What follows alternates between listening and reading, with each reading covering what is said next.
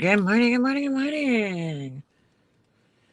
Don't know if anybody's here yet, but oh my God. But I'm here. I don't know if you guys are here. Sure, you guys will start coming in soon. Um, just driving home. I'm actually almost home because I am trying to get home as soon as possible here because I left Ovi at home this morning. I don't know what he's up to. Couldn't find his leash. Good morning. Good morning, Liz. Good morning. I couldn't find his leash this morning. I'm like, what the hell? Where does leash go? So I just ran out of the house.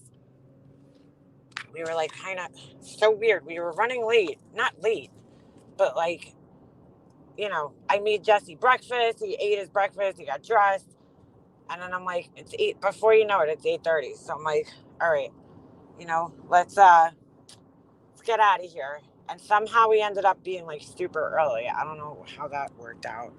But needless to say, I could not find Ovi's leash anywhere. So I was like, I'm not risking bringing him out to the car with no leash on because he likes to take off sometimes. So good morning, good morning, good morning. Buongiorno. Buongiorno. Um, how is everybody today, this morning? I'm feeling a little better than yesterday. I was really out of like feeling like shit yesterday. And then I made the mistake of going to rollerblade with my son and my husband last night. And I came home and I was like, that was not a good idea because I felt like really dizzy. But I'm actually feeling a little better this morning. Thank God. Um, yeah. It was so funny yesterday because my son and my husband were, they were at the rink, at this roller rink. So I go meet them there later on, So I put my rollerblades on. I'm, rollerblading around. And there's my husband, my son, and then there was like three other kind of older kids there. I think they were like college age. And so they're like, "Oh, you guys want to play a game?" But there was an uneven amount of people. So I was joking around. I was like, "Oh, I guess I have to play." So I was like, "But I don't have a stick." So one kid's like, "Oh," he's like, are you righty or lefty?" I'm like, "I'm a lefty." So he's like, I got an extra stick. So I'm like, "Okay." So he gives me the other stick. And Jesse starts freaking out. He's like, "Mom, no, Mom, no, no." I'm like, "What the fuck?" He's like, You're gonna get hurt, Mom." He's like, "No, no, no, you're not playing." He was like so worried that I was gonna get hurt. I was like, "Jesse, I'll be fine." I wasn't really gonna play because I was like, I can't even like skate with the puck. You think I'm gonna play hockey with a bunch of men? That ain't happening. But it was so funny because he was like really worried. I was like, what the hell? I'm like, he got so worried that I was gonna get hurt. He's like, you're gonna get hurt, Mom. He's like, no, no, no, no, no. I was like, oh, all right. I'm like, I didn't think you would like even worry about that. Sometimes it's hard to tell little boys like they don't show emotion that much, but he was like really worried that I was gonna get hurt. I was like, oh, all right. And I was like, well, that was nice. I told him later on, I said, thanks for looking out for me, buddy. Because I was like, why'd you get all weird? And he's like, because I didn't want you to get hurt. I'm like, oh, all right. I'm like, well, thanks for looking out for me, buddy. I appreciate it. So I was like, damn it. I really wanted to try, though. I want to learn how to play hockey. But it's hard, dude. I don't know how they do it. My husband and my son. I'm just like, it's like, dude, just to skate and like make sure you have the puck with you and keep it with you is hard. So he don't mind if it's just me and him playing, but I guess he got worried because there was older guys there, and he's like, my mom's gonna get checked. I mean, in all honesty, I don't think the guys would have hurt me, but I don't even think I would have touched the puck because I suck. But he was worried. Yeah, he's definitely protective over me. I was like, well, that's good. You know, it's good to know he gives a shit. Sometimes with him you can't tell. My son's like he's kind of like not like the most emotional kid, so it's hard to tell what he's thinking sometimes. Everybody says that about him too.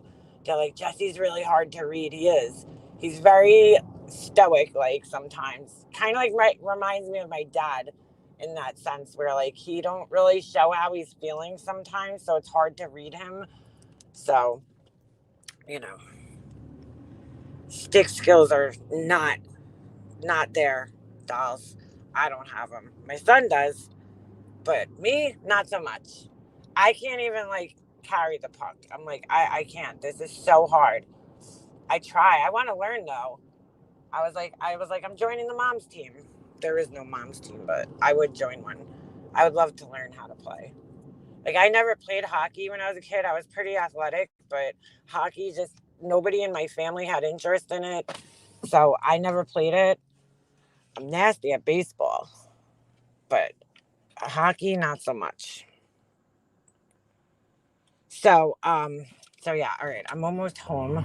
We'll see what happens if Ovi like eat my house. And then I want to talk about this rabbit hole that I fell in last night that I think you guys will find pretty interesting. Mm. And I'm not hearing too many people talking about it. I heard, ooh, shit. I almost just removed myself from my shim. I heard about this story from, so that guy Jay, that he's been covering the List case. I heard about this story from this guy he had on his panel, this guy named Bob, who I think is a some type of attorney, right? So he was talking about it briefly one day on the panel, and then I kind of forgot about it. And then last night when I was just sitting there, I watch Court TV like on here, so a lot of their videos will come up in my feed, and there was like a deep dive, or what they call a deep dive, into this case. God, Vinnie Politan, that guy just needs to be punched in the face. He's so annoying. I don't know how people like that guy. He's like the worst fucking interviewer ever. I mean, he doesn't let anybody get a word in. He'll like ask questions, and then when the person's answering, he's either talking over them or he doesn't let them finish and he's changing the subject. I'm like, could you let people answer the questions? Oh my God. He was getting me so aggravated last night. He's got like ADHD or some shit. Like he just doesn't let people talk. I'm like, stop interrupting people. But anyway, he was covering this case, and it's pretty interesting. You guys might find it pretty interesting. Vincent Politics. He is the worst. He fence straddles something fierce. Yeah, and he's just rude. No wonder why he's friends with Molly Golightly, That's her buddy over there. He sucks. I'm like, he's terrible at interviewing. I hate when people interview people and then interrupt them. Like, that is so annoying. And he's the worst. And he's always yelling too. I'm like, why is this guy always yelling? But what he called a deep dive was like just scratching the surface of this case. So I found this other channel through him that really goes in depth about the case. And I can't believe more people aren't even talking about this case. It's insane. Hey, buddy, you didn't rip my house up. Yay! Come on, you want to eat breakfast? Who are we talking about? We're talking about Vinnie Politan. He's horrible. Just horrible. All right, let me feed the beast. The beast. And yes, oh, you're following it? Tattooed Birdie? Yeah. Crazy story. So hold on a second. Let me feed the beast. And I got to get on my laptop. And we'll talk about it. There's not even that many videos on it. But holy shit. I never heard anything like this in my life. Holy shit. All right, let's feed the beast. By the way, I just ordered a bunch of Christmas stuff because I'm like thinking, holy shit, Christmas is going to be here before you know it. So I just ordered a bunch of Christmas stuff for my website because I was like, dude, like this is going to come fast, This is my first year dealing with holidays. Well, it's really my first year having a business of sorts, right? A small business. So I was like, ooh, even with the Halloween stuff, I'm like, dude, like I probably should have ordered this like 2 months ago, but I'm still learning here. So, all right, let me get on my laptop here real quick. What the hell's all that beeping? Hold on a second. Oh, that's what my son was talking about this morning. Hold on. There's something beeping downstairs. I think it's my dryer. What the hell's going on? That's weird. He must have been pressing buttons. All right. Sound like somebody was getting like a text message every 2 seconds. Christmas will be hopping for you. I hope so. I ordered these little snowflake candle holders, right? Then I ordered this really cute thing. I don't know how I'm gonna do it, which is why I was like, oh, I need to order this so I can figure it out. It's like a little Christmas tree, and you would put it on like, I don't know, a desk or something or whatever, like a decorative thing.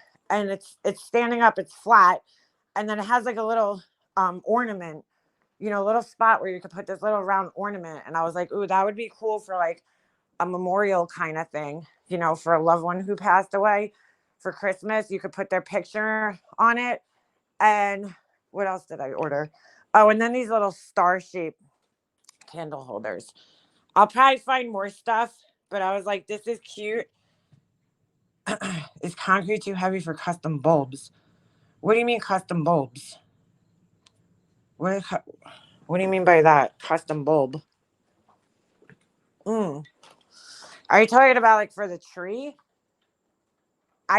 I was looking at different ornaments. If you made it flat and not an actual round bulb, you know what I'm saying?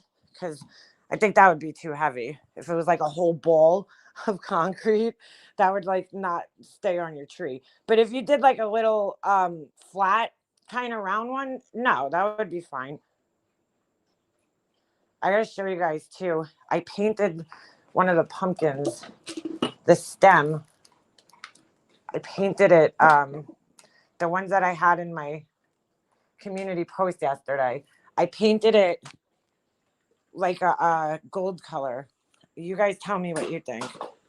Yeah, a custom tree bulb. Yeah. If it was flat, it would probably be good, but I'd probably do resin or like a clear acrylic or something. So I definitely want to get more into like the custom end of doing things, customizing things.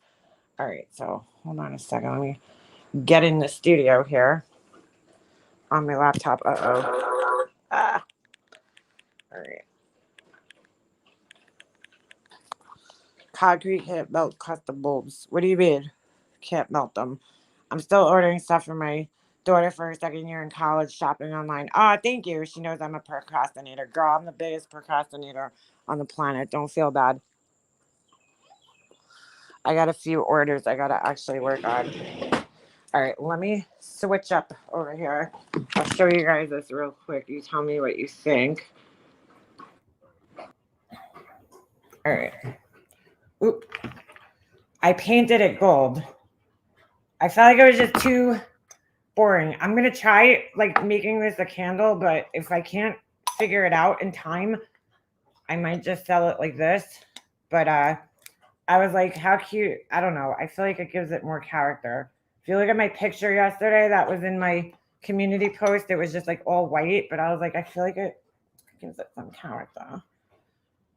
And then I have this one, this little one. So it's a pumpkin, but you can put the little candle in there. And then everybody thought the hand was like part of like Halloween, but I just posted it because I just got it yesterday. It's like a Buddha hand. It needs better nails, in my opinion, of course. But these are super cute too. I don't know. I'm weird. I like things like this. So yeah. All right. These will be going up on the website very soon though. I'm going to try to get them up. And the shells. And I got the little statue guy. All right. So let me get myself off here because I look like a hot mess. Goes with the Wednesday theme. I like the all white. Yeah, I might make it Either or. If you want the gold stem, you get the gold stem. If not, the all white is cool. All right, so let me pull this up because it's kind of confusing, but I'll try to explain it because I didn't want to go live this morning without having like some of the facts of this story. Clearly I'm not a true crimes channel. I feel like this is one of those cases that people should know about because you guys will see there's so much fucking crazy cover up going on. This woman's being framed for a murder, okay? And it's crazy. And I haven't heard of anything like this since the making a murderer, thing, which I'm not here to debate making a murderer. I don't, whatever you think, whatever you feel, that was the last time I personally heard of a defense, being that a prosecutor or a police, basically, investigators are covering up a case or framing somebody. Okay. But in this case, I really, really think it's true. So I'll explain the basic story up. Here's Ovi with his freaking tug of war thing. And I also want to go over some of the Rex Huberman stuff. But let's take a look at this. This video is pretty long, and it's very confusing. So I'm just going to put that out there, but I'll give you guys the basics of the story before I play the video. Hold on a second. You might not be too kind, but you're better than most. Oh God, thank you, Red Rum. I appreciate that, especially coming from you because you make some good videos for true crime. If you guys aren't subscribed, go over and subscribe to Red Rum Media. She's got some good videos out there covering some interesting cases as well, especially, I forget the girl's name, but the one that we were talking about in the comments. But is there something? All right, let me give you guys a really basic description of what's going on here. So we have this woman named Karen Reed. She was dating this cop, okay? And the cop has 2 kids. The kids aren't his kids, okay? They're his niece and nephew, really.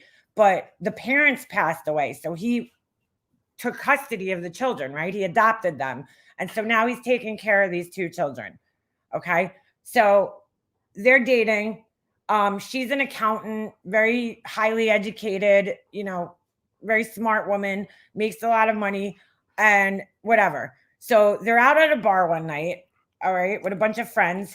And then after the bar, I guess he wanted to go to this party, right? This after hours party with other cops at this one guy's house, right? Where there was going to be a bunch of other police officers.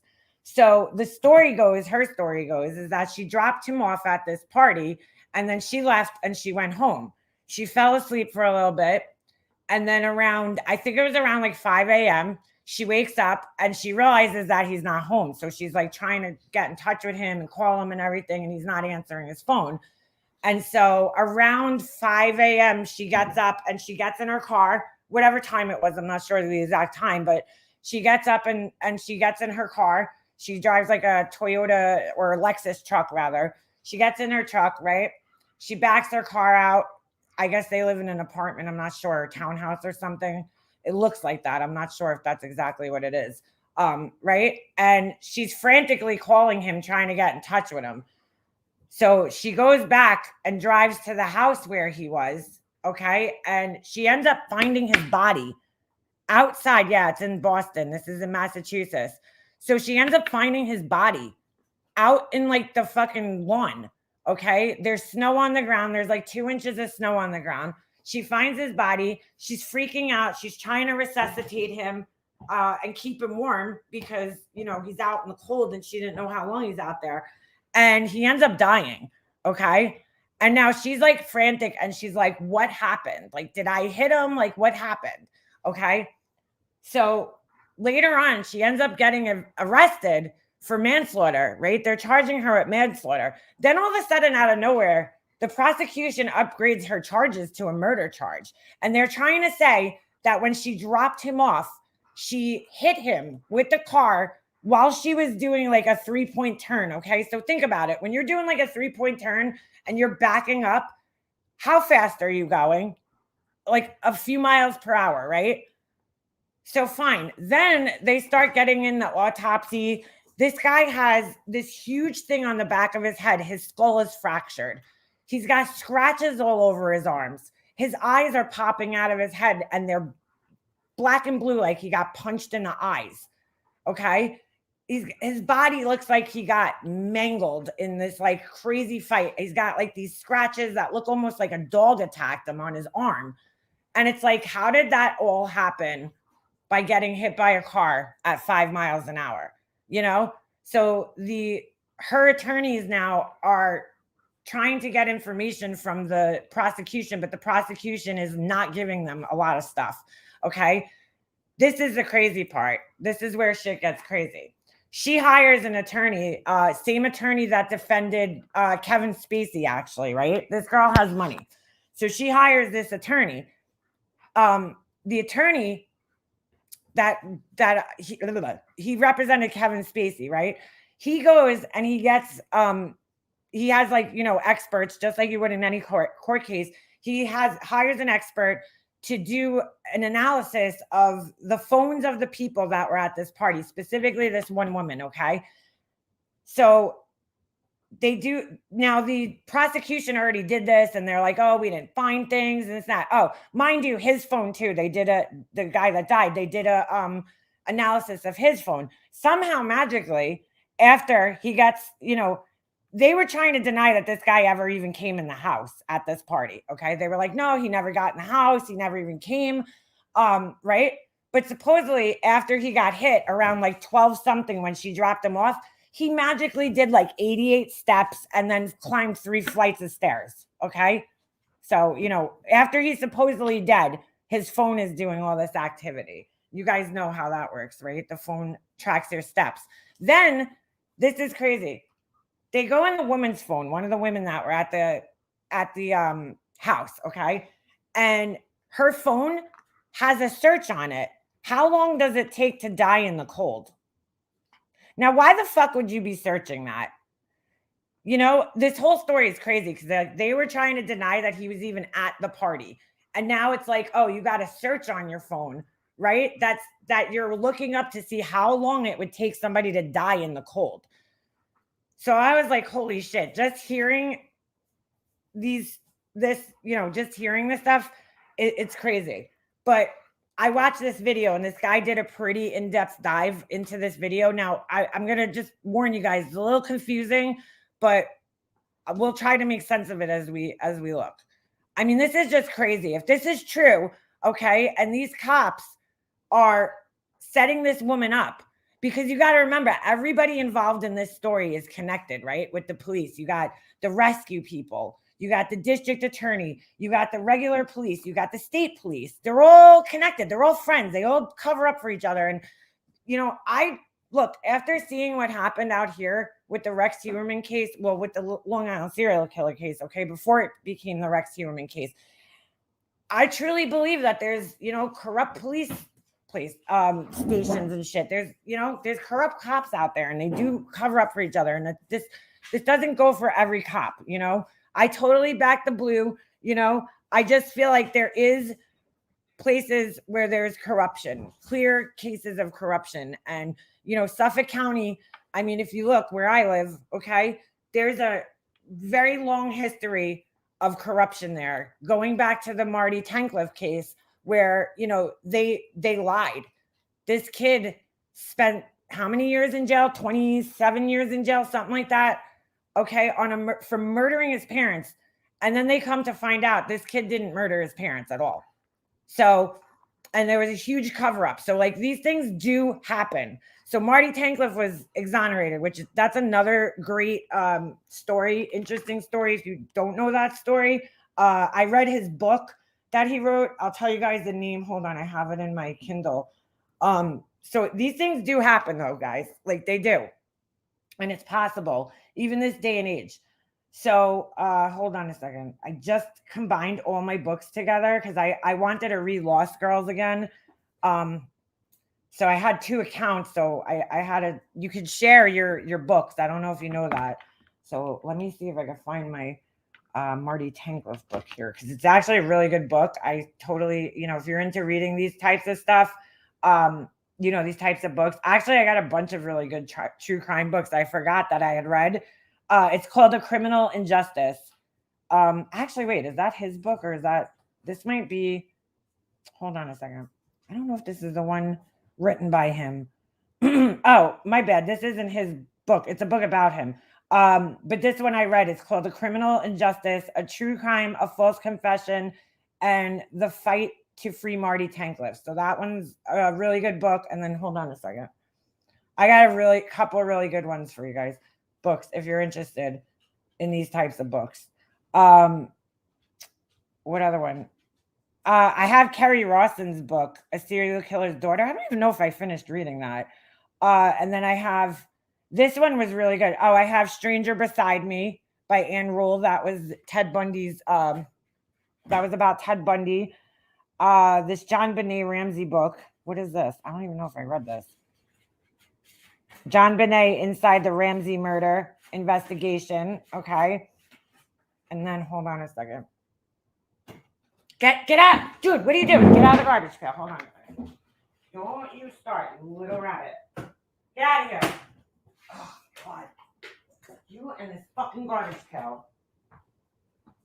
There was a really good one that I don't think a lot of people heard of, and this book's really fucked up.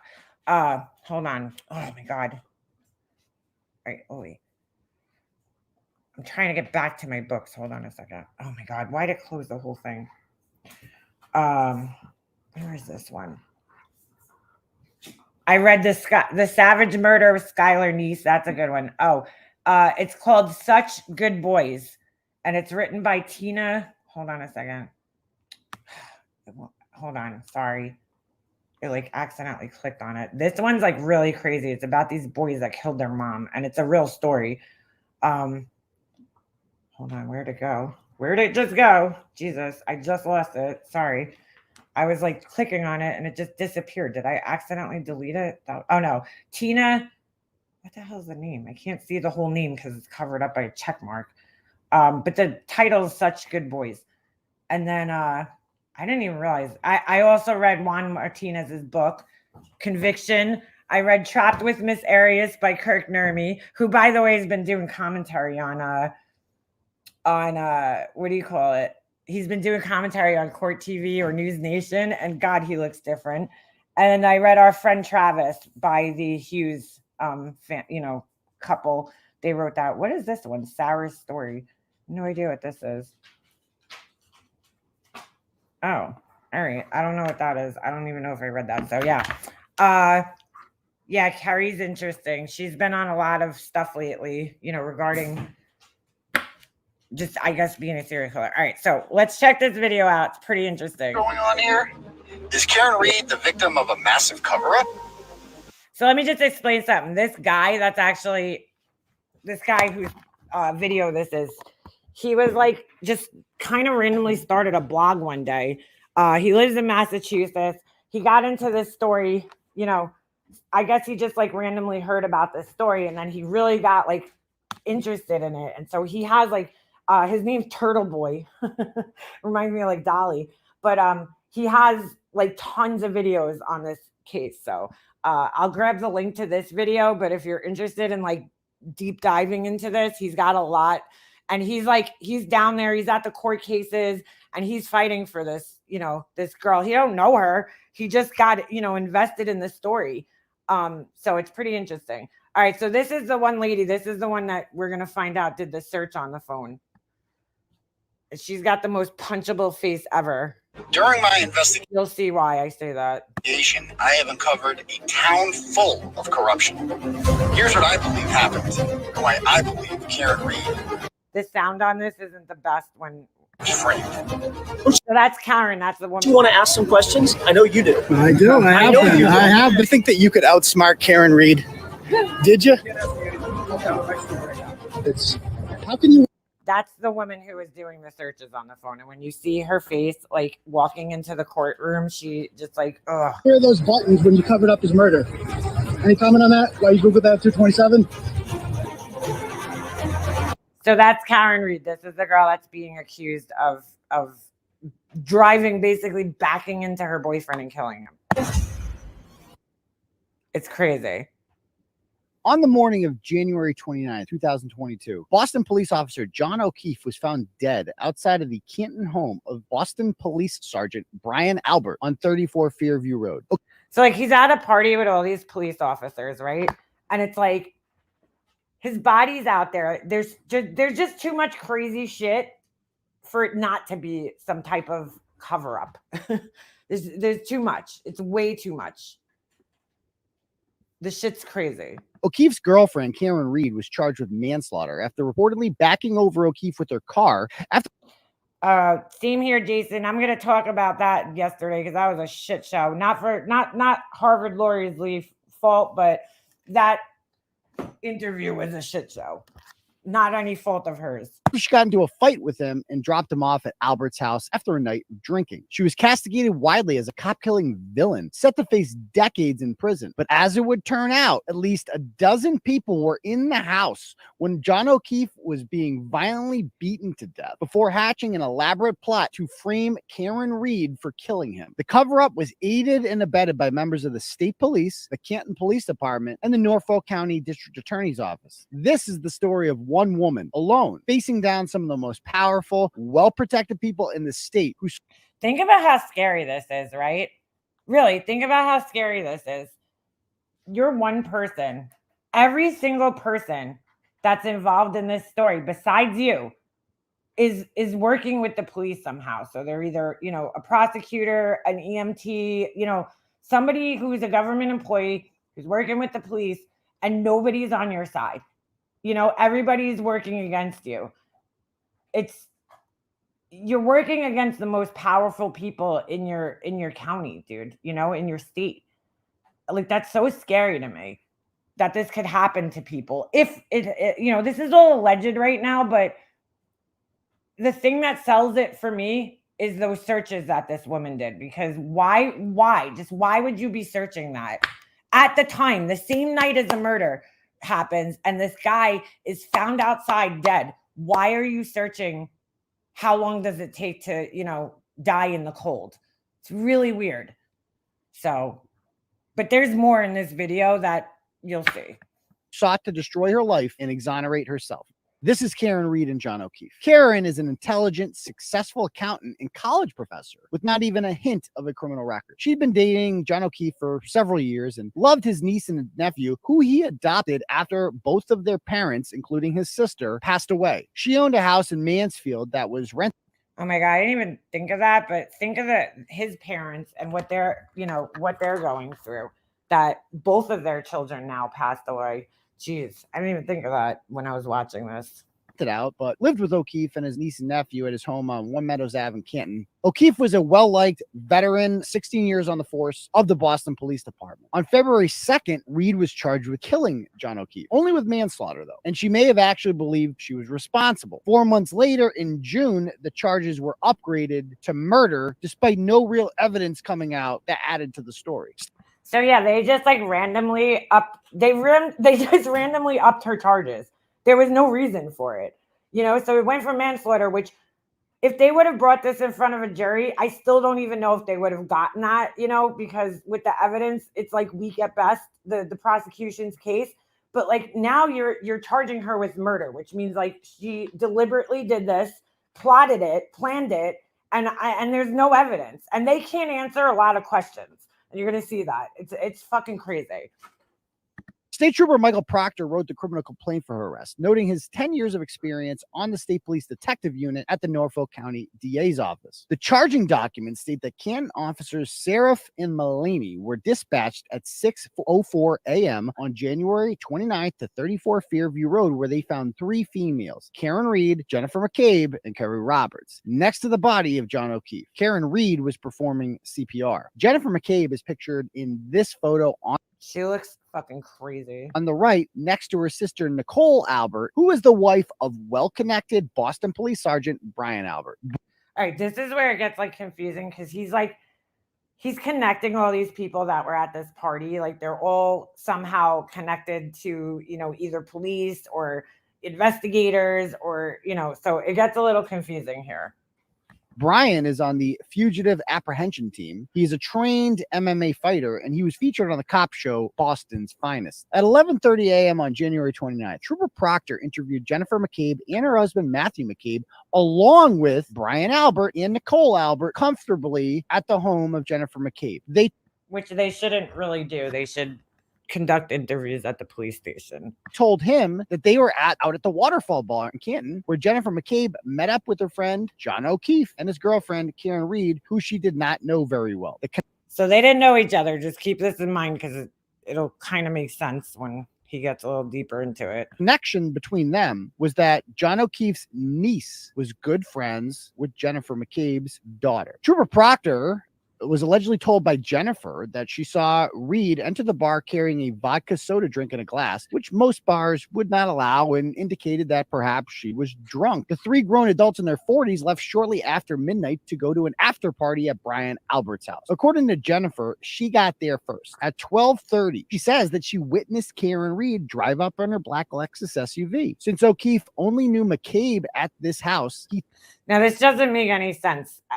I'm trying to make sense of all this still because they said somebody witnessed her driving up, but then they said he never came into the house. Like, it's kind of confusing.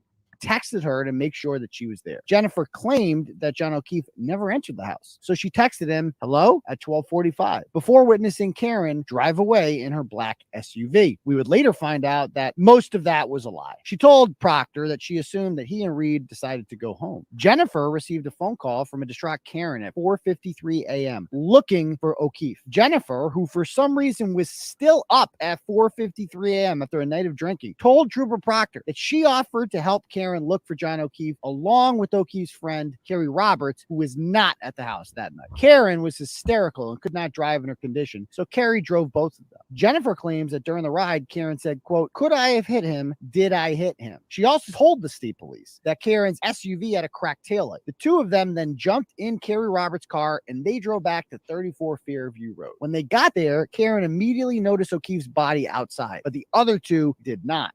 And mind you, this guy's body was laying on the front lawn in snow. In snow. It is very confusing. The guy's body was laying outside in snow. That's why I gave you guys like the basics of the story before we watch this, because it is a little confusing because the guy talks really fast and there's a lot of different people. But what the basis of this is that you need to know that all these people were at the house, okay, and they were all connected together, and they're all kind of covering up for each other, and it's just crazy. This was part of the reason that Karen was charged. Trooper Proctor believed that Karen knew exactly where the body would be because she knew that she ran him over and left him to die during the middle of the snowstorm. We later recreated this scene at 34 Fairview Road. John O'Keefe was 6'2", 217 pounds. His body was found exactly 12 feet from the curb. There are no obstructions blocking anyone from seeing him. It would have been physically impossible for Carrie Roberts and Jennifer. It would have been really helpful right there if he would have shown exactly where the body was found. Like, he just shows the front one, but not to have seen his body because they were sitting in the front. They were also specifically looking for a body at that time. And somehow they claim that they did not see him, but Karen Reed did, and this ended up implicating her. O'Keefe's arm had 6. So look at his arm. I'm sorry, trigger warning here, because they're going to show some, this is from his autopsy, unfortunately, but they're saying that these scratches happened from this guy getting hit by a car going 5 miles an hour. Okay. And landing in the grass. She didn't run him over, mind you. She hit him. That's their story. Bloodied lacerations, and his eyes were swollen shut and black and blue. His eyelid had a cut on it, and his clothes were covered in blood and vomit. A medical examiner said that he had 2 swollen black eyes, a cut on the left side of his nose, a 2-inch laceration in the back of his head, and multiple skull fractures. There is no possible way that he could have these kinds of injuries from being backed into by his girlfriend's car, especially since the snow and grass would have comforted his fall. Carrie Roberts told Trooper. So they're not saying that she ran him over with the car. They're just saying that she backed into him and hit him, going 5 miles an hour. And that's what happened to his body. Proctor that Karen Reed was drunk and hysterical when she saw her at 5 a.m. and stated that she was so drunk she didn't even remember going there. Carrie repeated the same story as Jennifer, that Karen made statements suggesting that she may have accidentally hit him or that he had gotten hit by a plow. At 4:30 p.m., Trooper Proctor claimed that he went to the home of Karen Reed's parents in Dighton and claimed to have observed her SUV parked in the driveway with a shattered taillight. We would later find out that this was untrue. Call logs from the Dighton Police Department showed that Trooper Proctor actually called for a tow truck at 3:02 p.m. before he had ever allegedly even seen the broken taillight and thus would have no reason to tow the car. We also have footage from Karen Reed's parents' house showing the car being towed at 4:12 p.m. ADA Adam Lally would later blame that on daylight savings, even though Alarm.com automatically resets for daylight savings. This proves that Trooper Proctor was lying about what time he took the car, leaving him alone with the vehicle unaccounted for at least 1 hour and 18 minutes. Proctor. Okay, that's probably really confusing because I was really confused when I was listening to this last night. But basically, that's a big piece of evidence that they're saying that her taillight in her car was broken, and they allegedly found a piece of the taillight from her truck, right? So they're saying that the taillight broke from hitting a person, okay? And so they allegedly found a piece of the taillight at the scene, right? And that's like supposed to prove that she did it. But later on, you'll see there came out evidence of her backing out of her driveway at her house and hitting a car, his car actually, that was parked behind her because it was snowing when she went to go look for him at whatever time it was, 5 something in the morning. Okay. It was snowing and she's backing out of, the thing. And keep in mind, she's frantic because he hasn't come home all night and she's wondering, he's not answering her calls. So she ends up accidentally, and you can see it on the video, she hits the car. And that's probably where her taillight broke. But they're trying to say that her taillight broke at the scene. So what he's saying here is that they had the car for like a good hour, okay? And a piece of the taillight, all of a sudden, right? The first time the police went to the scene, when his body was there, they didn't see the taillight. They didn't see it until 12 hours later. All of a sudden, when it had snowed more, right? The taillight is found on top of the snow. It doesn't make any sense. Along with one of his shoes on top of the snow. How'd that happen? Interviewed her, and Karen denied bringing a drink into the Waterfall bar. She said that she dropped O'Keefe off at the party at 12:15, but since she didn't know anyone there very well, she was feeling sick, and she was a grown-ass woman in her 40s who doesn't go to after parties and play beer pong, so she elected not to stay. She lived with O'Keefe less than 3 miles away, so getting home wouldn't be a problem for him. Proctor claimed that Karen told him that she never saw O'Keefe go inside the house and had no idea how she had a broken taillight. Both of these statements made her look guilty. And by the way, none of the interviews that were conducted with any of these people at the house were recorded.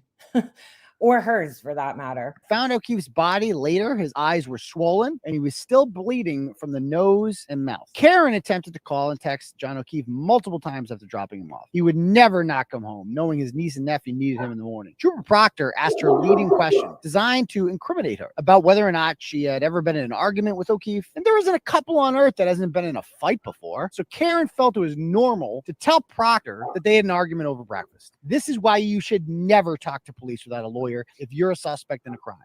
So she had an argument with him that day, and I mean, people argue, right?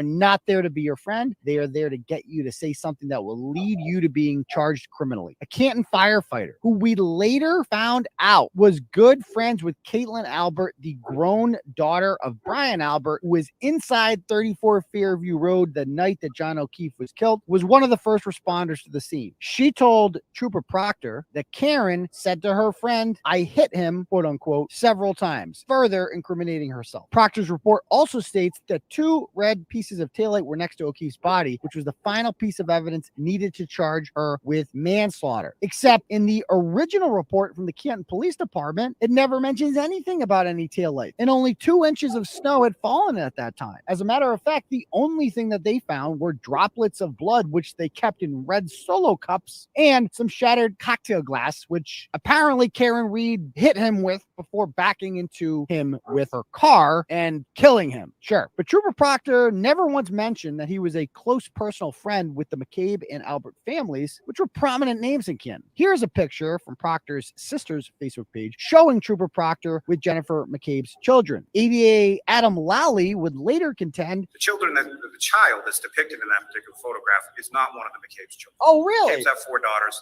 That's not one of them. It's a relative. Indeed, he does have his arm around his niece. However, there are 2 girls in towels and bathing suits directly behind him who are, in fact, Jennifer McCabe's children. Here's another picture from Proctor's sister's Facebook page showing her at a family party with Chris Albert, the brother of Brian Albert, directly behind her. Chris Albert was at the bar with O'Keefe the night he was killed, and he owns a local pizza shop in town called D&E Pizza. It's unknown if he was inside his brother's house that night because Trooper Proctor has deliberately prevented Google from sharing geofence data that could provide that information. Chris Albert lived at 7 Meadows Ave in Canton, 3 doors away from John O'Keefe, who lived at 1 Meadows Ave.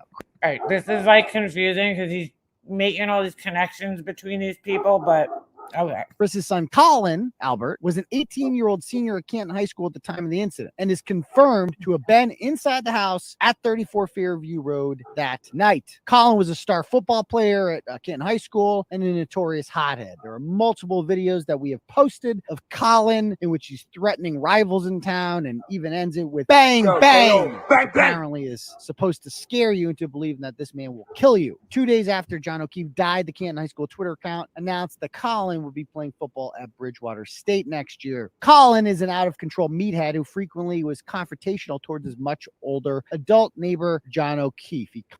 So they had problems, him and this kid.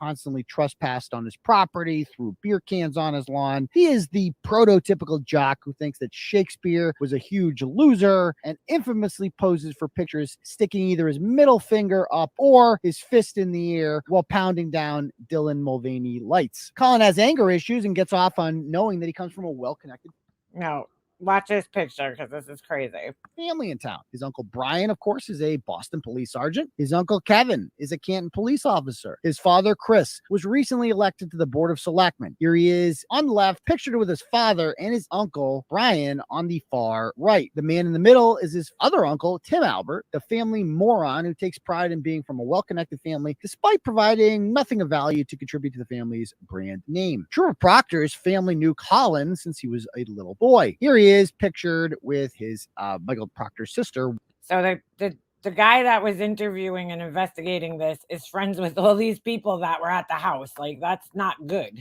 Once again, here's another picture of Proctor's sister. She posted on Facebook from her 2012 wedding, showing Trooper Proctor on the far left and Colin on the right as a 7-year-old boy. They were both in the wedding party together.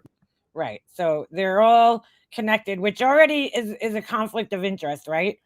You shouldn't have, if they're doing an investigation on this house and all the people that were at this house and this death, this guy shouldn't be the one who's doing the investigation. He shouldn't be the one conducting the investigation because he's friends with all these people. They're connected, very heavily, deeply connected. Not once did it ever occur to Proctor to mention that he was a close friend to a well-connected Canton family of cops and politicians and was investigating the death of a Boston police officer at one of their homes. He was in possession of all evidence to this crime and decided who would, and more importantly, who would not be investigated. There is no conflict. Proctor is not conflicted in this case. I indicated that. Colin Albert likes to get in fights and boast about it. A picture he posted on Visco shortly after the death of John O'Keefe shows his right knuckles covered in abrasions, indicating that he had punched someone or something recently. So that's pretty crazy. This is right after the guy died, and there's this picture, which obviously he got from punching something. Now, I don't know if that would happen from punching a person, but interesting nevertheless. None of this has been made public, and the Norfolk County District Attorney's Office hasn't sent a mountain of exculpatory evidence to Karen Reed's defense attorneys until recently. This evidence that they've withheld includes DNA evidence from John's body that could prove whether or not a dog had bitten him, for instance, as well as a 2-minute video.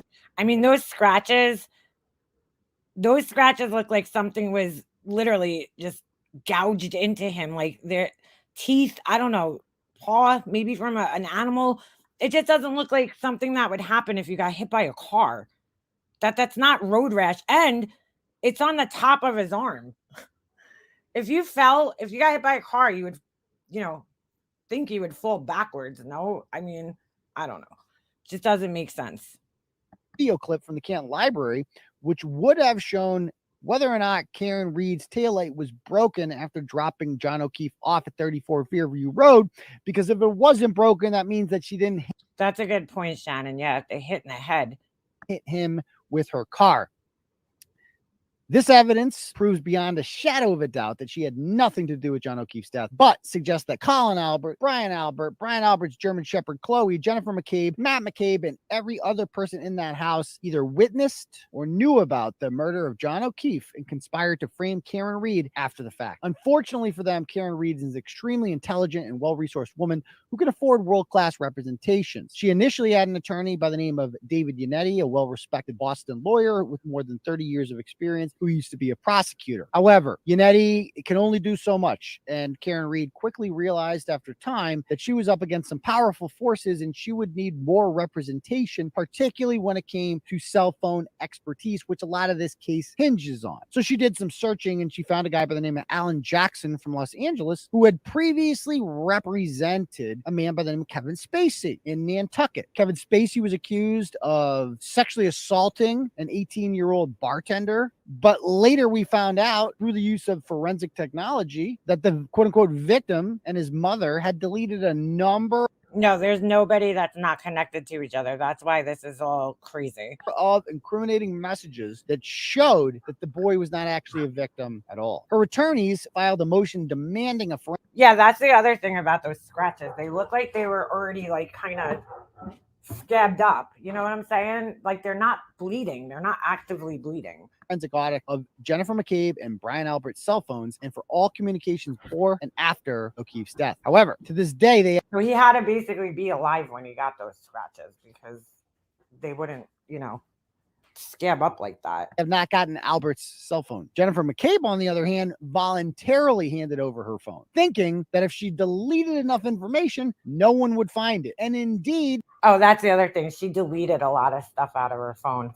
that initially worked. State Police Detective Nicholas Guarino claimed to do a full extraction of her phone, and nothing really incriminating came back. But it didn't smell right to Alan Jackson. So they did another search of her phone, and they hired a man by the name of Richard Green, an expert in his field. And Richard Green did a much more thorough and expensive search into Jennifer McCabe's phone. What they discovered in April was shocking. They found that the Norfolk County DA's office intentionally hid evidence showing that Jennifer McCabe had searched, quote, how long to die in cold, except she spelled it H-O-S, Hoss long to die in cold, at 2:27 a.m. on the night that John O'Keefe died. Well, how could she do that if she thought, why would she do that? More importantly, if she believed, as she told Trooper Proctor, that John O'Keefe had gone home and gone to bed, why would he possibly be dying in the cold? Unless, of course, the plan was to put his body in the cold so that he died from hypothermia.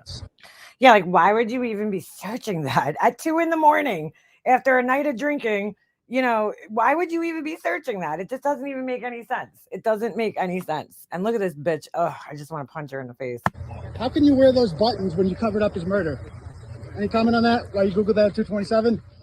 Any comment, Mr. McCabe? By the way, yeah, she's like wearing all these like buttons, like, she's in support of the guy who died, and it's sickening.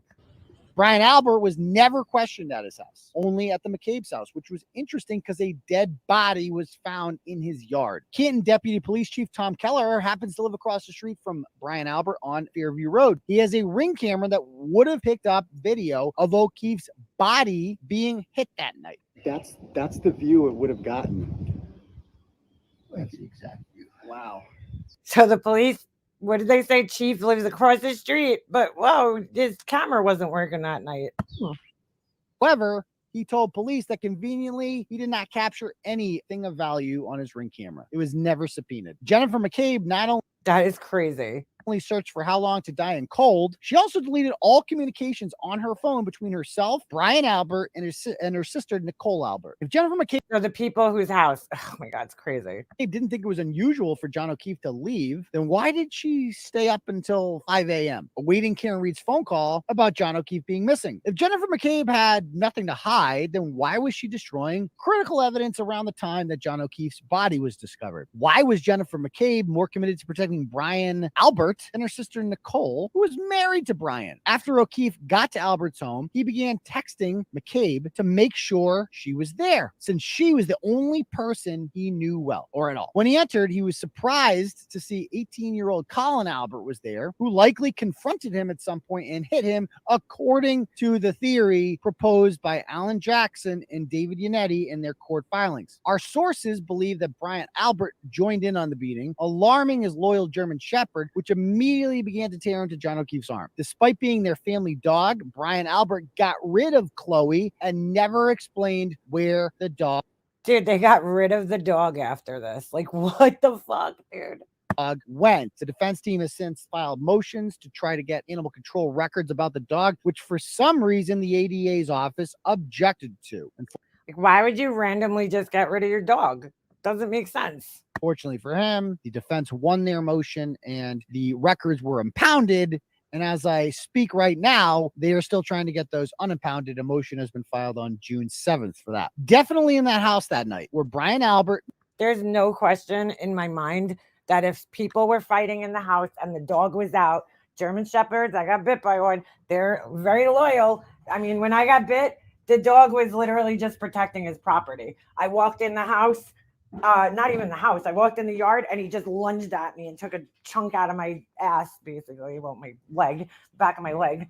But yeah, that's, hey, oh, what are you doing with this?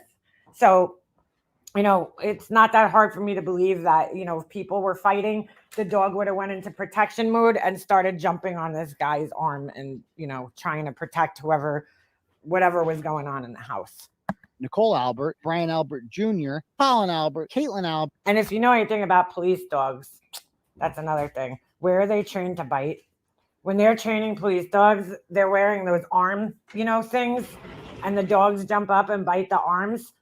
And look where all those scratches are. That's exactly what it looks like. If you didn't have one of those protective arms on while you were training the dog, that's exactly what your arm would look like. If the dog kept jumping up and biting your arm, that's where they're trained to bite.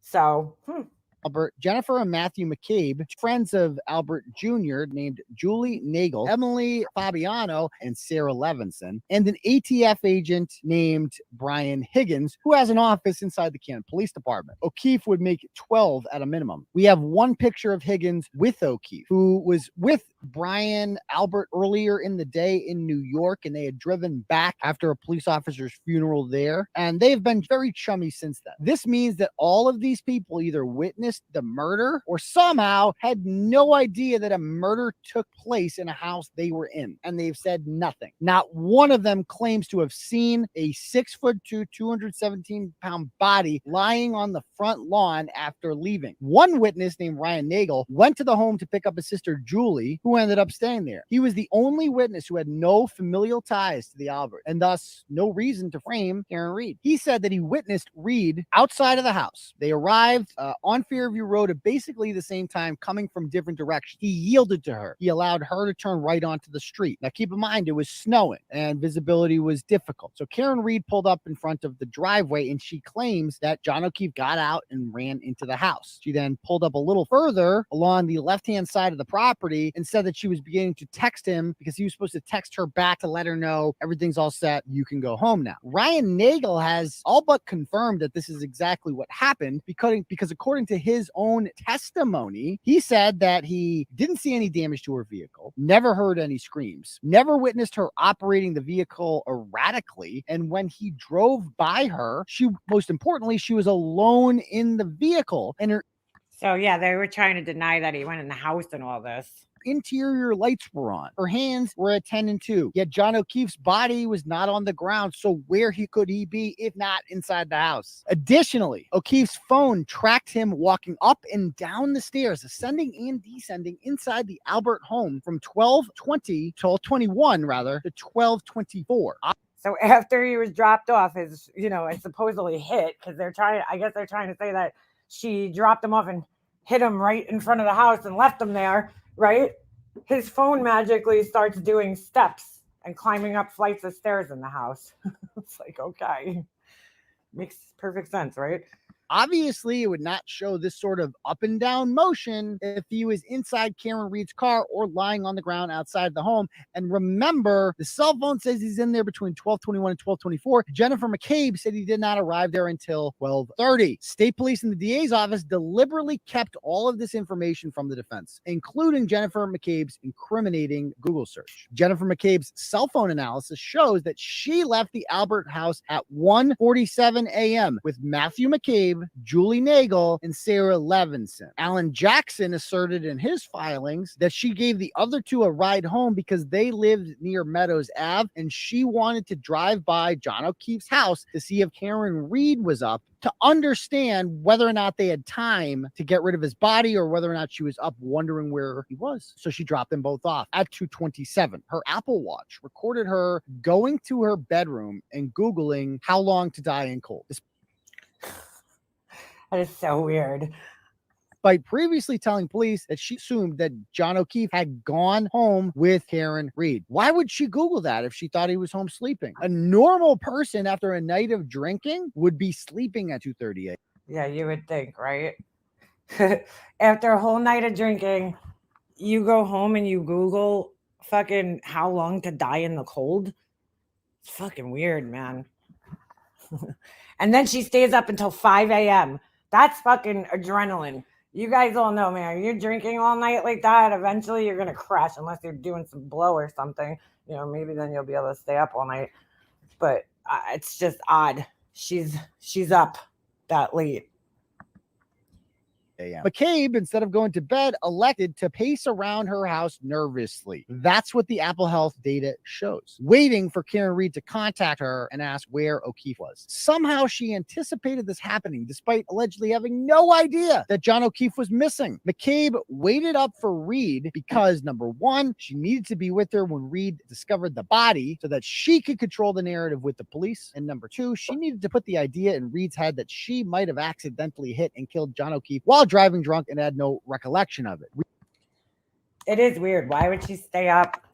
And the one thing I want to know is because at the beginning of this, he said that they don't know each other. So how did she get this woman's number to call her? That's what I'm a little confused about. Read truly believed that she might have done this and was distraught. His body was staged at the exact place where she was seen dropping him off before leaving. Although it is interesting that they claim that she did a 3-point turn, but only Michael Proctor claims that. He claims that Read told him that she did a 3-point turn, except that makes no sense. That, of course, would be the only way that she could have backed into John O'Keefe, is if she did a 3-point turn. If she just kept going straight south on Fairview Road, then she couldn't have backed into him. Both Jennifer and Matt McCabe claim that is the exact direction that she went in, was south, that there was no 3-point turn. Despite barely knowing Karen Read, Jennifer McCabe... There would have to be a 3-point turn in order for her to back into him. So I guess the officer just made that up and wrote it in there. And of course, the fucking guy's camera, right? The police guy who lives across the street, it didn't catch anything. It's like, okay. Gleefully jumped in the car with her and Kerry Roberts. It is believed or asserted by the defense that this intentional delay guaranteed that O'Keefe would be dead by the time anyone found him. Remember, how long to die in cold, and that he would be unable to tell the real story about what happened. It is important to point out that when John O'Keefe was put outside to die, he was still alive. He did this so that the medical examiner could say that one of the causes of his death was hypothermia. Remember also that Jennifer McCabe initially told investigators that Karen Read brought in in a drink from another bar to the Waterfall bar, which only a drunken, low-class individual would do. But Karen Reed had a good job and made good money. Why would she do such a thing? Nevertheless, McCabe successfully planted the seed in Reed's brain that she may have accidentally killed O'Keefe. Jennifer McCabe also deleted phone calls to her sister Nicole Albert at 6:07 and 6:08. Those are now gone. Those are all deleted calls. If you can see right here, it says deleted. Yes, yes, yes, yes, yes, yes, yes, yes. First of all, why are you making so many calls at that time in the morning? But why are you deleting them? Were 7 and 9 seconds long, and someone answered that phone. Now, ADA Lally has since claimed that that's evidence that the calls went to voicemail, except only unanswered calls go to voicemail, and that makes no sense. This proved that McCabe had made them aware that there was a dead body outside of their house. There was not enough time for her to explain, oh my God, there's a dead body out here. I don't know what's going on, but there was plenty of time in 7 to 9 seconds to say, Karen Reed is here, don't come outside. This proved that McCabe made them aware that there was a dead body outside the house. Yet Brian Albert, a veteran Boston police officer and trained first responder, did not even come outside, despite the fact that there were a plethora of emergency vehicles, a lot of people making noises, blue and red lights flashing everywhere, and radios going off, and oh yeah, a screaming hysterical woman on his front lawn named Karen Reed. He didn't even come outside. Dude, like, I don't give a fuck. If there's an ambulance at my neighbor's house or down the block, I'm outside. This guy doesn't even come outside with all this shit happening on his front lawn. Come on now. A broken cocktail glass was found next to O'Keefe's body, which Canton police initially said was the murder weapon. O'Keefe's body was clearly visible as not much snow had accumulated. Yet McCabe and Roberts didn't see it. Only Karen Reed did. After notifying the Alberts about the dead cop on their property, Jennifer McCabe Googled, quote, how long does it take to digest food? 10 minutes after finding a body. The presence of food particles in a dead person's stomach helped pathologists determine time of death. At this point, why would you be looking that up? After his body's found, why would you be Googling? This girl buried all these people. If she didn't do these searches on the phone, I'd be like, this guy's fucking crazy, you know? But these searches are just, come on now. Come on now. Why are you searching these things? After a guy's found dead outside, you know, and you supposedly don't know about it, but all of a sudden, you're doing these weird searches. How long does it take to digest food? I mean, obviously the other one's way more incriminating. Why would you even be searching that? That just doesn't make any type of sense whatsoever. McCabe was panicking because she knew how suspicious the how long to die in cold Google search was at 2:27 a.m. She decided to search for that same thing again after discovering O'Keefe's body, hoping that it would make it look less suspicious. And as this might be something a person might Google after finding a body outside. In doing so, she hoped that it would make the first search disappear. Unfortunately, she spelled the words wrong the first time she searched it, not even close to the original Haas long to die in cold. The second time, she spelt it the exact same way. Haas long to die in cold. Not how. This was intentional. She later told law enforcement that it was Karen Reed who told her to Google that. Luckily for McCabe, Brian Albert's brother was a Canton cop. His other brother was a selectman. His neighbor was the deputy chief, and the trooper in charge of the investigation was a close family friend who helped cover up the murder. It was going to be covered up regardless. When you thought that Jennifer McCabe couldn't get any lower, she also has been sharing fundraisers for John O'Keefe despite helping to cover up for his murder. Jennifer McCabe goes to every single court date. She comforts the family of John O'Keefe. She has John O'Keefe's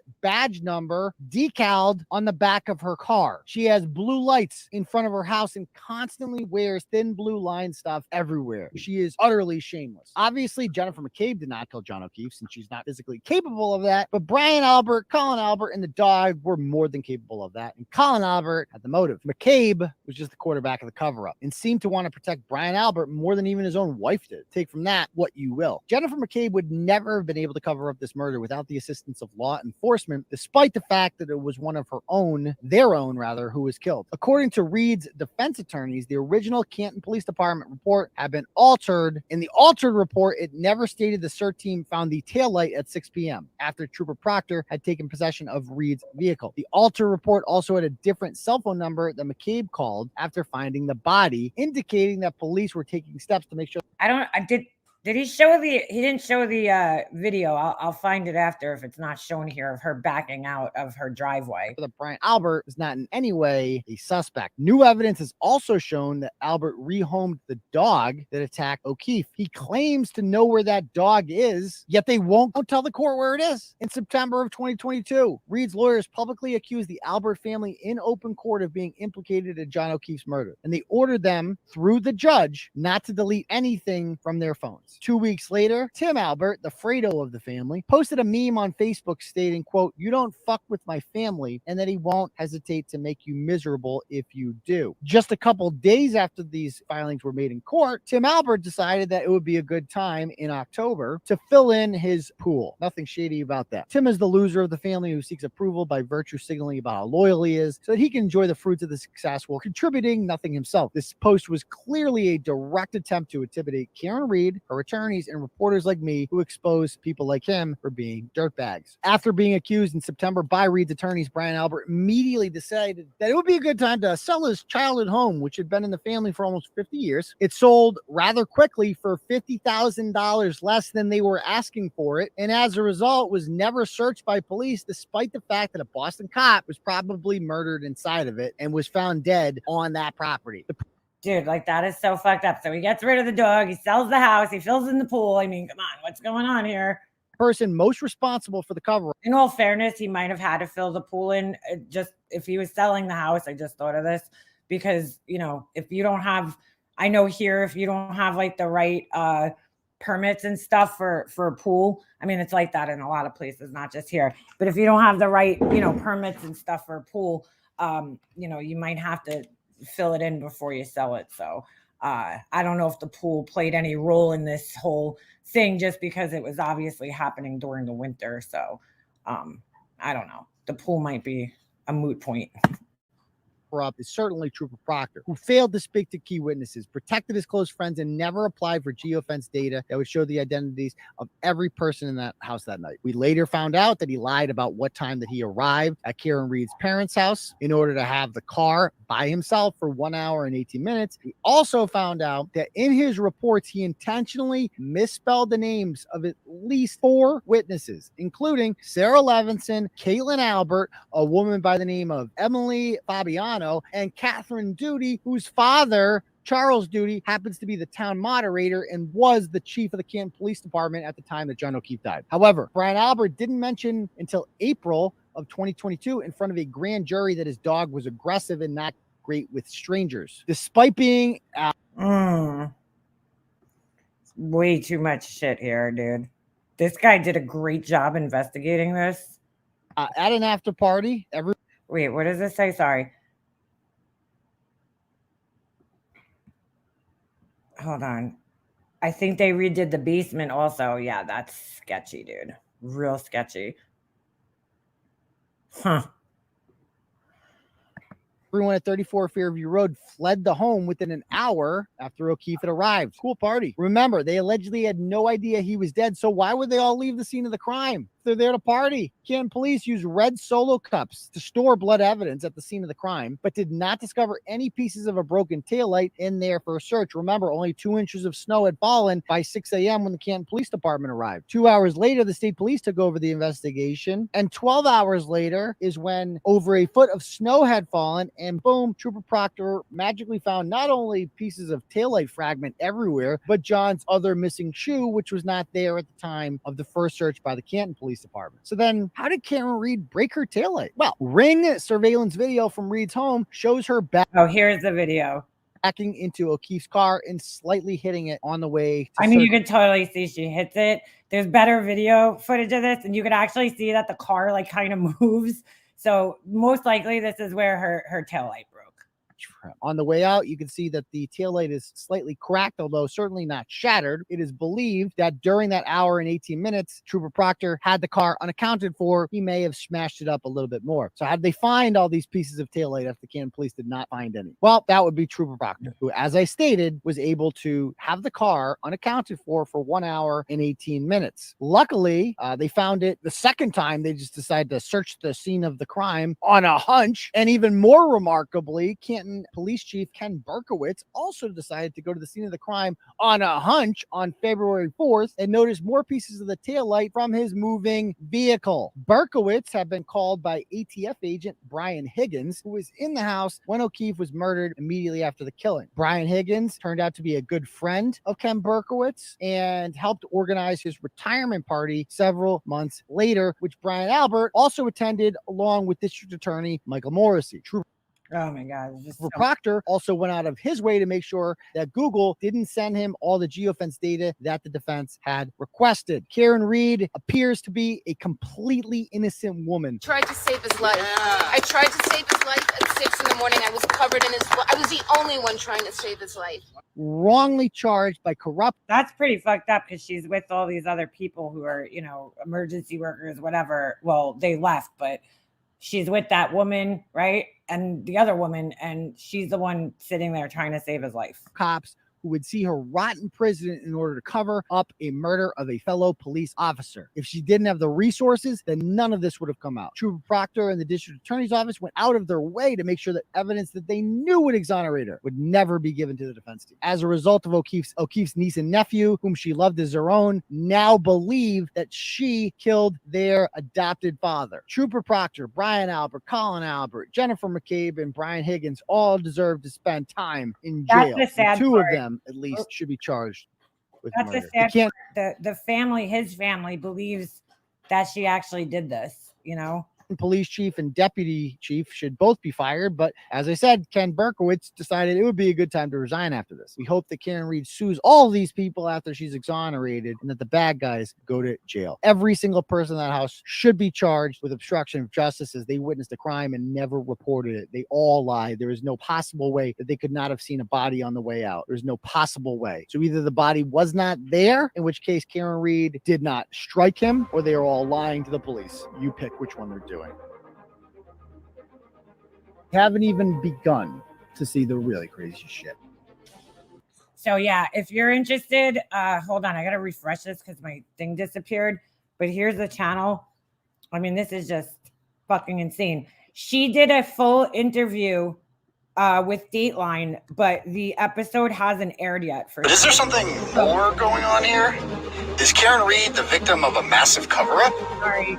During my investigation, I have uncovered a town full. All right. So now, hold on. Here's I want to show you guys a little bit of better footage, I guess, if my computer fucking internet gets better, of the truck backing up into the thing here, where you could pretty much clearly see it. All right. Hold on. Let's wait for my internet to catch up. How crazy is this, though? Let me share this one. I see you, Ovi. Go. How crazy is this? I mean, yes, that video is a little confusing unless you're, familiar, I guess, with all the people here, but it doesn't take a genius to figure out that there's a lot of crazy coincidences and cover-ups, going on. It just something don't seem right in this. So, all right. I tried to make it as big as I can for you guys to see this. This is what the video here. Look, here it is, Benny. So she's pulling out in the black SUV, and that's the victim's SUV parked. And the defense says that she makes contact, hits the. I mean, you can clearly see she hit something. Victim's SUV right there, damaging that back right passenger side tail light. And they also claim you can see, the victim's SUV move, indicating that there was a collision. And then as she pulls. It's hard to see, but it looks like it's a little white over here where it should be red. The way they say that you can tell there's missing parts of the taillight cover. Right. But it would have been missing if it was a result of striking. I mean, look how close she got to the car right there. So Officer O'Keefe at that time also. Here's a closer look at it. Once again, as we're backing up here, keep your eye and see if you see any movement here from the other car.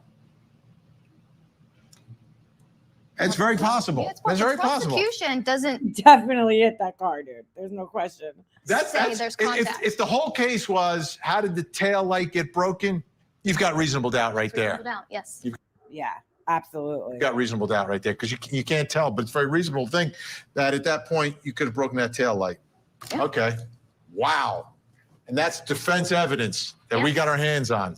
She turns. If you see it on, if you look on the video where it's zoomed out a little bit more, you could actually see her tire, and the tire turns, and it's almost like she knows that she hit it because she turned it real quick, you know, like so you can see the tires turned all the way out in a position where like she would have hit the truck behind her. Yeah, I'm not sure how. I think because prior to this, the family just didn't like her, and so for whatever reason, and so maybe that's, you know, why they're kind of refusing to see this. Great job. Crazy, okay. Today's hearing, anything else? Any other headlines? So a lot of the matters were. All right, so that's that. I'm not going to play this whole video because fuck Vinnie Politan, but how interesting is this though? Like, you don't get to hear too much about police cover-ups and stuff. I don't know. I just kind of find this really interesting. I'm relieved Dumpity Dump didn't cover this case. Just saying, imagine the BS. Oh, please. They'd be harassing this woman. They'd be completely harassing this woman. You know, I'm interested to see her Dateline episode where she does a full interview about the story and what happened and everything, you know, because I feel like when you actually see people talk, it's kind of, you know, I don't know. It's different when you're seeing somebody actually talk about something in person and you could read their body language and stuff like this, you know, stuff like that. So I think it would be really interesting, but Dateline hasn't given an air date yet for that episode. So I'm not really sure when that'll be, but of course, if I find out, because I do watch Dateline, you know, on Peacock, I'll definitely let you guys know if I find out when the date is coming for that one, because it'll be really interesting. This happened, you know, I'm not exactly sure. I think it was 2021, I believe. January 29th, was it? 2021. So the story's kind of old, but it hasn't gotten, even last night when I plugged her name into, you know, a search on YouTube, there wasn't really much information. You know, not a lot of people covering it. So super interesting though. So in other news, right, besides this case, with the Gilgo case yesterday, so police got a swab. Okay, they had to go to court and I guess get a warrant to get a swab of Rex Heuermann's DNA from his cheek to match it up with the pizza, you know, that they used, because that was an abandonment sample. So now they need an actual, you know, sample from him to prove that it was his DNA. And I'm assuming that he refused because, you know, a lot of the times, I don't know, I watch a lot of interrogations, and in a lot of the interrogations when the police are interviewing the suspects, they'll ask for DNA, and you don't need a warrant. They don't need a warrant if you willingly give them a DNA sample. So I'm assuming that they tried to get one from him and they didn't, or his attorney told them not to give one, which is just weird. You know, why, if you're innocent of the crime, why wouldn't you just give your DNA? So they had to go get a warrant to get his DNA. And so they're going to do that. So, but yesterday, Harvard lawyer Lee, I shared this in my community post. I don't know if you guys know her. She did an interview with John Ray, my favorite attorney, John Ray. This guy's nuts. He's out of his mind. I don't know if he's like drinking or losing his mind or something, but you know, I like Harvard lawyer Lee. She's very, you know, she's very good. I found her during the Johnny Depp trial. I think it was the Johnny Depp trial. When she started her channel, she's now at 100,000 subscribers. So she does this interview with this guy, with this attorney. So this guy's the attorney for Shannon Gilbert, and also he's also the attorney for Jessica Taylor. And the shit just went left. I don't know, of no fault of her own. It just went left. They took a buccal swab. Yeah. Well, no, they got a warrant to do it. I'm not sure if they actually did it yet, though. But hold on a second.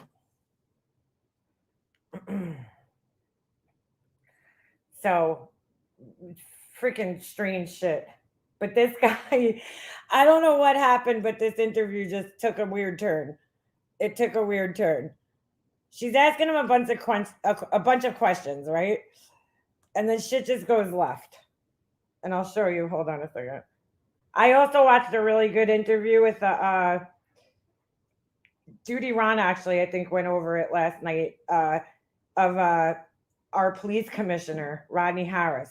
Basically the guy who got this going, you know? Hold on a second. All right. So,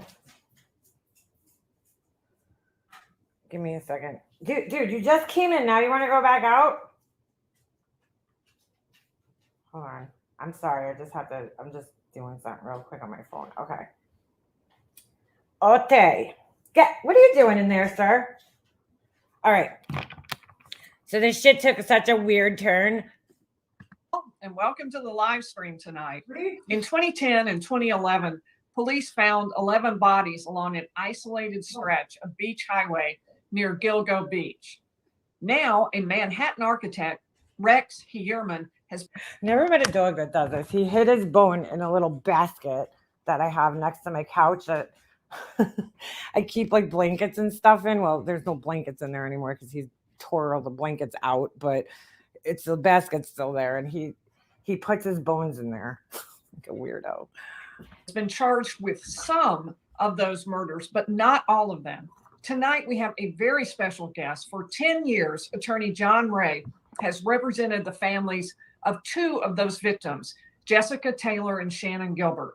I don't know if he represented both of them for 10 years. I'm pretty sure he definitely represented Shannon Gilbert, but I think he just took on Jessica Taylor, her family, I think recently, more recently. Rex Heuermann has not been charged with their murders. We're going to be asking him about whether the families believe Rex Heuermann was involved, what they know about the case. Now, John Ray is an impressive attorney, an attorney's attorney, if you will. He's been practicing law for 39 years. And he says, and I'm condensing this, but on his website, he says, we rise to trials. We work day and night. We care about each client. We outwork our opponents. We do not give up. I love that. That is exactly my credo. I thought that was awesome. He also says audacity, more audacity, always audacity. And you can add tenacity to that because for 10 years, he has not given up in this case. He has an entire room of. And I totally agree with that. He hasn't given up, but he also says some crazy shit. His office devoted to his investigation of the murders of Shannon Gilbert and Jessica Taylor. 33,000 hours at last count of work has been put into that. He knows the case better than anyone outside of law enforcement, and maybe better than a lot of people within law enforcement. So it's an honor to have John tonight. John, welcome. Thank you very much. A nice, very kind introduction. I appreciate it. So before we get started, I just updated. I'm now 41 years in, and it's more than 12 years of investigation. But go ahead. So as Marlon put in the chat one time, please be sure to leave your DNA on the like button and then hit the subscribe button for cross-referencing. So let's jump right in. And John, I want to ask you more. That was cute, I gotta say. Than 10 years of waiting and finally an arrest. I've seen you say that the families you represent are elated that Rex Heuermann's been arrested, but is there also a sense of disappointment for them that no one has been charged with murdering Jessica Taylor and Shannon Gilbert? Of course, there's a real sense of disappointment for the families whose loved ones' murders have not been solved, and for the self-evident reason. But it's another way of saying that is it's perhaps a bittersweet taste that they have, because the man, one of them is caught. Maybe he is the only one, but he's caught, and it looks like a pretty good. All right, he needs to be sped up a little bit because talks pretty slow, but this shit got crazy. I got infuriated in the chat, so I was just like, case all told against him.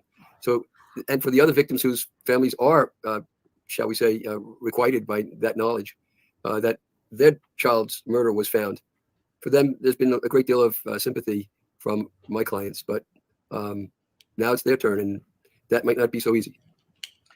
Do the families believe that Rhett Searman was involved in the murders of Jessica and Shannon? Get out of here. It depends with whom you speak, but as a general rule, I could say that the attitude is, or the disposition maybe collectively is, let's wait and see, because we don't have enough evidence one way or the other. Certainly, Searman is a suspect in the other murders, and that's saying a lot because there were no suspects for years. I was trying to ask some questions in the chat, but she was asking her own questions. But I really wanted to know, and I still want to know, if the investigation into Shannon Gilbert's death is still open. That would have been a great question to ask him, because the police seem to try to make it like, it's closed. They know what happened to her. She died on her own, no murder or anything like that. So, is it even open still at this point? Or they were very, very light suspects that never turned out to be anything. So having a suspect's important, but he's only that, and you need evidence to connect him. And surmise, guessing, inference, right? Theorizing. These are all valuable and important tools, every one of them. But they're tools. They're glue. They glue together evidence, but they're not evidence. And once you cross over the realm of evidence and you say, well, this is likely, therefore it is. It's got to be true that he did this or he didn't do that. Then you failed, basically, because it's evidence, always evidence. That's what you need. And you need to actually put together the dots in a theory so that you can finally come to a conclusion. We don't have enough evidence yet. Were you surprised they still have not charged Searman with Maureen Brainerd Barnes? They announced immediately that he was the chief suspect in that murder. And I think a lot of people expected he might be charged at that most recent hearing, but he hasn't been. Were you surprised about that? I was not surprised. What I was is somewhat skeptical. Law enforcement has stated several times, and especially I just saw it in the Rodney Harris, who's the police commissioner, in his interview, is that they're so close. They're so close, and they were waiting. Initially, they said they were waiting for some evidence to come back, that they were still waiting for evidence to come back. But I mean, from what I've heard in every interview I've watched, they said that they're very close to charging him with her murder. And worried. And that's because Maureen Brainerd Barnes is found in exactly the same circumstances as the other three. They're laid adjoining one another, more or less equidistant, more or less one from the other, covered in a ducks hunting kind of burlap. And all of them perhaps killed in the same way. We're not sure. The police never say, but they seem to be so similar in circumstance in every way.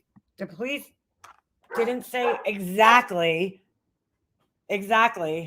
how they were murdered, but they did say that it was like some type of asphyxiation. I can't talk today.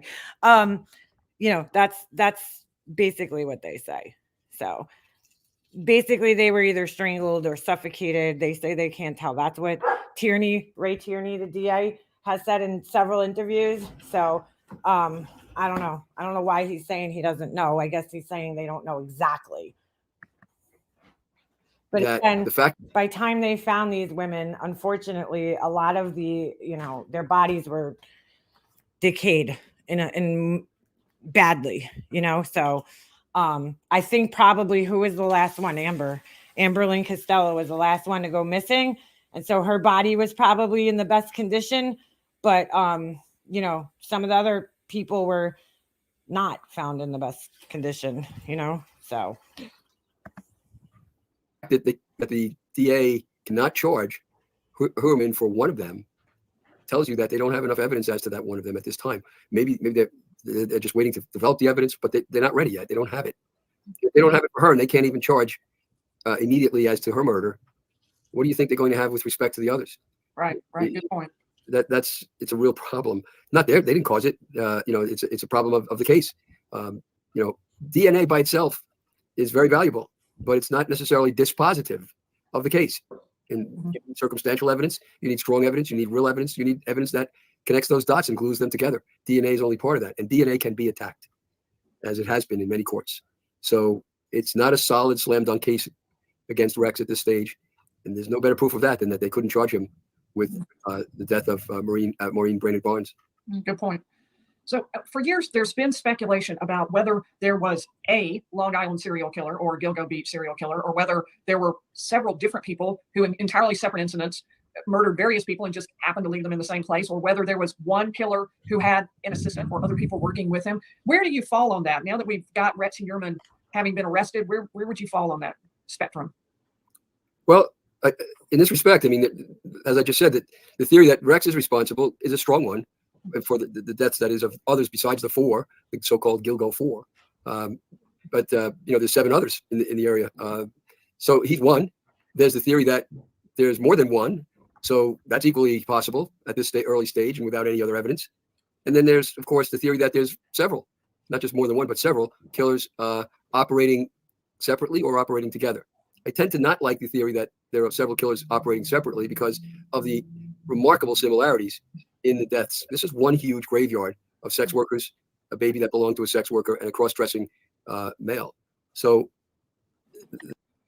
see, misinformation right there. We don't have the identity, okay, of the mother of the baby, Peaches.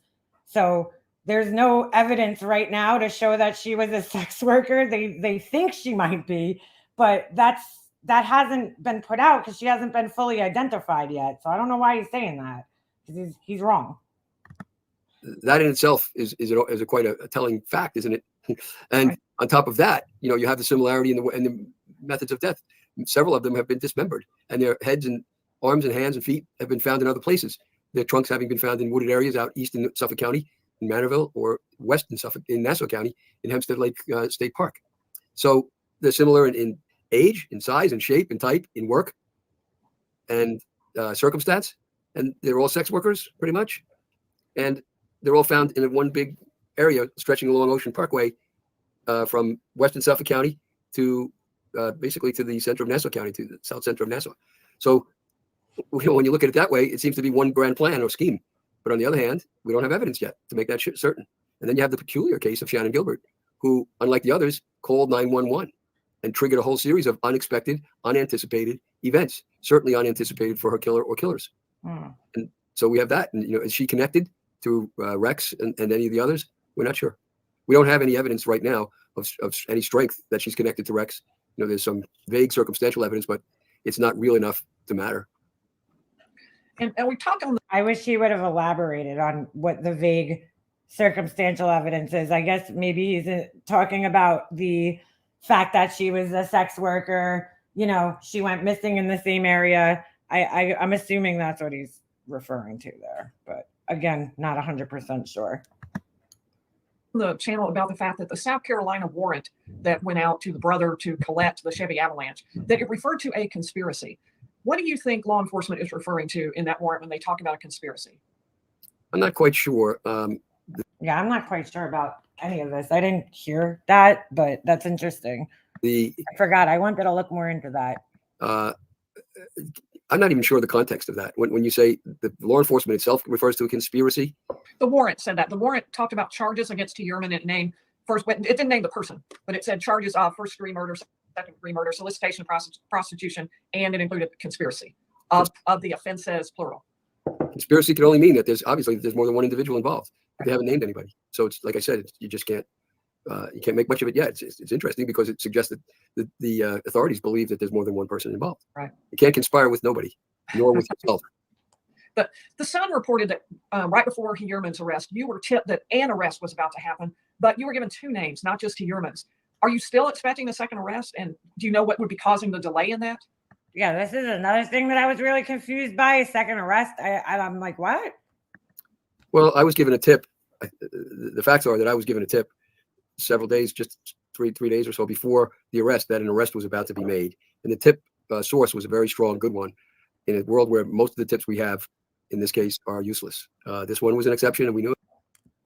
The Newsday article that said the DA said 3 victims, Jane, John Doe's, will get their name back. Yes, he did say that. He did say that because they were using genealogical DNA testing, and we just got back one of the victims' names the other day. So, you know, they said that they're hoping that the other 2 or 3, rather, the baby too, if you count the baby, you know, their identities will be coming back shortly. So I'm assuming that they did the same thing with their, you know, DNA is basically the genealogical testing. But he's wrong here by saying that, you know, we could assume she was working in prostitution, Peaches, the mother of the baby, but we're not 100% sure till we get our identity back. I knew it. So I expected that arrest, but I did not expect anything about Rex. We knew nothing about him. So that's how he was an unknown to everyone at that stage, outside law enforcement. He was an unknown except to those who are involved with him. And, Right. you know, I mean, you can't, can you just look the other way, as has been suggested by many, at the people associated with Rex, like his wife? 2 of her hairs are found on 2 of the bodies on the tape that wrapped up the body. Okay, this is where he fucking got angry. Right here. Right here. Bodies. You know, we've heard that the district attorney or announcer, it was a police commissioner, I forget which, I think it was the DA, announced that they're not suspects. And I'm just wondering why they're not suspects. So now he's trying to infer that the wife, Rex Heuermann's wife, was in on this because her fucking hair was found on the body. And I'm wondering if I got blocked in the chat because I don't even see myself. Hold on a second. But then again, I don't even see any mods in her chat. I didn't yesterday either. But I was like, please don't start needless speculation. He wasn't there. The wife wasn't there. They got proof of it, and they've said it several times. So why in God's name would she be considered a suspect in this case? I mean, why would you go on a channel this big and say something like that? But you're going to see where he's going with this because he's trying to make this evidence fit his own story here. You'll see where he's going with this.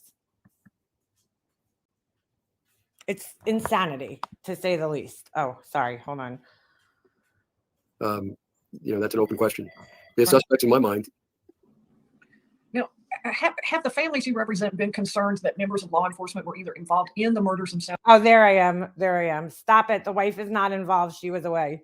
Or involved in covering up the murders? I didn't want to be disrespectful in Lee's chat, you know, because we share a name, Lee and Lee. So I didn't want to be disrespectful in her chat. So I just silenced myself. I shut myself up at this point. After I said a couple of things, I was like, you know what? I'm just going to shut up and get out of the chat and just listen because he was getting me angry. But I did say a few things after this because he gets into this whole crazy story.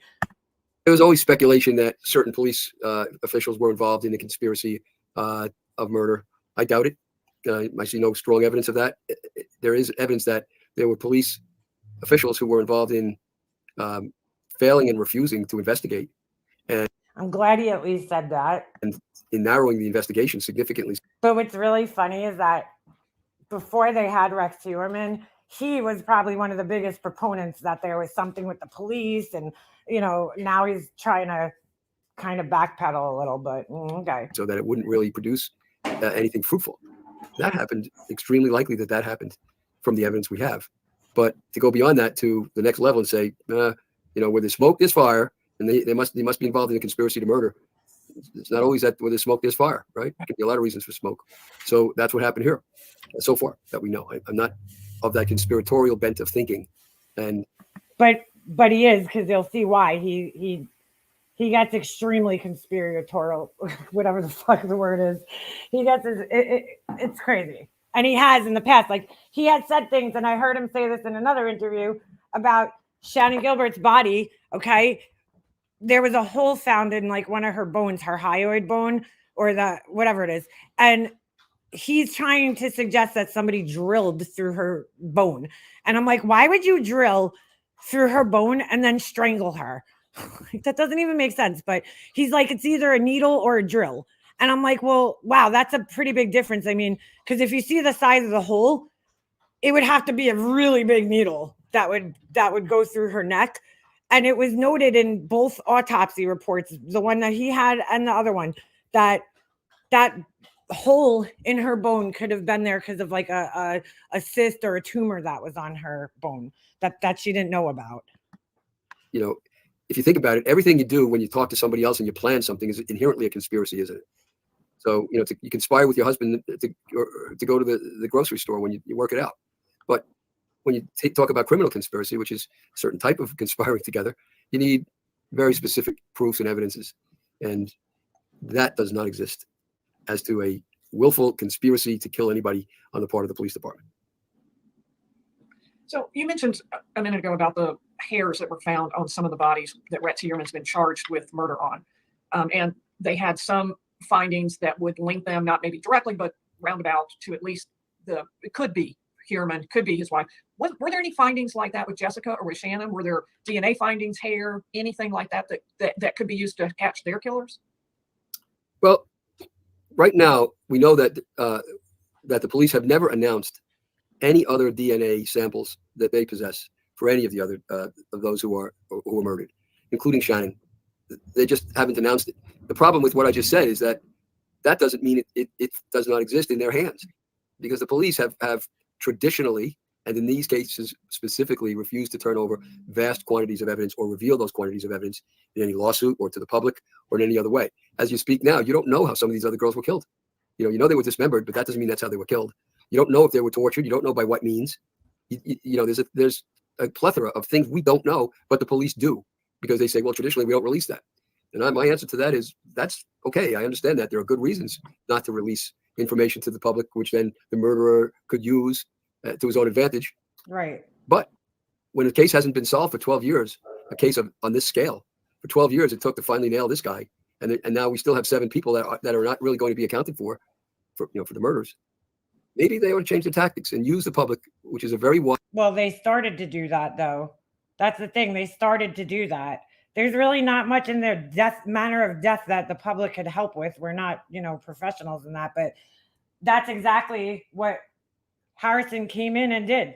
He said that in the interview that I watched yesterday, he said that he released Megan Waterman's, video from the hotel that night and Shannon's 911 call, just to basically show the public that, hey, we're working on this, and if we care, and if there's anything out there, maybe there's some way you could help. But they can't release too much information to the public because they don't want to blow their case. Wise body, especially in the age of computers, and use the public and use the sleuthers and the rest by releasing a much greater quantity of information. Yeah, exactly. They share, the wife and him share a home. Let's just say if the victims were brought back to the house, right? Then my hair is all over my fucking house. I know that. You go in my bathroom, you go anywhere, my hair is there. So clearly that house wasn't a house where they were cleaning on a regular basis. At least it doesn't look like it from the outside, right? So, I mean, chances that her hair was stuck to things. I mean, they're sharing a living space. Your hair is going to be all over the place. So, I mean, like her hair could have been on him when he left. It could have been on his clothing. It could have been in his car, his truck. I mean, it's so stupid to assume just because, especially for an attorney to say something like that, to assume that just because, her hair was found, she should be a suspect. Like, that's just, I don't know. I feel like that's just kind of irresponsible to say. Information and maybe hold back the, certain poignant things that they could use to catch the guy, trick him and whatever. But let us have more information is to my way of thinking. Yes, a reversal of police tradition, but it's a different age we live in, and we can use that computer knowledge and all the people. I mean, there are people we're not talking about the people in Suffolk County. I'm talking about people in the world. I've been contacted over the years by people who are very knowledgeable of this case from New Zealand, South Africa, you name it, name a country, and I'll tell you, yeah, we've had that contact. So some very bright people doing research on the computer. What's wrong with that? What's wrong with using that? And what's wrong with encouraging that? We need that. And I kind of agree with him there. We do need that in a sense because people can be very helpful. But in a case like this, I don't know. I just feel like it's best they keep it keep as much as they can under wraps.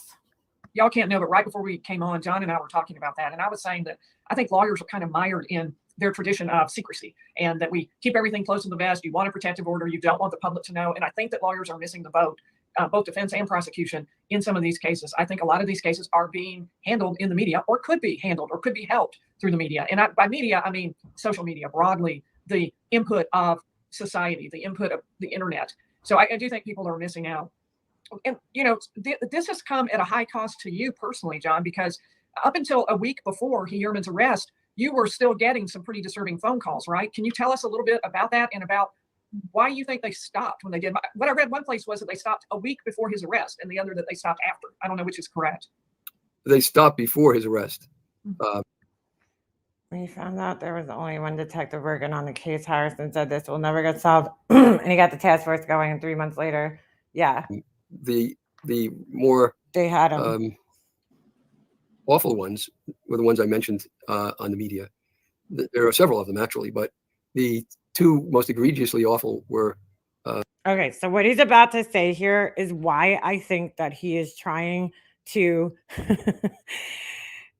say that the wife is a suspect, because he's trying to somehow like tie it into like this story of what happened to him, which I don't agree with. But I know that's a redundancy. Sorry. Where the call we received in early January of this year, you know, we had been receiving calls before that of threatening nature or intimidating, you know, that sort of thing, or weird phone calls steadily throughout this whole case. Excuse me. But the one that came in early January was transfixing because it was different than all the others, for one thing. And it came at roughly 1:30 in the morning. Our 18-year-old daughter, high school senior, was flying out to San Diego, California, to be trained by Olympic trainers in her sport, which is race walking. She's very good at it. It was the first time she ever left their home alone and flew on a plane. So we were a little worried about her. We get this call at 1:30 in the morning, and it's first this certain like pause, a hash sound pause, and then there's some strange music played. It's hard to tell if it was just music or what it was. It was bizarre. And then a long, not that long, but audio of one of the reporters on the Gilgo Beach Shannon Gilbert case, reporting on the case back in, I would imagine back in 2012-ish, in that time frame. And then when that ended, on came a very foreboding voice of a man, not a kid. And he said something along the lines of, I see a girl or a woman, I see a girl dressed in blue, and she's in California. And he spoke slowly and very deliberately, dragging out the words. And she's climbing out a window, and she has her cell phone in her hand. why would his daughter have been climbing out the window, though? That's what I'm a little confused about. I've heard him tell this story before, but I'm like, why would she be climbing out the window? That's so weird. So, you know, I didn't know what to think at first. I was frozen. And seconds later, her mother gets a call on her cell phone, and it's an identical call, word for word in every respect. So it was clear when we thought about it that the second call was a tape of the first call. And it went on to two different phones, both of them registered in my name, but belonging to her, within seconds of one another. Now, our daughter flew to California dressed in blue. She was in blue sweats when she left, and you know, blue sort of sweatshirt type thing with, you know, tie and blue sweats as well on her legs. So, you know, we didn't want to scare our daughter if this was, you know, just a prank, but it was bizarre. And so I called the FBI. Bizarre. They were concerned. They had one of their San Diego agents visit the dorm type place where she was staying, and she was sleeping, by the way, right next to a window. And they checked it out. Nobody was there. They called us back and said, there's nothing going on, and there's not anything we can do right now. So we left it at that. In March, we had the second one of these egregious type calls. I mean, there were several, but I worked until late. I went home around 9 o'clock, a little after, from work. Look, I don't think he's lying about this, because I don't see why he would be making this up. So I'm not saying that he's lying about this. I think that this legitimately happened to him. Sat down for dinner at the kitchen counter. We were living in a house with big windows and surrounded on 3.5 sides with forest and a hill going way up, 86 feet up. So it's, you know, it's a lonely place. And I get a call on my cell phone roughly at maybe somewhere after 9. That's all I can remember exactly. But while we're eating, and the same pattern with the same noises the same playback of the Gilgo Beach reporting. And then the voice comes on. It was a male voice. And it says, I hope you're enjoying your dinner. Now, how many people are eating dinner at 9 o'clock at night? Right here. I'm eating dinner at 9 o'clock at night all the time. I mean, not recently, but when my son's hockey season is in full swing, yeah, we're eating dinners 9:30, sometimes even 10. Depends on what time we get back. So, I mean, typical for families who have kids that are pretty busy. Night in Long Island. That's not many. So that kind of froze all of us. But I'm not saying, I mean, that is weird. You know, not a lot of families are eating at 9, but we tend to sometimes. And then within seconds later, maybe a minute later, I'm not even sure exactly, the phone rang again. And this time, the same pattern, but shorter. And a woman's voice. I originally thought it was a man's voice, but we taped it. We managed to get part of that taped. So we have the woman's voice on it. And you hear the woman saying, I hope you're enjoying your pizza. We were not eating pizza, and we had not ordered pizza. And she clicks off.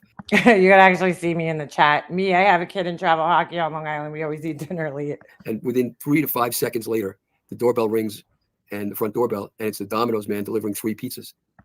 That's so crazy. That is creepy, like, not gonna lie, because I had that done to me. I'll never forget sitting on my porch one night, and all of a sudden the Domino's guy comes walking up.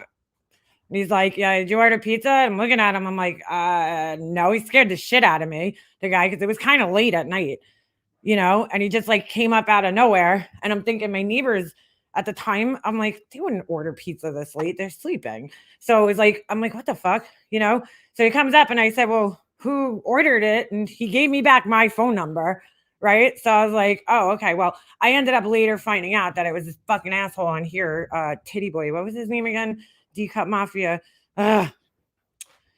Tupez, whatever his name was, his real name. I have no idea what his fucking real name is on here. I forgot. But yeah, this is when I, you know, just got into my issues with Tiffany Marie. But I'm obviously not saying that somebody did this to him, but I'm just saying that I understand how creepy that is, you know, when somebody just orders a fucking pizza to your house and you're not expecting it. So they were surveilling us. There's no question that for that timing to work, we were being surveilled. And it of course, it paralyzed my family. They didn't know what to do. They went down on the floor. So I called the police. We made a report, and then we called Domino's. Spoke to the man who took the order. And he said it was a voice of a woman, not a child, a woman who ordered the pizza. And there was a man in the background who was directing her what to put on the pizza, pineapple, ham, that kind of thing. And I said, how did they pay for it? He said they didn't. What happened was they used my number, my cell phone number, which matched up with the record Domino's had of my number, and they delivered it to the house, I guess, expecting to get paid at the end. So they didn't pay for it, so we couldn't trace it. But that happened.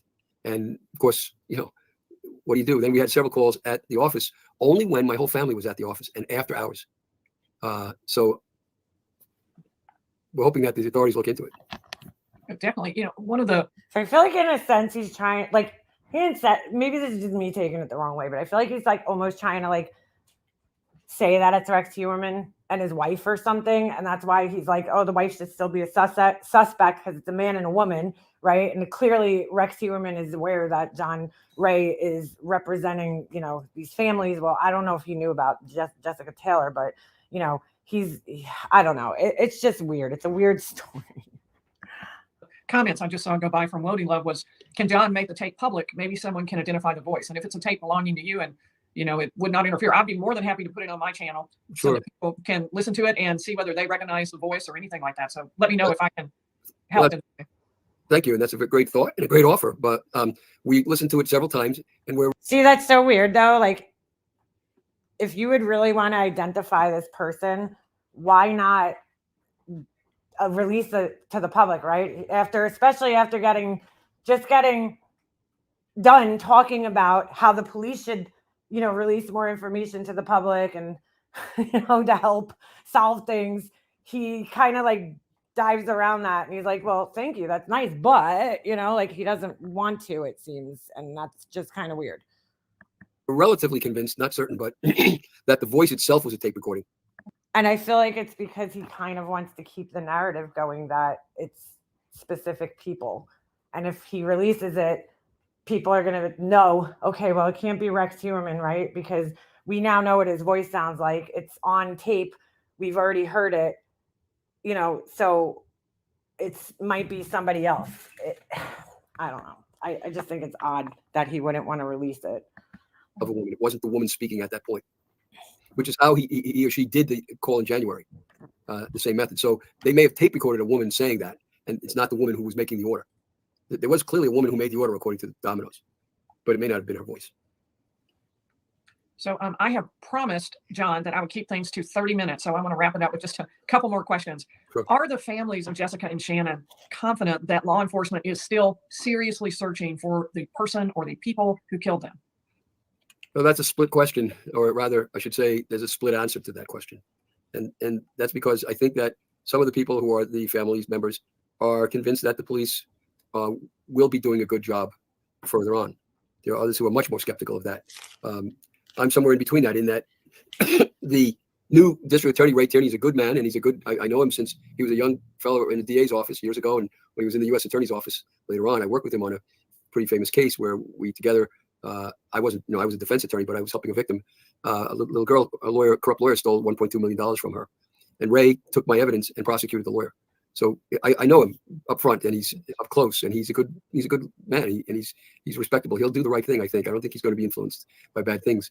Rodney Harrison, who came in as a new police commissioner, likewise, I got to know him. One of the first things he did was to call me and said, let's try to do transparency together, and let's, work together. And it was because of Rodney. And he keeps talking here, and it's really not all that important. She's trying to end the live, and he keeps talking, but hold on. I want to show you guys. It's kind of a waste to listen to the rest of this, but I want to show you guys who I think might be making these phone calls to him and fucking with his family. Give me 1 second. So a while back, and I talked about this on a live recently, I had found this channel that was basically I don't remember exactly what it was, but I'd saved the video. It was on a playlist, and they're now gone. And it says on my playlist that the videos have been hidden. 2 videos, and those were the 2 videos, and they were somebody recording him in his office, talking about something having to do with this case. I don't remember exactly what, because it was, years ago I found this and saved it to a playlist, right? So I was talking about it on a live one day, and one of you guys, one of the subscribers, was interested, and so they start doing their own homework, okay? And up comes this channel. They sent me this channel. Now, I can't be sure if it's the same person or not, because, hold on a second. I can't be 100% sure if it's the same person or not, because again, I don't remember all the details to the person, the person's channel. I remember watching it years ago, but I don't remember exactly what was being said. I just remember that I thought at the time, I remember being under the impression that I thought it was maybe an ex-employee of his or somebody he had worked with, maybe a client or something like that. And so they erased the channel since then. So now there's this channel, and it's Shannon M. Gilbert cover-up, okay? Pathological lying thief John Ray stole money from Shannon Gilbert estate and lies. And this, whoever this is, this person's unhinged. I mean, they sound unhinged in this video. They just sound nuts. I mean, hold on. On November 17th, 2012, I said the voices sound similar, but I can't, again, I don't know for 100% sure, but John Ray a check for $10 for the foundation for Shannon Gilbert. Can you see that in the memo line? It's for $10 on November 17th, and he cashed it on November 20th. And I sent it to John. I mean, dude, look at this picture. This is a little scary. Who is nothing more than a liar and a thief. On November 19th, I sent him $390. And on the memo line, it says not for profit, Shannon Gilbert. Now, I don't know why this woman, she doesn't get into, I didn't watch all her videos, but she doesn't get into why she sent all this money to him, or anything like that. So, I don't know, it's just very weird. I sent it to him, and he cashed it on November 26th. I sent him the $400 for court fees to start a not-for-profit for Shannon Gilbert, as was the intentions of the Gilbert family. So that was back in 2012. On Yeah, this channel might have been around a long time. I'm just saying they posted this video 2 weeks ago. I'm not even gonna play the whole thing. It's just stupid. The lady just sounds totally fucking unhinged, like a nutcase. And how many videos are on here? I don't know why, she's sending this money. Oh wow, she added more videos. Okay, I'm gonna have to look into these videos, but I think if anybody, this person just seems very they seem very angry with him, should I say. So, oh, you know what? This might be the same fucking channel because I just realized this. I watched this video and it's from 4 months ago. And I kind of remember them showing things like this. Maybe they just deleted the 2 videos. No, but 4 months ago, no, because I found that years ago. It doesn't make sense. I don't know. When did they create the channel? Hold on a second. So, I don't know. Maybe the person that's messing with him is this person. Oh, look, yeah, they made the channel in 2020. This might actually be the same channel. And they changed the name because I don't remember it being called Shannon Gilbert. Sorry. It was something John Ray. Interesting. So I found it years ago. It could have been back in 2020. When I say years ago, and I'm not talking like 10 years ago. I'm talking like 2 or 3 years ago. So I don't remember exactly, but this could be the channel and this could be who's harassing him because they seem very angry with him. So, now that I'm looking more into this, interesting. But yeah, so just figured I'd point that out.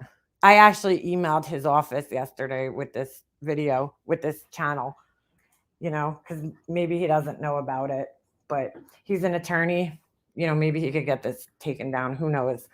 But it's just, this lady sounds nuts. Just completely fucking off her rocker nuts. So that's it. That is that. I know people think it's a harmless prank, but people in Iran and Sudan would literally stab a person in the eye for a loaf of bread. I'm just getting here with the pizza situation. Well, yeah, right. It's creepy, man. Look, I've had it done to me and it's very creepy. Somebody coming to your house, you don't know who's doing it. The creepy part was at first I thought, when the Domino's guy came here to my house, I thought he maybe just had the wrong address. But then when he said my phone number back to me, that's when I got fucking creeped out. Because I was like, how did this guy get my phone number? I was like, but then I was like, I honestly didn't even think YouTube that night. I was like, oh, maybe somebody just accidentally used, the wrong number. Because I know that Domino's, like, even if it's off by, maybe a number, if they typed it in wrong, your address is connected to your number with Domino's. So I was like, maybe somebody typed it into the computer wrong and whatever. But I later found out that no, it was from YouTube. And I don't, I was like, okay, this guy's sending me pizza. Like, what a fucking loser. But it is creepy. Very creepy.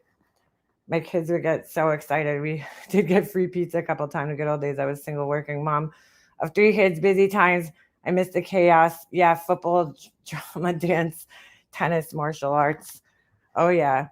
So yeah, that was that. So I don't know. I don't know what's going on. John Ray, I got like a love-hate relationship with him. You know what I'm saying? I don't hate the guy. I shouldn't say hate because I don't hate him by any means. I'm just saying, like, I just wish he wouldn't say things sometimes that could lead to such speculation that people are going to run with, like the family somehow involved. Come on, man. Don't say that. The police have clearly stated several times that the family was away when these murders took place, so don't try to implicate the family in a crime, and then that'll lead to them being harassed because people look at John Ray as a credible source, who's been involved with the case for so long and he represents Shannon Gilbert. Don't put that out into the universe. I mean, that's just irresponsible to do. And it's not fair to the family when there's absolutely no evidence tying them to any of this, except for that one hair was found. You know, that's not fair. So I hate that kind of shit. It's called Ali, huh? Automatic number identifier.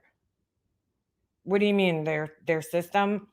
Absolutely super creepy. It's like a directly indirect way to let someone know they know where you live, or at least they know your phone number. Yeah, exactly. Well, that's what the person was trying to do, you know. Tiffany had teamed up with this guy, and this is why I tell people that Tiffany's dangerous. It's not necessarily her doing these things, but she'll employ others to do it for her. You know, she will basically befriend people that she knows, like this guy who has nothing to fucking lose. He's a loser, okay? You know, and he's been known to dox people and harass people online, women, you know. So she befriended him, and then he started doing her dirty work for her, contacting my family members, you know, sending out these fucking things. I think he put me on a couple of websites, and then, you know, Tiffany magically found the website, you know. So that's why I tell people, be careful of Tiffany, because, you know, she will find the people to do it, to keep her hands clean. Just like, much like Bullhorn, well, not, I won't say Bullhorn Betty, but I'll say MGL, you know, they all operate the same in that, you know, sense. And Tiffany, somebody was saying in a chat the other day, I think it was Bex, she's like, you know, Tiffany just kind of flies under the radar here. People don't call her out enough. And I'm like, well, I don't think that it's that people don't want to call her out. I think it's that she's so fucking intolerable to watch, you know, that like, I certainly can't sit through one of her fucking lives. There's no way. You know, it's like watching Justice for All. It's just like, oh my God, you know, listening to her drone on for hours on end. No, thank you. So that could be why, but Tiffany's just as bad, if not worse, than the rest of them. You know, I think she does fly under the radar a lot as a tragedy pimp here, but she's just as bad, if not worse. Makeup must, is she really coming back to the tube? Who's that? Yeah, it's like watching paint dry. I mean, holy shit, listening to Tiffany. Seriously, it's fucking painful. It is painful. Like, I don't even know that she's still going live. I don't watch her lives. I don't, you know, honestly, I guess she kind of flies under my radar too, unless there's like specific things that happen in our community. Yeah. So, oh, MGL. So we've heard. I heard she's trying to come back. I mean, that came from her own mouth. Do I think that's gonna work? Probably not. Especially the way she's going about it. You know, trying to threaten people. That's probably not the best way to come back. You know, if you're trying to come back. I don't know if she's hold on a second. Change the name on her thing again. I heard something the other day. She did something. But yeah, she's trying to come back. But I really just don't see that going well for her when she's fucking threatening people. I just don't see it. Oh yeah, she changed it. That's right. We looked at this the other day. Oh my God, this is scary shit, dude. Scary shit. Her husband was on a channel trying to show off. Really? Where? Her husband's a douche. Whose channel? Tell me this isn't the most fucking terrifying thing you've ever seen. It's like Teen Wolf MGL. Like, what in the fuck is this? So scary looking. Why are her eyes yellow in this? Like, ugh. That is just terrifying. She changed her name from Go Lightly to Go Harder. Yeah. Her husband's a fucking tool. He just is. Yeah. So she's been, you know, she's been victimizing. She's been threatening people here. Oh, she went on Jaundic's channel. Interesting. Interesting.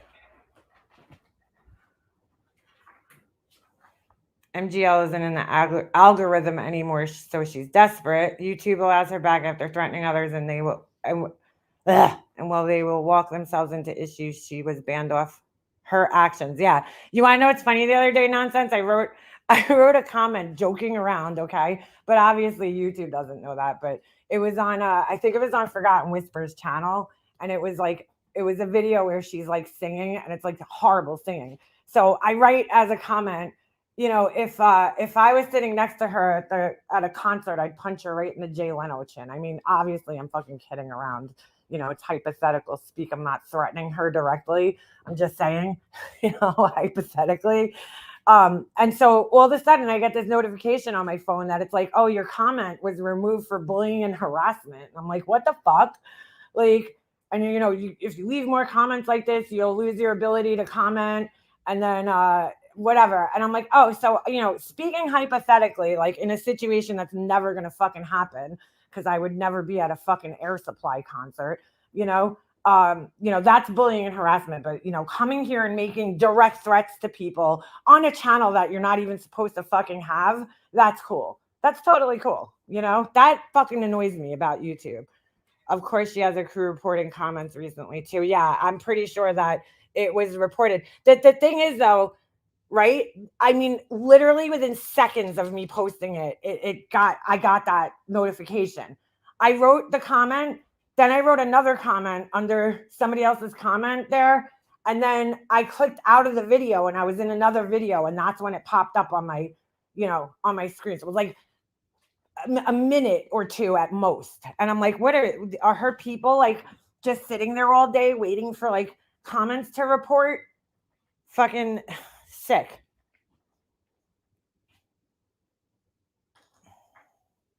So was it of go lightly is leave heavy, which is not what she does, and is, yeah, right? Go harder. Go harder sounds like constipation. Yeah, well, we know she's not constipated. She loves to talk about taking shits. Ugh, let me get her off my screen, because like that'll become my fucking thumbnail. It's like, yeah, so nonsense is my channel, if that's what you're asking. Yeah, it is. That might have just been YouTube grabbing it. So wait a second, she was on Jaundic's panel with her husband. Did somebody say that? Or people should do to her what she did to others and let her come back, build up a large subscriber base, and report her to YouTube so she loses everything again. I agree with that, Shannon.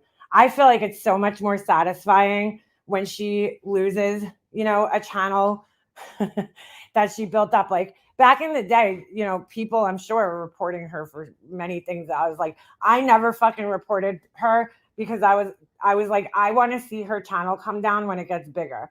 Like the bigger her channel gets, the harder she's gonna fall, you know. And I think it was glorious the way it happened. You know, she probably had one of the best years she's ever had by far on this platform.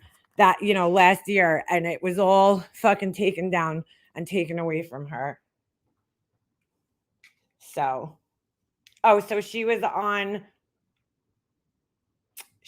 Justin's channel. What the fuck is his channel? Was it his Clutch the Pearls channel, or hold on a second. Or Justin for All. Justin for All. No, thank you. Keep your Justin to yourself. Justin for All. It's like,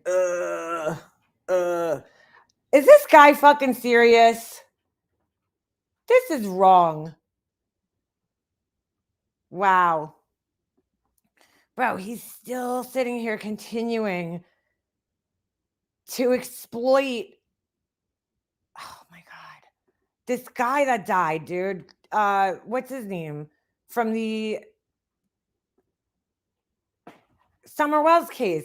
This guy, this whatever his name is. Jose. What is up with this fucking stupid thumbnail, Justin? Oh my God, dude. This guy's sick. Former interview of Jose's recount of where and what sofa was used for. Wow. dude, I mean, how long are you gonna fucking exploit the Summer Wells case for, dude? Hate and crime is disease of the mind. Quote, justice for all. Quote, that's as rich as Betty using the see something, say something.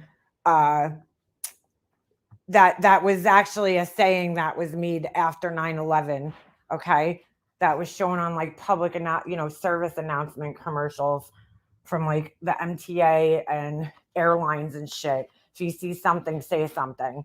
So she stole that, and that's now her fucking slogan, apparently, on her horribly designed t-shirt. Did you guys see that fucking thing? Look, I feel bad criticizing again because somebody put their time and effort into this. But at the same time, this is proof that not everybody is a fucking designer, okay? And should, oh my God. It's just infuriating to see people fucking thinking they're designers when, oh my God, you got to see this. Hold on. Before we look at Justin's boring ass channel, because I don't know which video this is. If anybody knows, let me know. Justin has a weird, unhealthy obsession with children being victims of horrible crimes, in my opinion. Yeah, he's disturbing for sure. If anybody knows what video that is, yeah, she screwed up. So hold on a second. What the fuck? Oh, I typed in the wrong thing. Blank screen. Here it is. TMHT. Blank screen, I think, had this on his channel.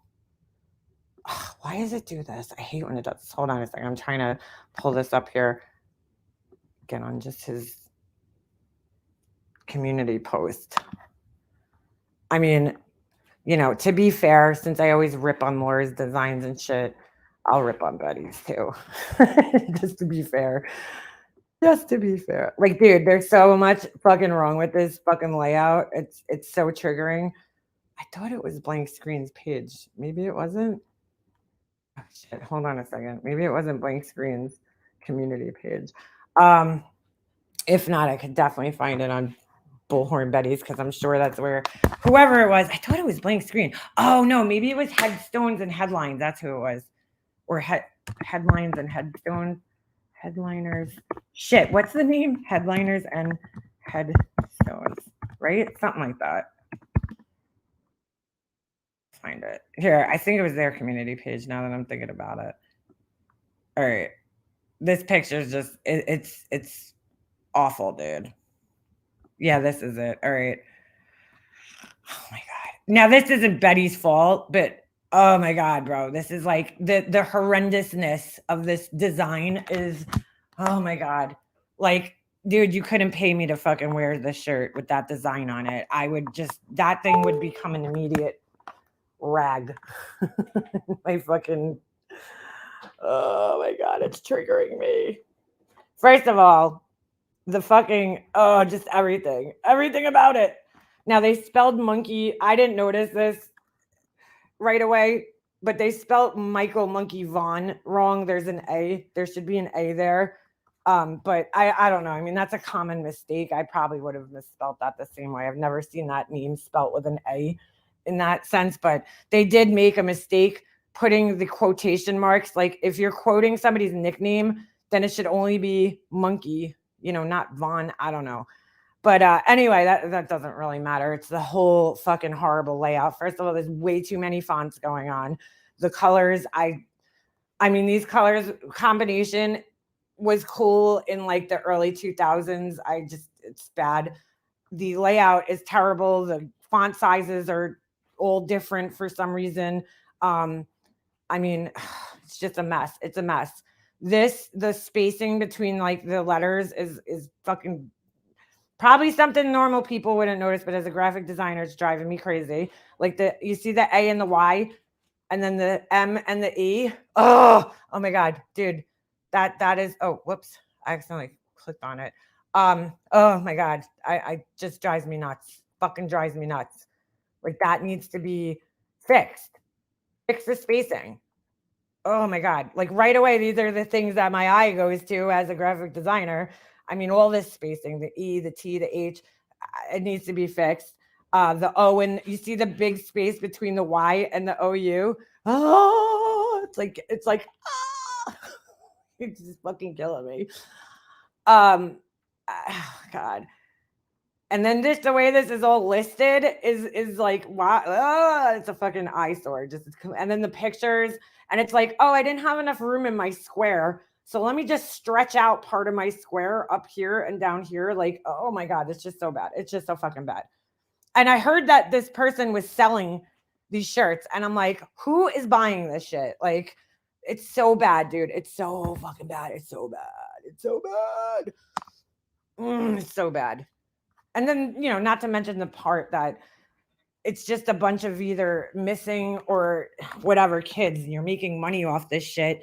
Are you donating this money? You know, if you're selling shirts like this, or are you profiting? And why is Betty Bullhorn's name even on there? Like, fuck. You know, if you want to make a shirt for the kids that are missing, fine. But, oh, this is just awful. It's so awful. It's so awful. And this is proof right here that just because you have a sublimation printer and a fucking heat press and a computer, that you're not a fucking graphic designer. Okay. People have to go to school for this shit. And there's a reason for it. We learn composition, layout, you know, typography. Like, oh my God, it's so infuriating. Everybody's a graphic designer, right? Because they have a computer. It's just infuriating. It's infuriating. Like, this is so bad. This, oh my God, the lettering just going down on a curve right here. Like, just fucking why is it doing this right here? Is this supposed to be like the shape of a state? No, it's like, oh, I just couldn't fit the pictures in the square that I made. So I stretched it out and warped it. Oh my God, it's so fucking bad. So bad. And then, like, Bullhorn Betty, like, why is it just floating here? Why didn't you make that the, you know, like, if you gave me this information and wanted a shirt made like this, and you asked me to design a shirt with this information, it would look nothing like this, dude. Like, just nothing like this. I don't even fucking know what's going on here. It's awful. It's terrible. The fonts are terrible. The colors are terrible. And the layout is horrendous and just awful. And you should probably find another profession if this is what you're doing in life. Just saying. Okay. Anyway, back to Justin. I'm sorry to be so fucking mean, because I feel bad, because like somebody put a lot of time into that. I could see. But it's horrendous. Like, it's ugly. It's not good. Sorry. It just is. And I'm speaking from a person who worked in the field for fucking 20, almost 20 years, and went to school for this shit. On those hands you made, could you do custom ones that are painted? Yeah, I mean, if you want them painted like a certain color, sure. Absolutely. Just let me know.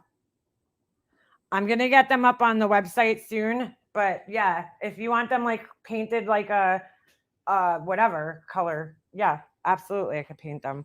Yeah, it looks like a first grader made them. It's bad. All right, does anybody know where? Yeah, too much forced into a small space, but it's just so messy. They're like, align the letters, like the center aligning. When you're listing things like that on two sides, oh my God. So that's what I'm saying. There's a reason that people are trained to do this. It's a specialized skill, because you go to school and you learn layout design and that kind of shit. You don't just throw a bunch of fucking words in a square and hope it works out. It's just bad. It's just fucking bad. Sorry. It just is. Thank you, Nana. Oh my God. It's infuriating. It is infuriating. I actually just painted this, and I tried a little trick that I learned here on the internet. Hold on a second. This was a little trick I learned, because I don't typically like using painter's tape. Hold on a second. Let me just plug you guys in. Kerning, exactly. That's what they don't fucking clearly know about. It's another thing we learn about in graphic design school, kerning, which is spacing between letters. and you have to fix it, dude. Oh my God. You have to.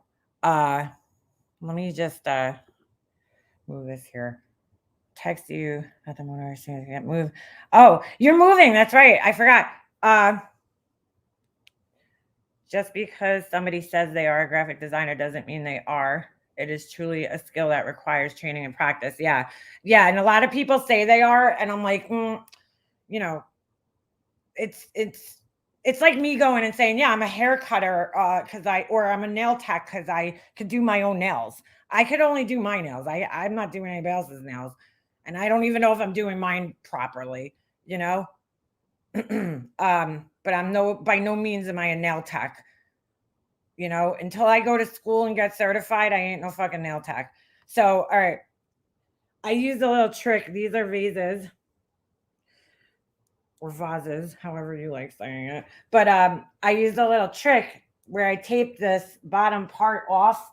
And I first went over it with Mod Podge to kind of seal that line. Because otherwise, I hate using tape for that reason. It bleeds. You know what I'm saying? It'll bleed sometimes. So this kind of seals it. And then look how nice and crisp that line came out. I mean, pretty good. So I probably should have blended it in a little better. But this was kind of a test piece. But you see I haven't sanded the bottom yet. But you see the line is pretty damn crisp. So just a little trick for you guys. If you do like to paint, just like I painted this, I just did by hand. But yeah, it could be painted. These could definitely be painted. So these little hands, that's a little size reference for you. It's not quite as big as a regular hand, but they actually have another one that has like 2 hands together that I might order. But I just ordered a bunch of Christmas stuff because I'm like, oh my God, you know, it's going to creep up on me. And it's going to be there. So, again, we got the pumpkin. This one doesn't have a lid. It's just a tea light that goes in there. So, that'll be going up on the website with the, you know, tea light. I'll send you with that. This is like a terracotta color. But I think I might do it, you know, if you want white or whatever. And then, unfortunately, they're not going to be as nice and shiny when they come out. Because after using the mold a few times, it kind of dulls it up a little bit. And then these I was thinking of putting candles in, but I just don't know if I have the time, you know? So I'm not sure if I should just sell these as is. I just don't know what else you would really use this for, but I think it would be really cute. Just as a little decorative piece, you know, on your Halloween display. So, and again, I would probably, you know, make this, you know, the option to have this painted or not painted, but I just kind of like this one in white. I don't know. I'm weird like that. I get like certain things I feel like should be, hold on. And I'll show you guys one more thing before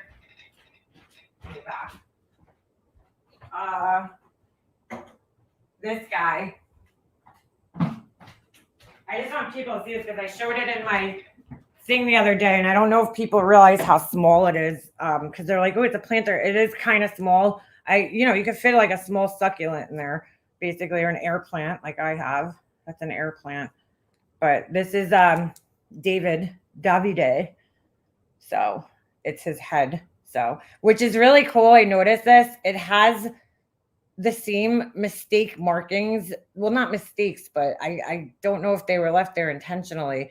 But I noticed this because it's on a couple. I have another mold with David, and there's lines on the neck, right? And I was like, ooh, is that like, you know, they fuck up the mold?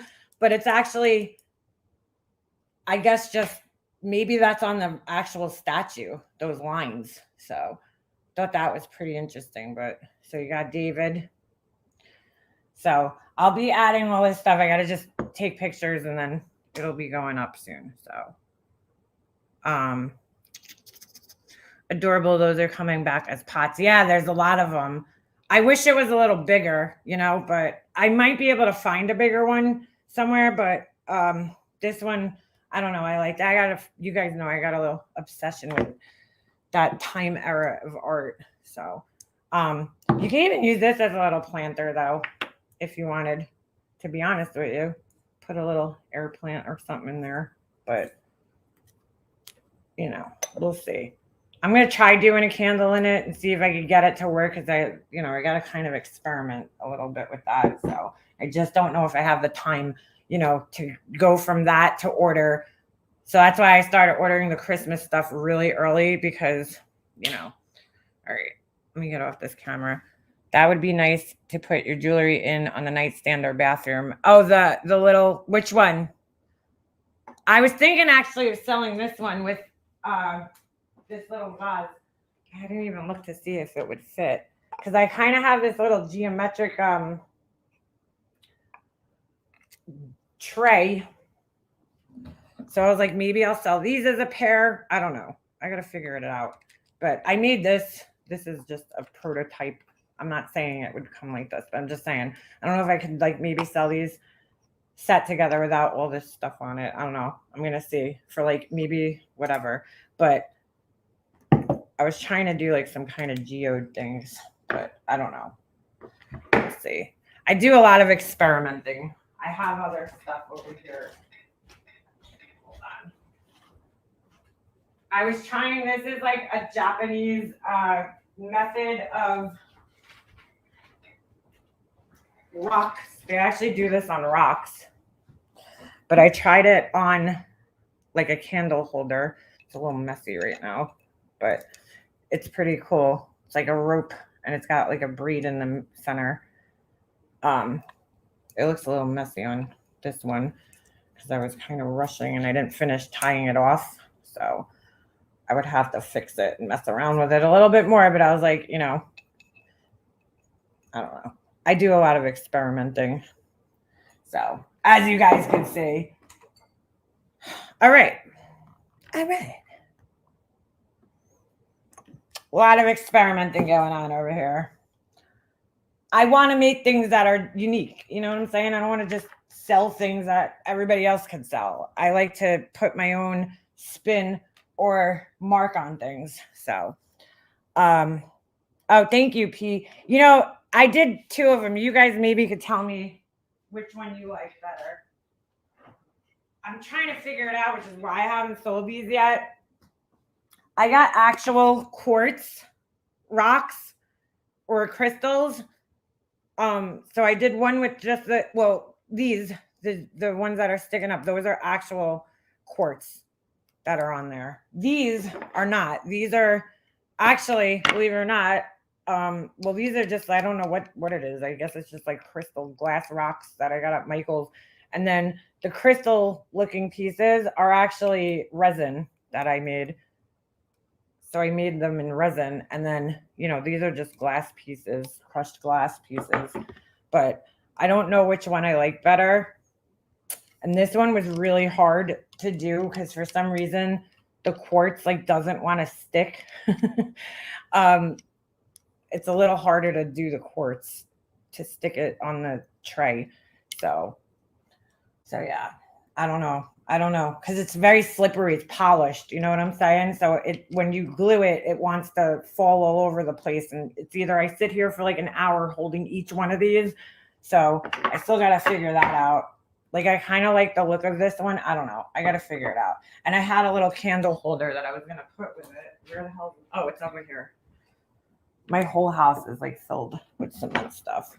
So basically, I was going to do a little set with a little candle holder, but I don't know. Oh, thank you, KB. I appreciate that. Thank you very much. So I'm I don't know, I get almost too, sometimes it just makes me, it slows me down from doing things because I get too caught up in the details. Like this. I made this. It's a candle holder, right? So it says those we love don't go away. They walk beside us every day, right? But I'm I don't like the black. I get very hung up in details.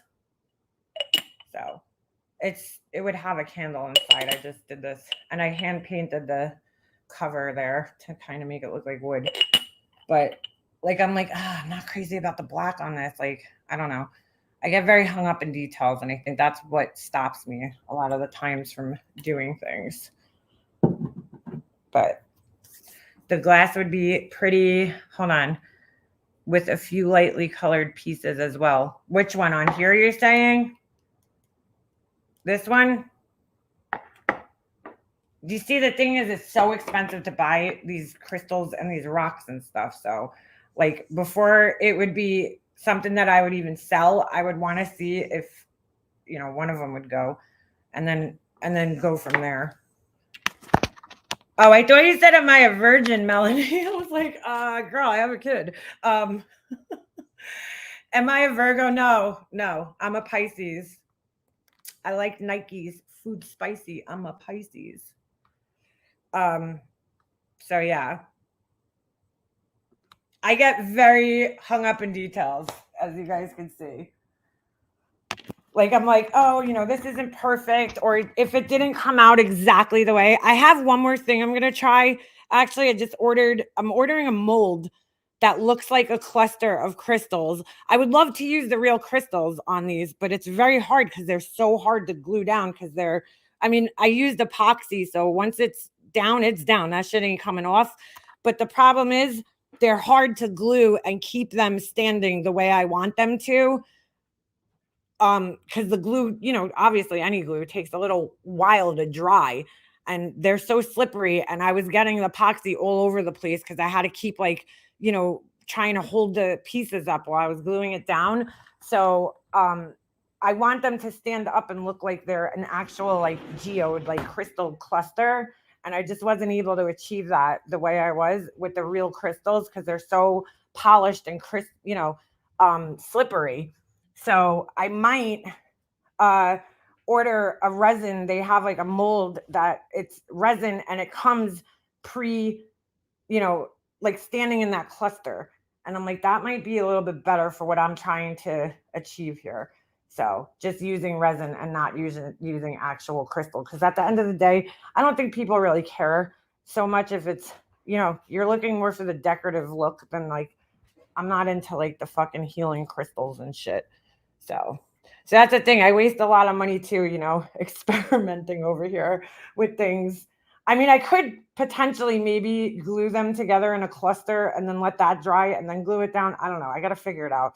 So it wasn't coming out the way I was envisioning it, you know?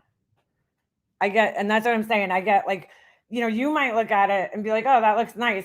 But in my head, that's not the way I wanted it to come out originally. So I have a couple more things I'm going to try. And if those don't work, then I'm probably going to try it in resin. I'm very picky about it. I even have another one that I tried. I mean, and I don't even know what the hell to do with these things now, because they're, you know, I wish there was a way you could actually recycle this stuff. Hold on. I even tried putting the gold around it. Well, not gold. I used different ones because I didn't want to waste my gold flakes. But I'm not crazy about the way it came out, to be honest with you. Hold on. I put the flakes around it, kind of like I do on the pots. But I don't know why. I don't know. Well, somebody got some other shit on there, but I don't know. I don't know if I love the way that it looks. Like, I feel like it just kind of looks better without that, but I don't know. So a lot of experiment goes on over here, just like, you know, other people, but I typically don't sell my experiments. Right. So many Scorpios. Yeah, my husband's a Scorpio. I married a Scorpio, but Pisces and Scorpios are like, if there's any good matches, that's one of them. Scorpio, Pisces, Cancer, and Pisces. Those are the good matches. So I don't know why I still have Justin Farrell's fucking page up at this point, because I don't know which video it is, and I don't feel like looking for it. But yeah, those are the matches. Pisces, Scorpio. I actually have a set. That's another thing I want to get moving on. Of coasters for, you know, that has all the zodiac symbols on them. I'm a Virgo and I hate my own damn self sometimes. Virgo is September. My grandmother was a Virgo. I don't know much about Virgo because here's when I stopped believing in this shit. Okay, my brother's wife and my grandmother have the same birthday, right? Which makes them both Virgos, and I'm like, they couldn't be any more like polar opposite people, you know, personality wise, everything. And I'm like, that's when I start thinking to myself, you know, like, is this shit true? I don't know.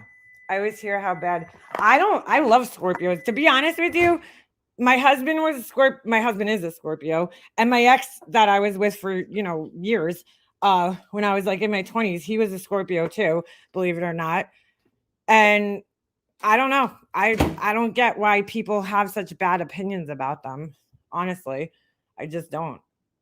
I feel like Scorpios are very caring, you know, people. So passionate people.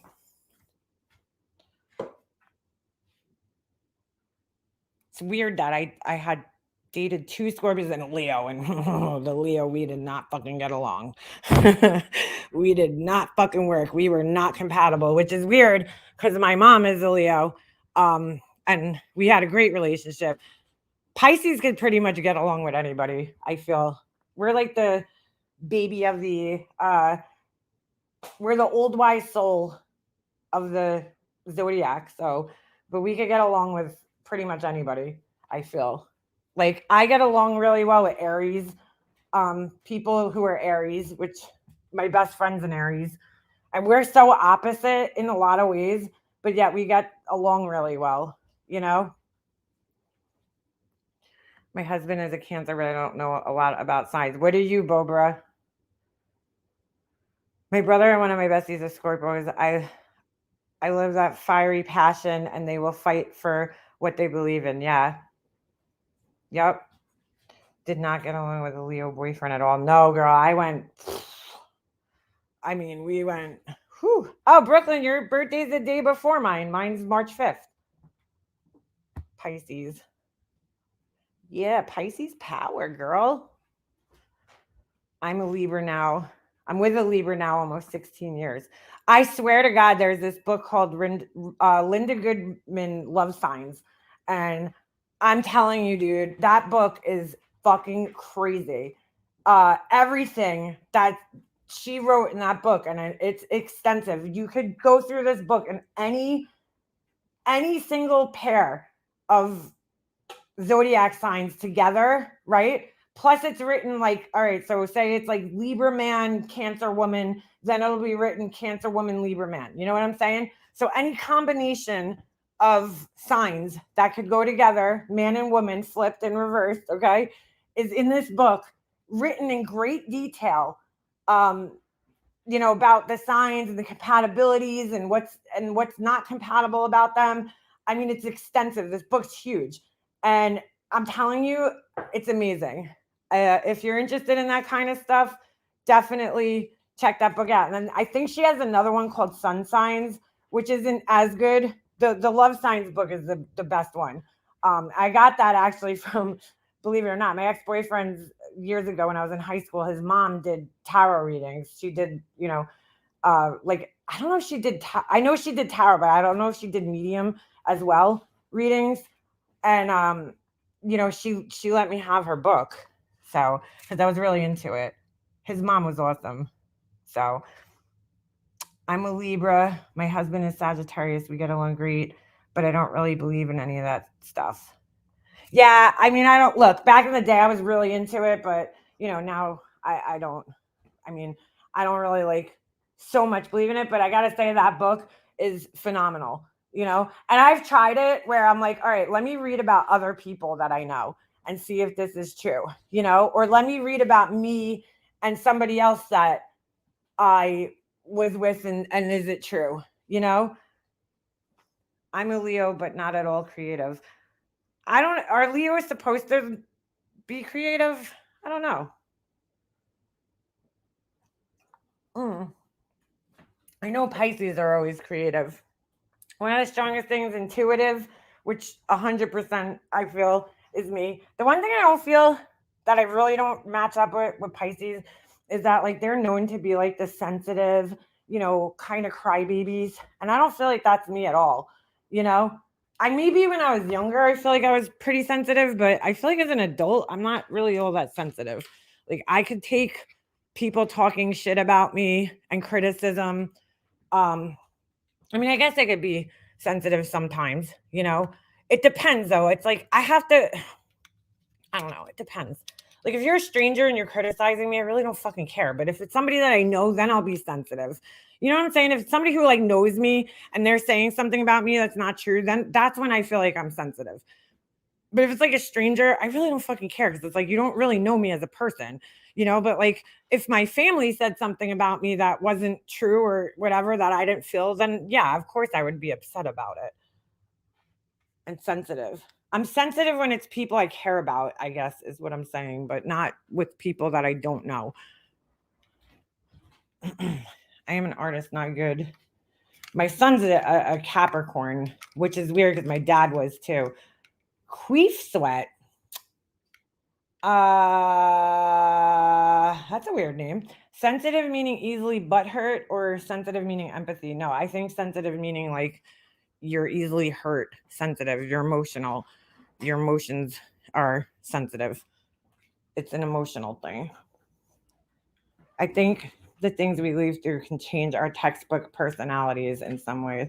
Yeah, I think so. 100%. Me either. Never really been sensitive. And I was a hairdresser back in the day. Now doing hair, makeup, and got along with a lot of people, right? Your personality is based on your rising sign. Ooh, I just was able to find out what mine was. Because I found that, how like you need the time of birth or whatever. I found mine. I gotta look. I forget what my rising sign is, but Capricorns are usually very chill people. My son is Libra and has such a good heart. I really don't know much about. I'm sorry, I just keep laughing at this fucking name, Queef Sweat. Oh my god, it's almost as fucking funny as peanut farts. It's like, okay. Ay. I got to read more about Capricorns. I don't know much about them. My son's one, so born just a few days after my dad's birthday, which is crazy. So we'll have to see.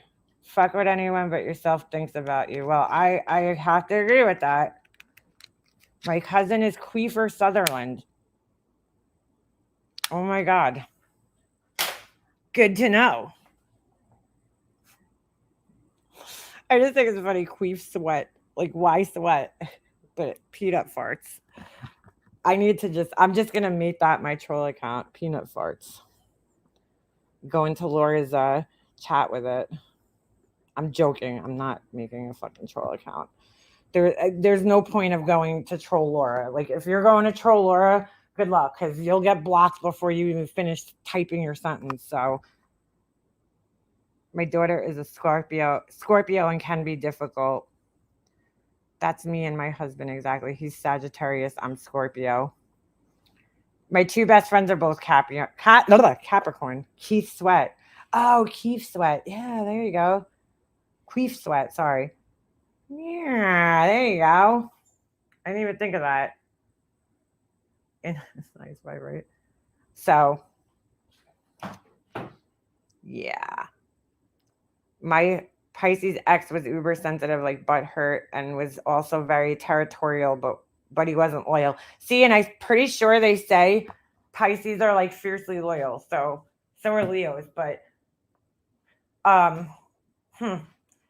they can get very caught up in their emotions and their feels. I don't like Laura. Don't worry, you're not alone, truth seeker. Carver, do you? That's so funny. I had a reading done a while back. My cousin actually paid for it, and me and my husband were just listening to it yesterday. That's kind of funny. And we were trying to see if some of the shit he said was true. which cheating went both ways in that relationship, but generally he didn't stick with things or people. Yeah, Leos are known to be loyal, very loyal. The lion, loyalty. I wish I was a Leo because I love lions. I love any like lion statues. I have this thing saved on AliExpress. It's so cool. It's like a lion, like sconce, like wall sconce. I have a lot of my mom's stuff because she was a Leo, so she had some lion. I have one in my backyard hanging up on my fence. I love the lion. Like I so wish that was mine instead of fish. Like fish, but I like the fish too. I have to say, I do like the fish. The koi fish. Kyle is a Cancer, but I don't know much about their horoscopes. What are you, nonsense?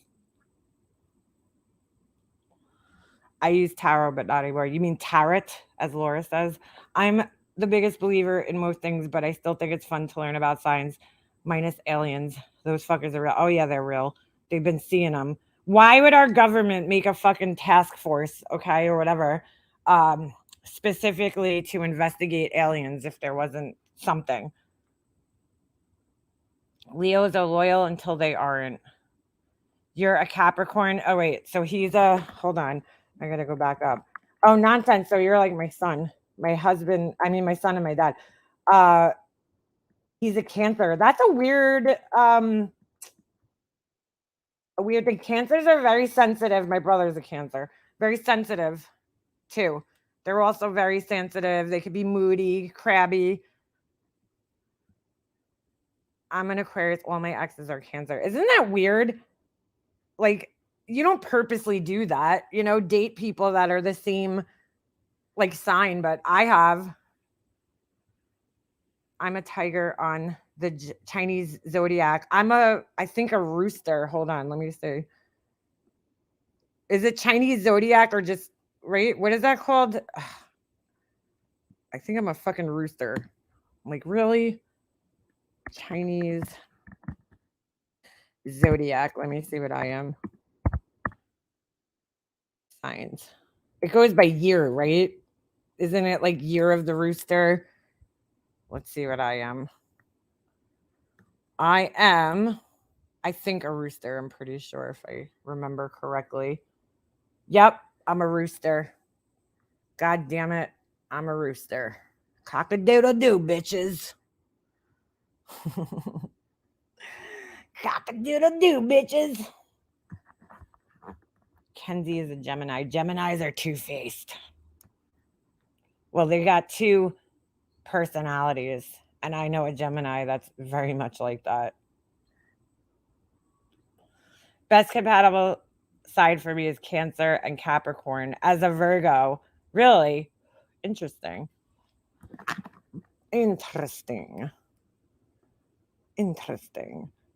Queefy be a dragon like Tiffany. Why you got to be a cock? I don't know, right? I have to be I'm the cock of the walk, baby. I put my pants on like everybody else, one leg at a time. Except when I put on my pants, I'm Ego Records, baby.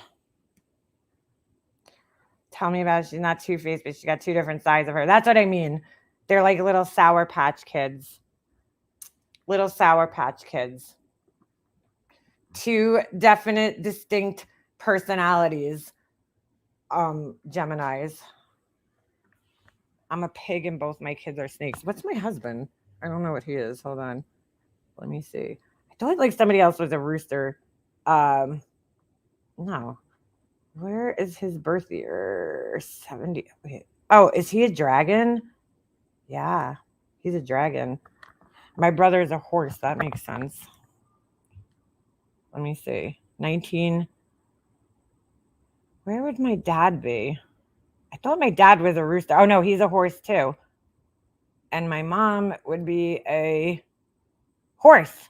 Oh, shit. That's so weird. My mom, dad, and my husband, and my brother, all horses. And I'm a rooster. Well, that makes sense why I always felt like a fucking outcast. Just kidding.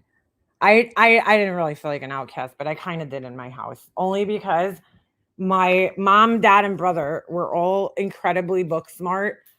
like they all did really well in school and read books, and they were all like really into like reading and shit. And I, in that sense, I was a fucking outcast because like I didn't do so great in school, you know. And I just like I don't know. I wasn't like I didn't have that nerd thing, you know, that they all had. So in that sense, in my house, I always felt like an outcast because I was like the dumb one in the house in school, you know? So maybe that's why. Maybe horses are all good readers. We've got 2 Geminis, 1 Virgo, 1 Cancer, and 1 Capricorn. It's a wild house. I got a Pisces, Scorpio, and a Capricorn. What's Ovi? He's born in May. What's Ovi's sign? Oh, he's probably a Gemini, Ovi. That explains a lot because he does have 2 sides. He's a nice dog sometimes, and he's a crazy fuck other times. I think I'm a goat, 1967. Let's see. 1967 would, yes, make you a goat. I'm just glad I'm not a rat. So if I had to pick a sign, I wouldn't want to be a rat. I'd like to be a tiger, though. Tigers are cute. Like, why I gotta be a fucking rooster? I would actually like to be a dragon, too. Dragon symbols are cool. Remember that? I used to love those shirts when I was like in, I guess, middle school. People used to wear the shirts with the Chinese dragons. Oh my God, I had like a million of those. I love that shit. The little Chinese dragon, like, you know, shirt. I seen those like coming back a few years ago. I should have got me some Chinese dragon shirts. I love that. That I think it was like in 9th grade because it was specifically in 9th grade. There was a lot of like Chinese influence in the clothing between the dragon things or, you know, the karopi stuff that everybody was into at the time, like the Hello Kitty karopi things. And then even for my semi-formal, I wore this dress that actually kind of looked like a kimono, or not a kimono. You know, it had that little, it looked like that Chinese style. It had like the buttons with the embroidery around them. It was like that silky fabric that they use on kimonos. And I had that little half collar. And like that was very in at the time. I remember that. What the fuck is a wood rat? I don't know. You're a rat? Oh man. A wood rat. I never heard of that. My boys are Gemini and Libra. My daughter is Cancer. I'm Virgo. We all get along great. I had a red dragon shirt. It felt like, yes, it was like fuzzy. I had one like that too. It was like a velvety material, and like lint used to stick to it all the time. Yeah. Ems, your husband is hilarious. Read the BBC. What? BBC? Is my version of Taurus accurate? Ooh, I don't know. Does the full moon affect you? I get bad anxiety every time. I've never noticed it. Nonsense. What year are you born? I thought you were kind of around the same age as me, no? You're what? Wait, hold on a second. I'm going to go back and see what you just said. Water pig. Damn, girl. So you have to be, let's see. Oh, you're a couple years younger than me. Okay. You're the same age as my little cousin, my niece. Nonsense could be my niece. I had a True Religion one with a big dragon on it. So tacky. I love that shit though. I love that. I wish it would come back in style. There was a lot of dresses with like that Asian influence, you know, with the floral patterns that they use. I had a lot of dresses and I was like big time into that fucking thing. I'll never forget. I bought this beautiful black dress. It was like this black kind of satin material dress, right? That had like that Asian print flowers on it.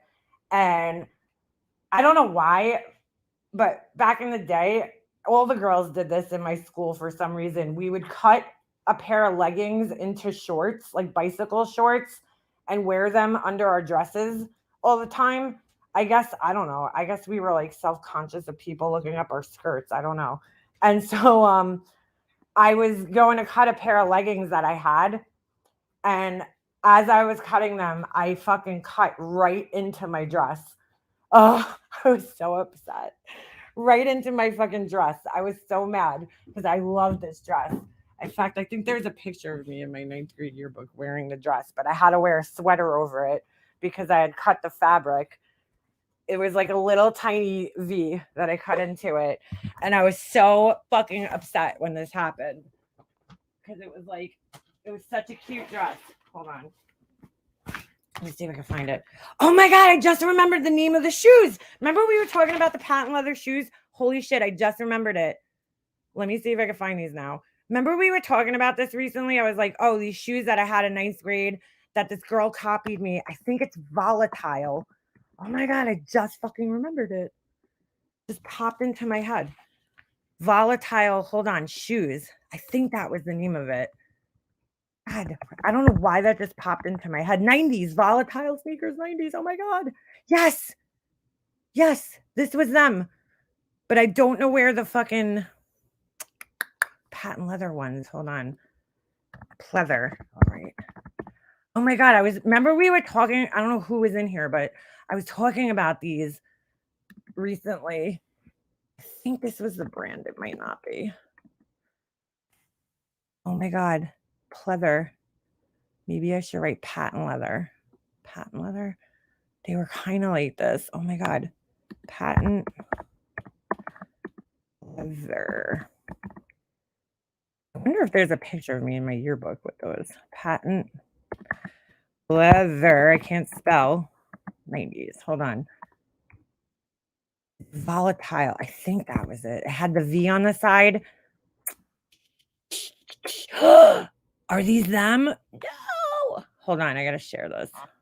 OMG. Present. Share screen. Is it just me? I have no sound. Yeah, my sound's been getting messed up on the Oh my God, dude, I think these were them. Right here. Hold on. Oh, but they were different color, the ones I had. Oh my God, they looked a lot like that. These are not exactly it, but because they had full backs. But I think this was the brand of sneaker that I wanted so bad, and then I got them, and this girl like in my class comes in with them like a few days later, same exact pair. I'm like, I was so mad. Oh my God, they were kind of like this though. Definitely very close to this. Volatile. Oh my God, I feel like this, it looked like this kind of. I know they were running sneakers. And they were patent leather, and they almost looked like a saddle shoe kind of design, kind of like this. Oh my God, wait. Very similar to this, except I think they were white. Oh my God. I would still wear those. I like them. Not the pink, but I wanted these shoes so bad. Oh, I remember these too. I remember those with the little rainbows. And the flame ones too, I remember. Oh shit.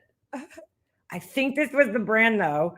It has to be Volatile. Oh my God, I can't believe that just popped into my fucking head like that. That was weird. Hold on. Let me see if I think there's a picture in my 9th grade yearbook where I have that dress on. Oh my God. Oh yeah. Oh, you can't really see it. So small. Oh, there's the girl that copied me. Holy shit, she's sitting right next to me. Oh my God, that's so funny. I don't want to say she copied me. She got the same shoes as me. I don't know if she necessarily copied me, but it just felt like she kind of did because she got them like a few days after I did. It was like a weekend went by, and all of a sudden she came back with the same shoes after telling me how much she loved my shoes. And I was like, excuse me, miss. Oh my God, I don't even know if you guys are going to be able to see this because it's so fucking small. There's me, right? Hold on. Right there. And the girl, that's her. But my little dress, you can't see it. There was these cute little flowers on it. I was so mad. I cut into it. So I had to wear this little crop sweater to kind of hide it. I remember that day. I was like walking around school with my, like, making sure nobody saw the little cut in my shirt. It was Spirit Week, so it was like formal, you know, you dress up like formal or whatever that week, dress up day. And that's what I wore. I guess that was me dressed up. Oh my God, that's so funny. So funny. I always thought this was me because it looked like me. But it was this girl who everybody used to say we looked alike. Because I was like, I don't ever fucking remember eating a pie like that. But that's because it's not me. Who here? Oh shit, we all used Aquanet. That's so funny. Hey, yo, there's my best friend with her fucking Wu-Tang shirt. Oh, Wu-Tang for life. That's so fucking funny. She's got the fucking Wu-Tang shirt. I didn't know she was in the yearbook club. I wasn't in nothing. Actually, no, I was kind of involved in 9th grade. And then shit just went downhill once I got into 10th grade in high school. I was like, yeah, fuck life. I'm going to become a dirtbag who smokes weed all day. Oh, there I am. Oh my God, I have the sneakers on in this fucking thing. I was on the dating show. I told you guys. That's me right there. We had a dating show on Valentine's Day, and I have the fucking sneakers on that I was talking about in this picture. I knew there was a picture somewhere. I have them on in this picture. I remember I was like so excited. Look at my fucking jazzy, silky shirt that I have on. It was me, my friend Rachel, and my friend Liz. So in this dating show, it was like, you know, we had to do like the bachelors, and this kid, that was the kid we were going on a date. And our teacher, he was the best, this guy. So funny. I wish I could zoom in. Look, I'm trying to zoom in. Can I see the sneakers? Oh, there I am again. Oh shit, I got in the yearbook a lot that year. That's me with my Sharks jacket on. I didn't even fucking watch hockey. I don't know why I had a Sharks jacket on. There's my best friend because, you know, God forbid we weren't next to each other at all times. There's my other good friend back there. It's so funny. There's me in my little fucking Sharks jacket. Dude, I don't even remember this. Were we like decorating a fucking tree? I don't even remember. So funny. I wish I could see the sneakers better. Class of 89. I was class of 99. So funny. So funny. OMG. OMG. Wow. So funny looking back at all these pictures. I didn't make cheerleading. Was I in? Oh, wait. No, I wasn't in it. I was in it in 8th grade, so I wouldn't be in this one. My cheerleading days. Oh, I was in track, though. Where am I? There I am. So funny. This girl's such a goofball, and she's a fucking principal now of a high school. You see, she's sticking her tongue out. She was such a fucking clown, this girl. I mean, seriously, she was like crazy. And there's me right next to her. But she was such a fucking clown in school. I mean, she was just always trying to like make people laugh all the time. And she would like run down the hallway and like purposely fall. And like, she was such a troublemaker when we were kids like that. You know, she never got in like big trouble, but she was like a class clown. In fact, I think she might have got voted class clown. Hold on. And I cannot believe she's a fucking principal now of a school, of a high school. I'm like, you got to be kidding me, dude. Because she seriously she's insane. But she was really funny. But it's like, you know, it's just funny how people change. Oh, there's my fucking little Asian dress that I was talking about. Look, right there. See how it's kind of like that kimono style? I still have that dress. I think I showed you guys actually one time. My little Asian kimono dress. I always had to be different. I didn't like dressing like everybody else. Everybody else is wearing short dresses. What was I just looking at? I don't know. I don't remember. But you know, I was picked on in school, apparently, right? According to MGO, I had no friends, and I was picked on for my big feet. When she say my big feet, I'm in like the fucking yearbook, like, well, the whole time here. Hold on. So funny. Oh, I was looking to see if that girl actually got voted class clown. Because if she did, it would make sense. I'm pretty sure she did. This was 9th grade, so not high school. Where the fuck is that page? I just seen this. Does anybody else like love looking back at their fucking yearbooks? I gotta get my son. I didn't get him one the last couple of years. I gotta get one this year because he's done, 5th grade. Hold on. Where the fuck? Oh, let's see if she got class clown. She had to have. Unless that wasn't. Oh, maybe that wasn't a class joker. Oh, wow. She didn't get that. I'm shocked. Wow. My friend Mary got it. I'm shocked. That's me, best friend. Me and my best friend. I showed you guys this I think before. But look, wait, where am I? Right there with the black shirt. And my one of my best friends, Doug, both got most artistic. Oh, yeah. That's because I showed you guys this. I got the front of the yearbook. He got the back. Pretty funny shit. Class of 2001. I was the last class of the 90s. Oh my God, that's so funny though. I can't believe I found the freaking, I think this is the name of the sneakers. Wow, even back then, I still always wore black and white sneakers. I guess it's just my thing. I wish I could find the exact pair on here. That would be so cool. But I don't think that's going to happen. Oh my God, remember these? The platform boots. I love looking at old nostalgic things. It's weird. Oh, maybe these were them. No, those weren't them. They kind of might have looked like that, but they were patent leather. I remember. They were patent leather. I wanted to just be like a Delia's girl, but my mom would never fucking order anything from Delia's. So I had to make do with what I had.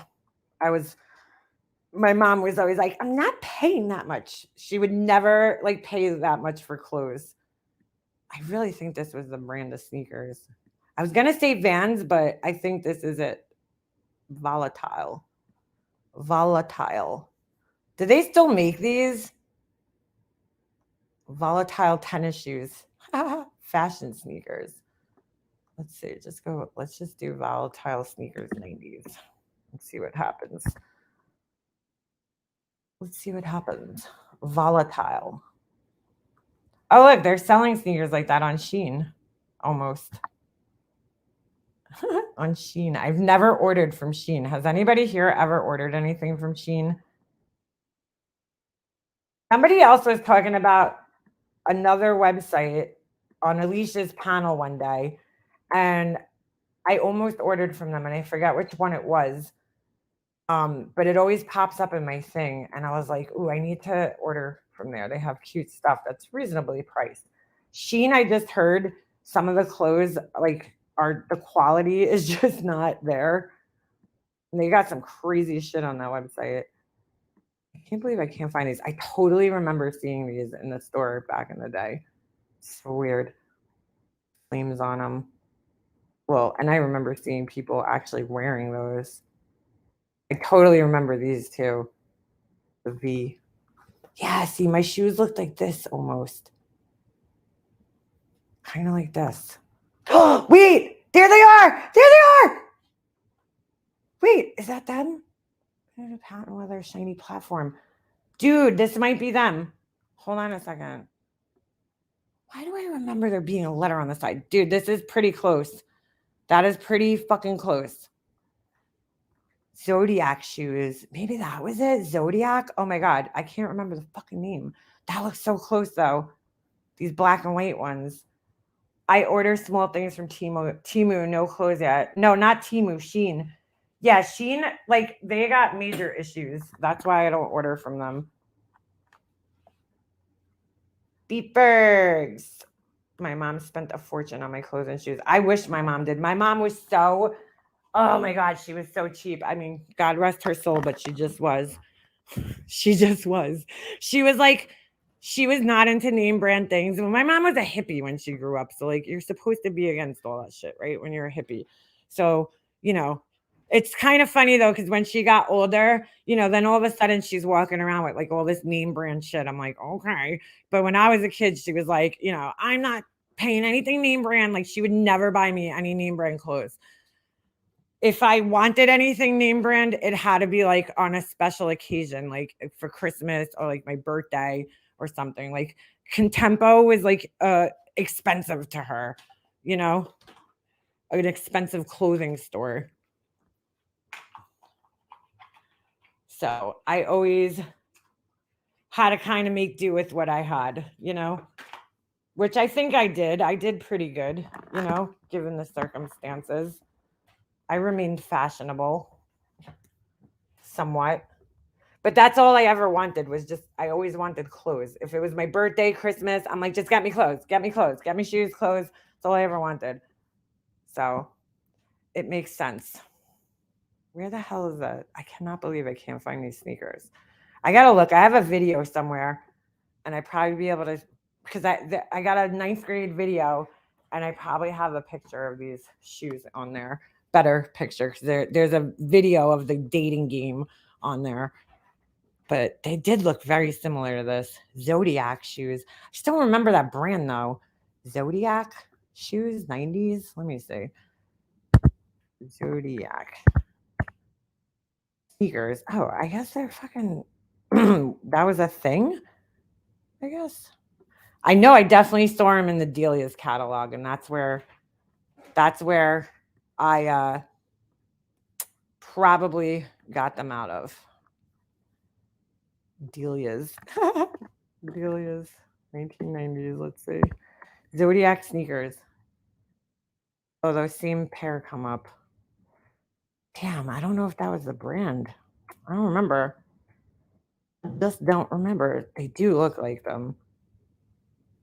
I don't know. I have to look. I gotta look. I just remember being really excited because I hardly ever got, I think that was my birthday present with these sneakers. So I hardly ever got anything like that. So when I got something that was name brand, like when I was a kid, I got very excited. Very excited.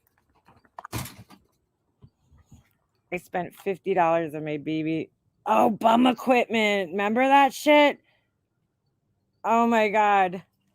I would have never had a bum equipment. I would have had like thumb equipment, like from Kmart, like a shirt that like was made to look like it, but not, you know.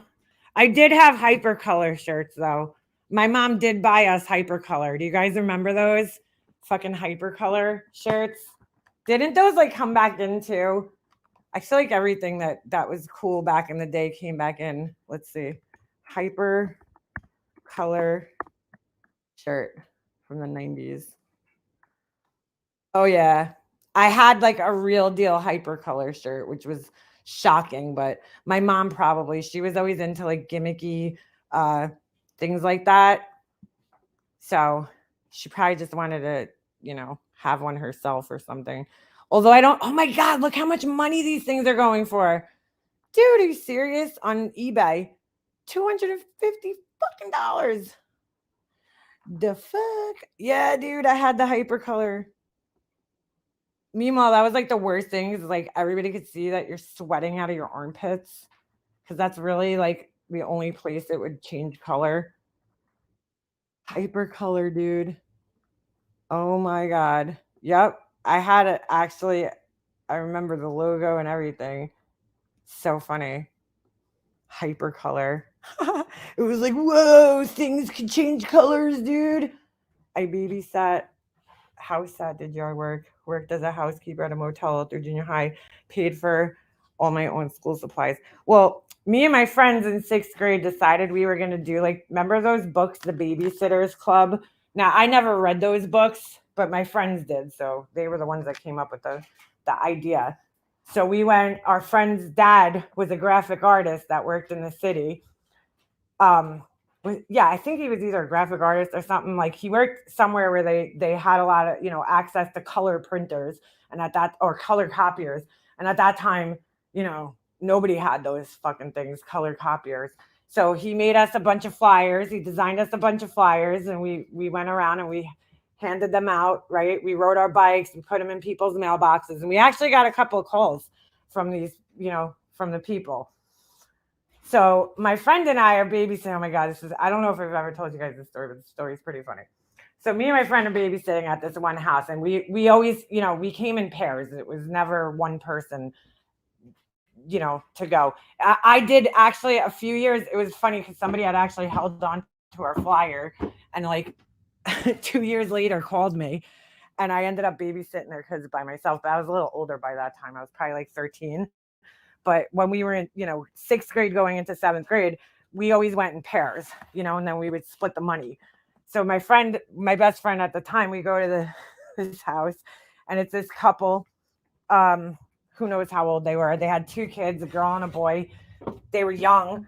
It's crazy because, like, I wouldn't let anybody that young babysit Jesse. That would never happen, I guess things were different back then, right? People trusted people more, I guess. So anyway, the kid was out of control. The little boy, he was fucking out of control, this kid. So the mom told us that if he starts getting wild, to put him in timeout in his room and let him sit in there for a little bit. So we put him in the room for a little bit.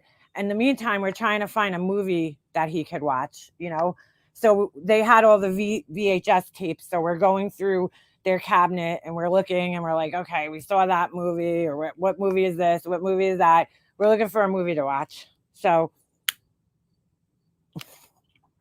we get all the way in the back of the cabinet, and there was a movie, and I think the tape had no label on it. So we were like, okay, we'll put this one in, see what this one is. So we put it in, and we're like, oh, it's WrestleMania, right? Like a couple of minutes, it's playing WrestleMania. And all of a sudden it switches. And the whole screen, right? This whole TV screen is filled with a giant dick, just giant dick sticking straight up in the air. Like, I've never seen a penis in such full detail at that point in my life. I don't think I ever saw a penis really like that. And I was like, what the fuck? Like, me and my friend were like, what the fuck? Right? So we're cracking up because we're immature kids at that age, we're like, oh my God, this is so fucking funny. Like a penis, Sweet Valley High. I remember that. So it gets better. All of a sudden, right, the camera fucking zooms out, and it's the guy we're babysitting for. And let me tell you, he was packing some fucking meat, man, because that shit was fucking huge. Crazy. It was him and his wife and another couple making a porno together, dude. And we were like, what the fuck? Like, what the fuck? So now we're like, shit, what do we do? Because we didn't want them to know that we found this tape. So we're trying to rewind it right to the spot. I'm like, yeah, I think it's when fucking Hacksaw Jim Duggan was fucking body slamming, whatever. Like, oh my God, we were freaking out. Because we're like, we didn't want them to know we seen this tape, So now we're like, holy shit, we got to put all the movies back exactly like they were, what are we going to do? So we're trying to put everything back exactly how it was, exactly how we remember it. Right. And we're like, oh my God, this is so weird. So weird. We just fucking seen the people we're babysitting for in a fucking porno, dude. Like, how fucking weird is that? So then the guy comes home from lunch, the dad, right? And now we're like, oh my, we just seen this guy's dick. We're like, oh my God, this is so fucking weird. How awkward is this? We just saw this guy's dick on the screen. And we were like, oh my God. He comes walking in the house with 2 tapes and puts them down on the fucking counter.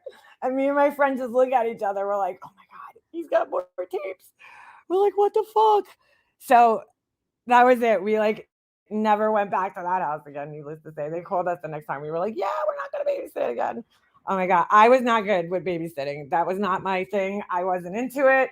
I fucking hated it. When I got called back a couple of years later, and I went and babysat at these people's house. Oh my God, I'll never forget, their dog got out of the house somehow. And I was having a fucking heart attack.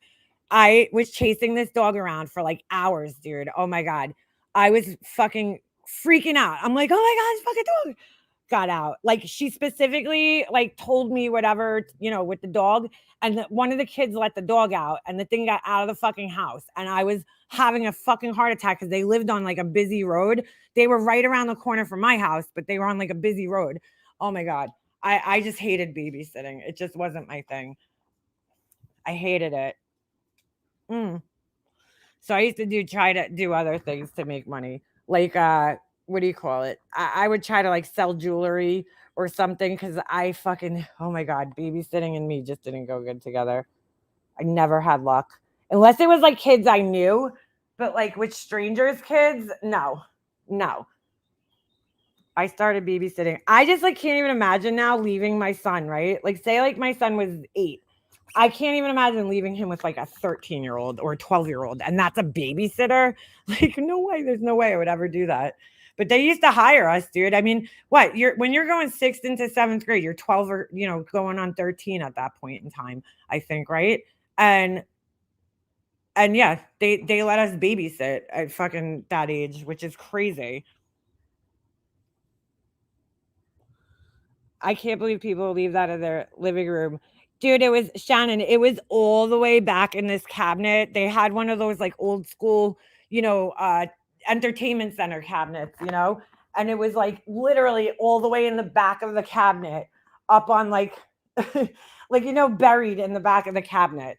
There was tons of tapes in there. They had tons of like movies in the cabinet. So like it was hidden, you know, we just happened to find it. I don't know, you know, the kids were young, so I don't think they were, you know, like the kids weren't really at an age where like they could find it in the sense of like putting it in the VCR themselves. Like the little girl was a toddler and the boy had to be like 4 maybe, you know, like he was young too. So, oh my God, it was terrible. Absolutely fucking terrible. Like so embarrassing because at that age, like I even know what the fuck a porno was. I mean, I knew kind of because who here didn't fucking have like a brother or a friend or a cousin who used to try to watch the Playboy channel in between the lines to see like a boob? Remember that shit? Used to like go on the channels and like it would be all scrambled and like the boys, they would like watch it. My friends used to. They used to like watch the Playboy channel to wait until like a boob would like come in clear for a second. But I didn't know what a porno was at that time.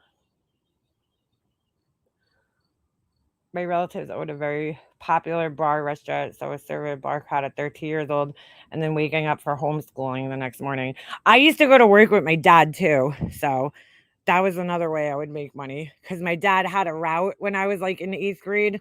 So I'd go to work with him for the day during the summer. I'd wake up like bright and early at the fucking ass crack of dawn and go to work with my dad. I worked when I was like in fucking 3rd grade, dude, because my dad owned a store. Well, he was a part owner. It actually reminded me, there's this store that they have over here. It's called Ocean State Job Lot.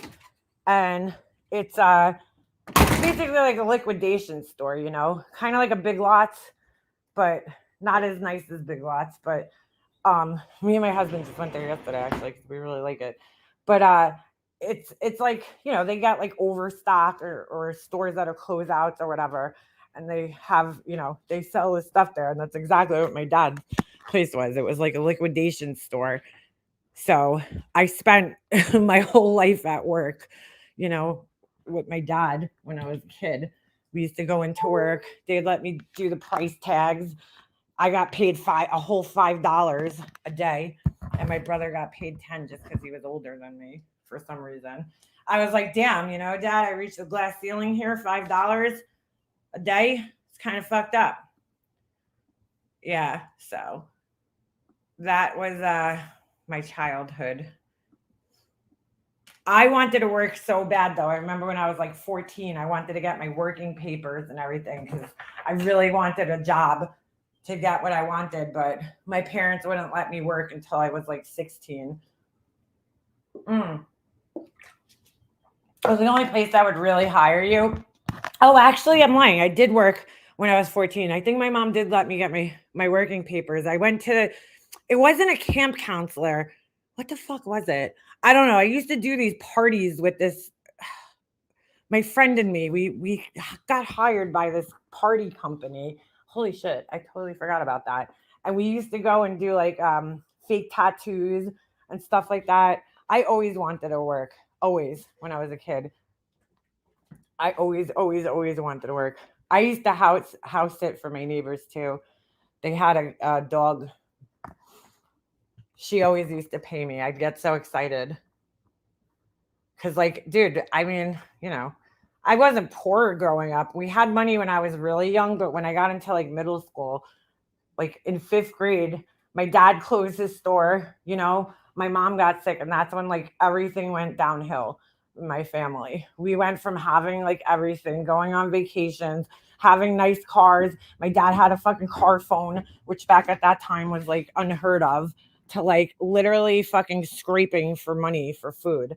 So it was a big adjustment in my family that my dad got his route, and he did that for years, but he never made the same, you know, type of money that he made when he owned his store. So, and before that, and then he's like, by the time that happened, my dad was almost at retirement age. So he really didn't want to go back to like working full time. My dad worked 7 days a week when I was a kid. I barely saw him except for when he brought me to work with him.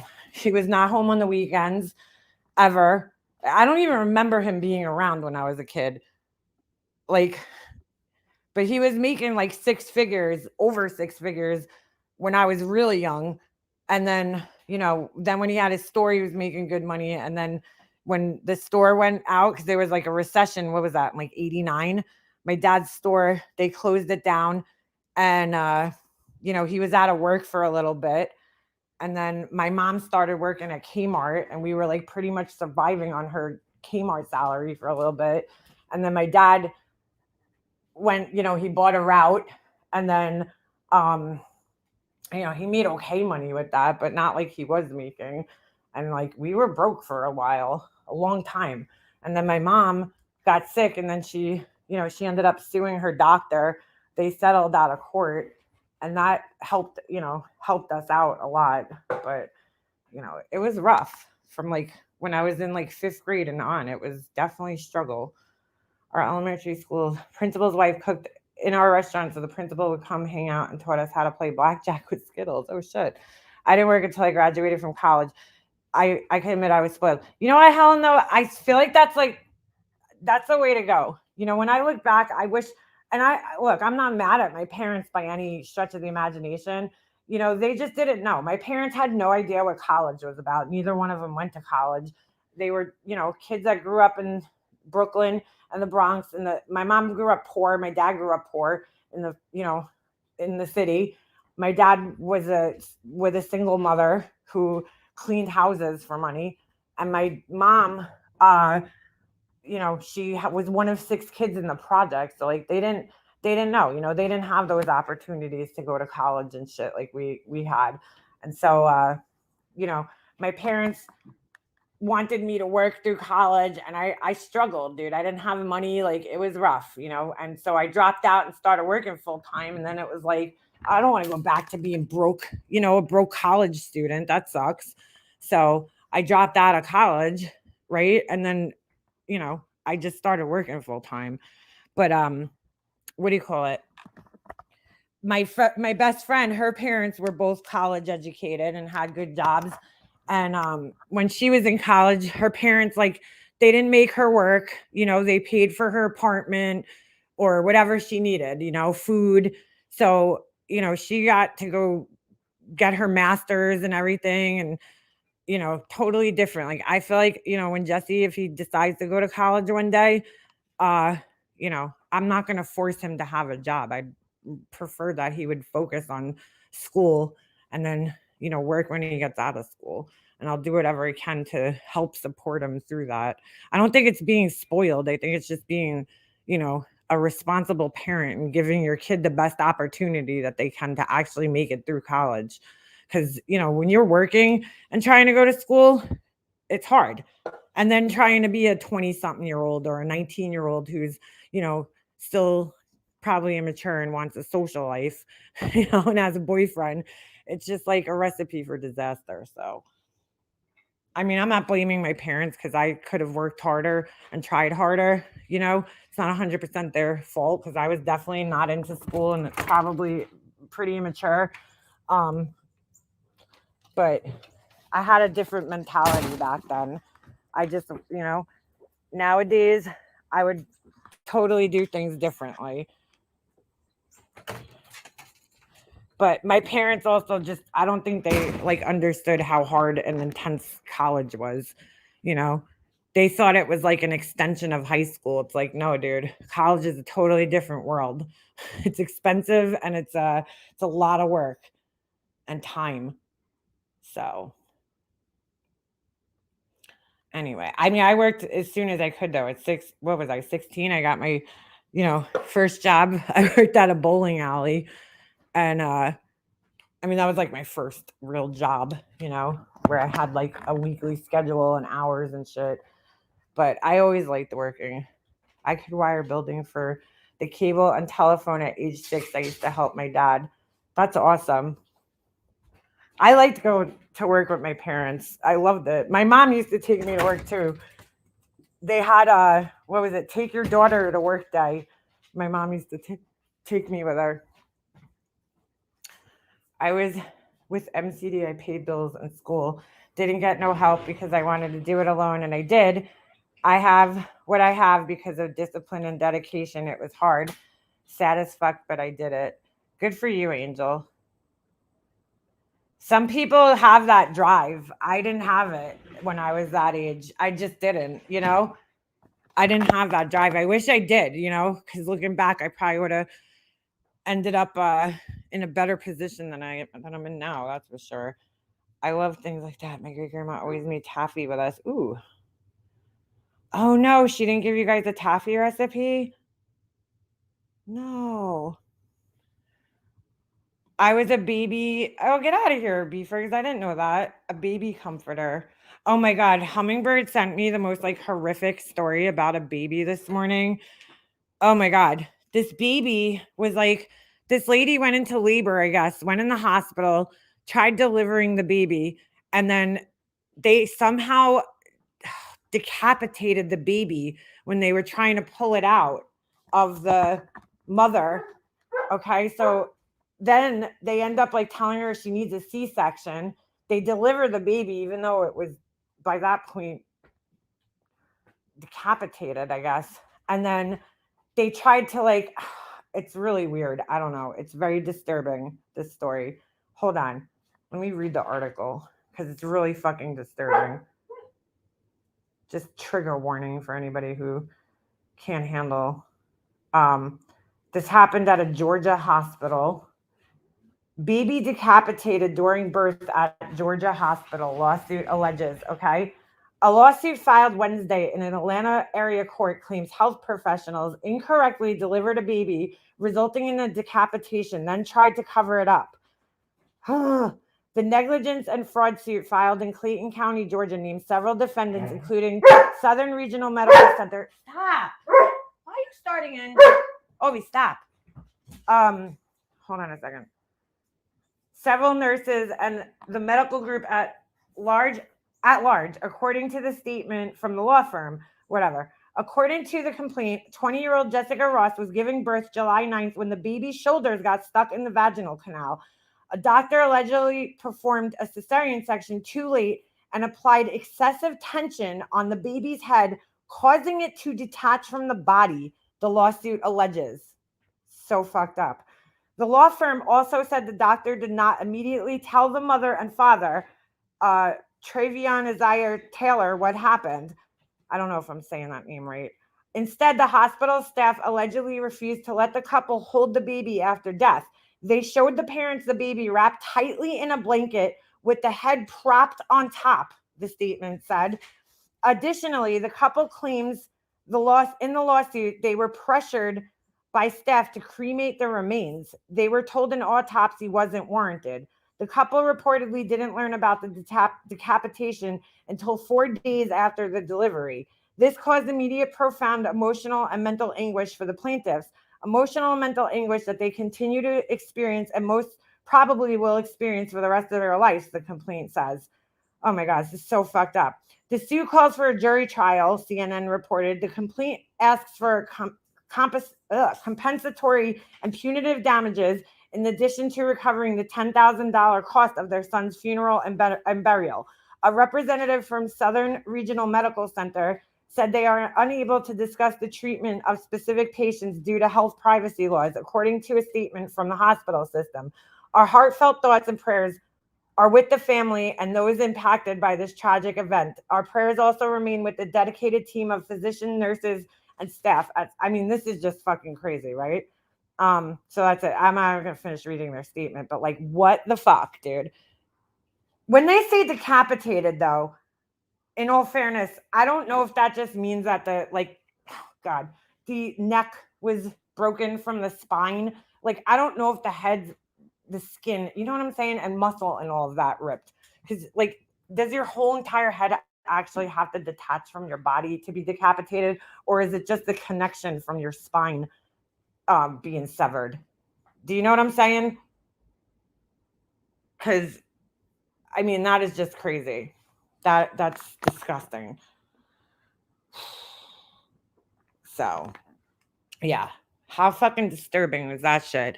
Almost as disturbing as the Alexei Treviso story, which, by the way, I saw a update on that yesterday. And this is fucking crazy, okay? I don't know where her mom found this defense attorney, but I typically don't like to be hard on defense attorneys because, like, they're doing their job, right? I know a lot of people, like, you know, they hate certain defense attorneys. Like, what was that guy that defended Casey Anthony? You know, people like hated him back when that was going on, and I'm sure people hated Johnny Cochran when he was defending OJ, and I know people hated Jodi Arias' attorneys, you know. But they're doing their job. I always try to keep that in mind. Like, you know, somebody has to defend these people. It's not necessarily that they believe these people. It's that they believe in the Constitution and justice. And that's why they become defense attorneys. Plus, there's good money in it. But what do you call it? This guy that is representing this Alexei Treviso. And if you don't know the story about this girl, I'll give you a brief synopsis. So she's a 19-year-old girl. For some reason, she's still in high school. So I don't know if she got like left back at some time, but she was still in high school at the time when this happened. She lied to everybody, which I don't know how, because there's actual photographs of her in her like cheerleading uniform. And you could clearly see she's pregnant because she's a small, skinny girl. So she lied to her mom, supposedly. The mom didn't know she was pregnant. You know, she hid the pregnancy, and she woke the mom up one night in the middle of the night with back pain, saying that she had back pain, and asked the mom to bring her to the hospital. So she goes to the mom brings her to the hospital, right? While she's at the hospital, they do a pregnancy test and they find out that she's pregnant. She's denying this, that she's even pregnant. She's like, no, I'm not pregnant. Like, I never had sex. She's trying to tell the mom that she's a virgin. So the hospital ends up giving her like a dose of morphine or something, you know, for her back pain. And in the meantime, you know, while they're trying to figure out what exactly is going on with her, in the meanwhile, right, while they're waiting for like some other test to come back, they send her, she asked if she could go to the bathroom. So there's video footage of her running down the hallway covering like her butt. Like she told them she had to take a shit, right? So she's running down the hallway and you could see this, right? She then goes in the bathroom and she's in there for about 20 minutes. And during that 20 minutes, you could see the mom going down the hallway. She's knocking on the door. Hospital staff is asking her if she's okay. They hear the toilet flushing a bunch of times, the paper towel, you know, holder going, and whatever, right? She comes out of the bathroom 20 minutes later after they finally are like, look, you know, if you're not going to come out, we're going to come in there. Because they kept asking her if she's okay, you know, what's going on. And she's like, no, kept telling that, you know, telling everybody that she was fine. So sure enough, she comes out of the bathroom and you could see this all on video. She walks out like casually, nothing happened, you know, and she goes back into the room. Well, the nurses are out, standing, some of the staff standing out the door, where the bathroom, and they see that there's like blood all over the place. That looks like, she tried cleaning it up. So it's like smeared. You could see it was wiped up with a paper towel. So they call the cleaning staff in. The cleaning staff comes over and she starts cleaning up the bathroom. And then, she goes to change the garbage out. And when she picks up the garbage, she realizes that the garbage feels really heavy. Like normally it's just paper towels in there that people are throwing from washing their hands. So she's like, okay, something's up, So she looks in the garbage and the baby's in the garbage. Now, not only was the baby in the garbage pail, this girl gave birth in the bathroom, okay? Not only was the baby in the garbage pail, but she took the baby, right? They had the, bag in there, like the liner was in there. And then they threw the extra liners underneath that, right? So she took the liner, wrapped the baby up in it, and every single staff person described it exactly the same way. She twisted it up like you would with a loaf of bread, right? Then after she twisted the baby in this bag, she wrapped the excess like around, the thing. So like obviously the baby had no fucking chance of surviving in a situation like that. So then she puts the baby in the garbage pail, and then on top of the baby that's already in the bag, she puts another liner on top of that to make it look like it's a brand new liner in the garbage pail, right? So they go back in the hospital. The hospital contacts the police, and that's when you first see video of, the police are there, and that's when they inform her and she already knew obviously, but they informed the mother that, the baby was in the garbage pail. And the mom's first reaction, she's like, Alexei, have you not seen what they've done on the news? What these girls do with their babies? Like, weird reaction from the mom, not like, hey, I didn't even know you were pregnant. That was her reaction. So the attorney now that's representing her is suing the fucking hospital, saying that the hospital is somehow negligent in this. And it's just fucking insane. Yeah, there was a whole bunch of paper towels in the bag and shit. They were saying that, yes, they have help buttons in there, the bathroom, especially in the emergency room. So anyway, the fucking defense attorney is trying to say that the hospital is negligent, okay, because they conducted an autopsy on the baby. And although when she was caught, her first reaction when the cops were there was she said nothing was crying. So she knew she fucked up. But okay, even if the baby wasn't crying and wasn't breathing, why would you're in a hospital, try to render help. You're right there. Nurses are standing right outside the door. Why would you wrap it up and throw it in a garbage bag?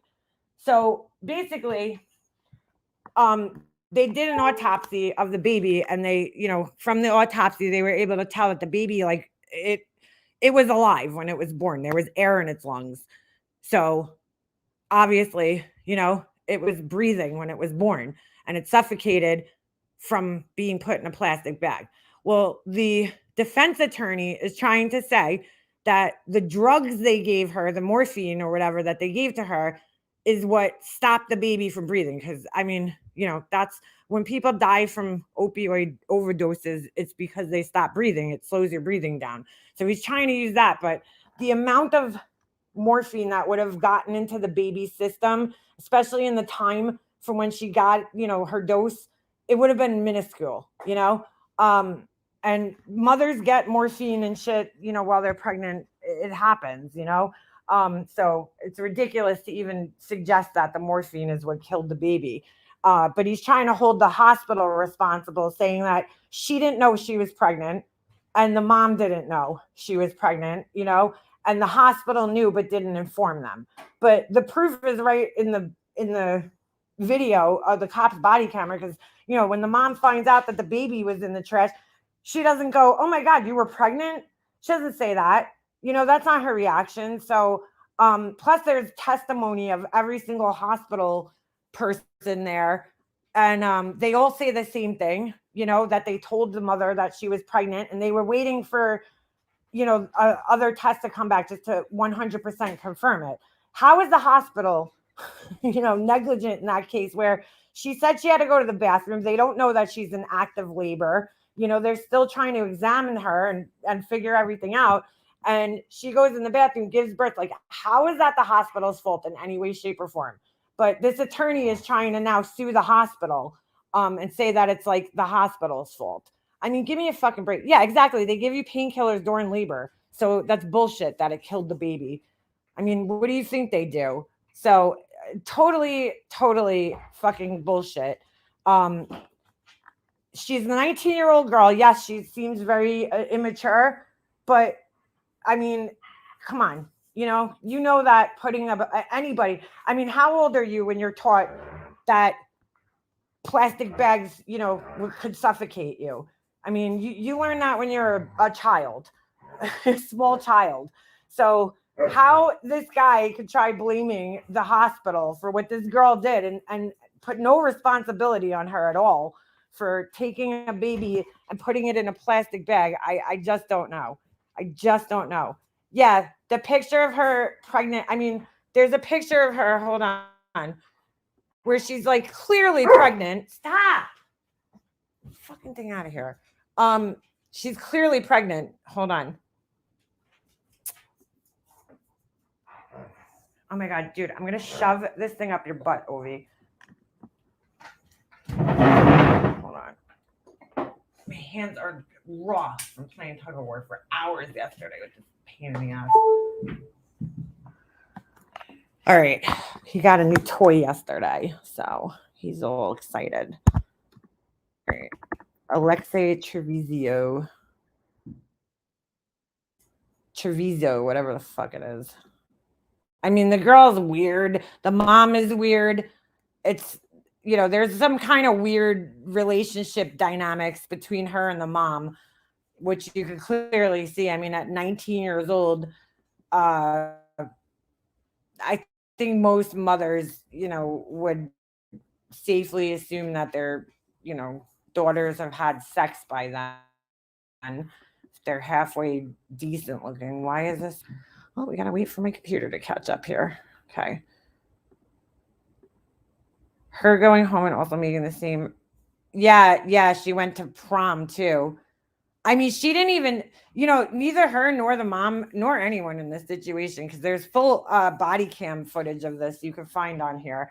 And like, you could watch every interview that the police did with the staff at the hospital. And like, I mean, nobody asked, right? Her boyfriend was there, his mom. Nobody had any questions about the baby, which was so weird to me. But I just don't know how you could blame the hospital for this. Like, it's insane. All right, Ovi, I see you, dude. Stop. God. Dork thinks I have nothing better to do than to play freaking tug of war all day. Here. I don't know where the pictures are. Oh, hold on a second. Let me switch this. Yeah, she went to the prom. She fucking went to prom. So yeah, here she is at the prom. Not like, dude, like she gave a baby, like she did this to the baby, and here she is at her prom, smiling. It's like sick. And here's the cheerleading photo. I mean, dude, that you can't tell she's pregnant in this. I mean, it doesn't even look like she was trying to hide it. At that age, especially with girls this age, it's pretty obvious. Like, she's not fat. Your weight's not going to go all to your stomach. Ow, Ovi. God, you're biting my fingers. I mean, look at that. Come on, girl. Who are you kidding? She's clearly pregnant in this picture. Clearly. So, there is definitely some weird shit going on in this household with this little, girl. I don't know why she was still in high school at 19 years old. So, I mean, she's going to be tried as an adult. Oh, hold on a second. I thought I was showing the picture better. Yeah, look at this picture. I mean, tell me that she's not pregnant. Come on. Right. How the mom didn't know is beyond me. I mean, she's a small girl. And look at that belly. I mean, come on. So, not good. Not good. I don't know how the mom didn't know. I mean, it's just absolutely ridiculous to assume that. I don't know, maybe the mom wasn't paying attention. People in school had to know. There's some rumors that, you know, that she had told people in school that she was pregnant. So again, I don't know, that's all hearsay, but people claim to have known that she was pregnant, no matter how much she wants to lie about it. So here you see just more of the cheerleading. I mean, look at her belly. You could see it even in this like kind of blurry picture. You could tell she's pregnant. And in this one, I mean, she's not huge, but you know, you could tell something's going on there. Look at her next to the other girls too. I mean, you know, you don't just gain weight that fast and all in your stomach. I feel like the mom knew in the sense where maybe the daughter didn't tell her, right? But she had a feeling probably that the daughter was pregnant or that something was going on. And we don't know what kind of, you know, conversations took place between them. But her reaction I showed this when I first learned about it, right? We looked at the video and her reaction to me was very weird for a mom who allegedly didn't know that her daughter was pregnant, right? You know, it's like, she's not like, oh my God, you're pregnant. Like her reaction is very, very strange. But unfortunately, there's no video prior to the police getting there. So I don't know what kind of conversations went down with the doctors prior to the police getting there, but everybody in the hospital staff that was involved, they all said the same thing, that she was denying, you know, being pregnant and having sex to the mom and to the hospital staff. So it's like, I don't know why. I don't know. I really don't know. If she got so far as to go to the hospital, just give the baby up. Well, that's the thing too, Angela. She lives in a state in New Mexico, I believe, right? Where, you know, they have this safe haven type of laws where you could, you know, leave the baby, no questions asked, at a hospital or probably a fire department. So it's like, I mean, how in the world can an attorney even fight this? It's ridiculous to fight this. I mean, granted, there's no good defense. I really don't know what other defense you would have unless you did some type of insanity plea, but I don't think that's going to work. She seems pretty aware of what's going on, and then even admits in the body cam video that the baby wasn't crying. So, you know what I'm saying? Like, I mean, but what that split second decision, right? To take that baby and hide it, do what you did, just ruined the rest of your life, you know? 19 years old, you're about to embark on your life. Yes, would a kid completely change your life? Absolutely. But it wouldn't destroy your life to the point where you're now, you know, the way that killing a baby would. So I just can't understand, like, what the fuck this girl was thinking, where it was like that was the better decision in her mind, was to just throw this baby in the trash. Like, I mean, you could have gave it up for adoption.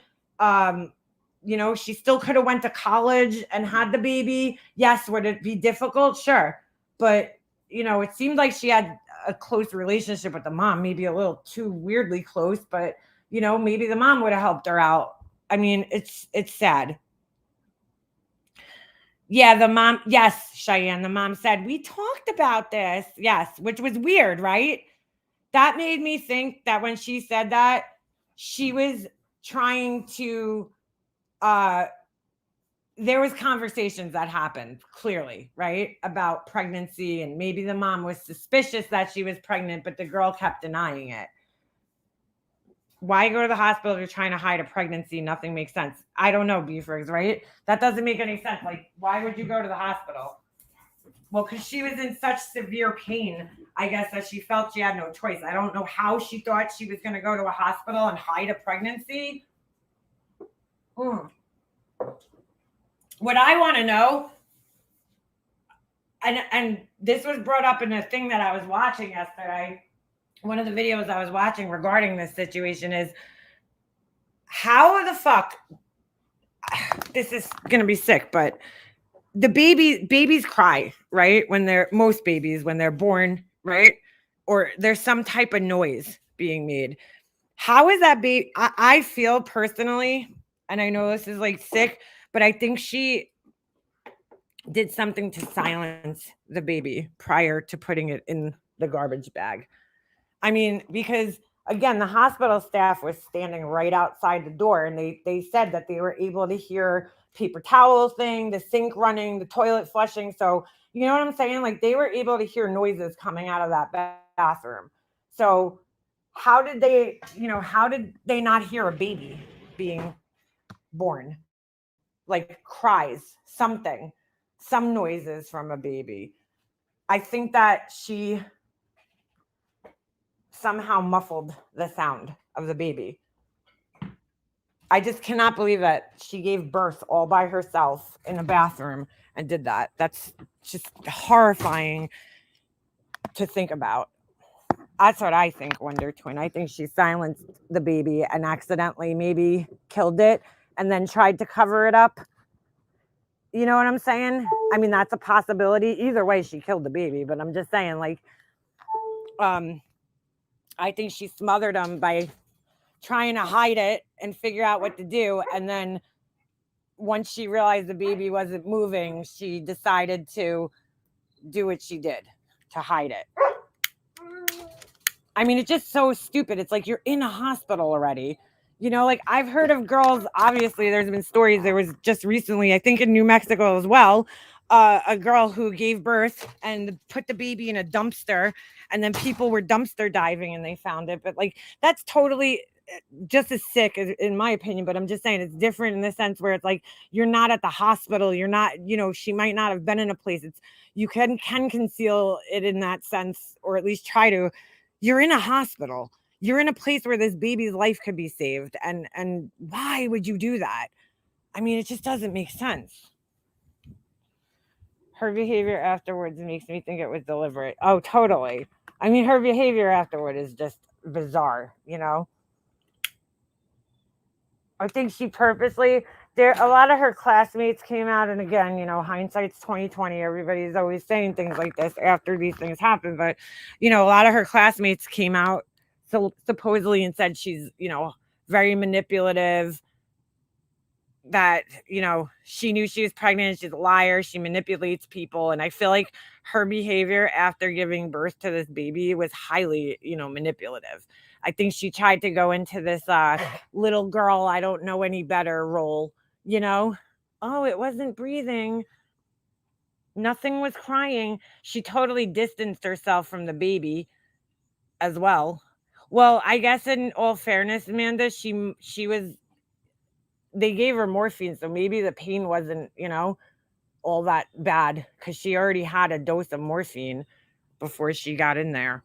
So she was clearly in active labor, but I just don't see how the hospital is responsible in this case at all. The father of the baby's parents were at the hospital with the mom, and there's body cam footage of hold on, let me see if I can find it real quick.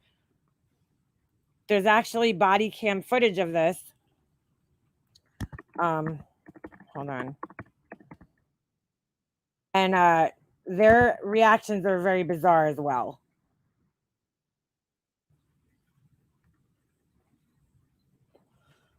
Let me see if I can find the body cam footage real quick.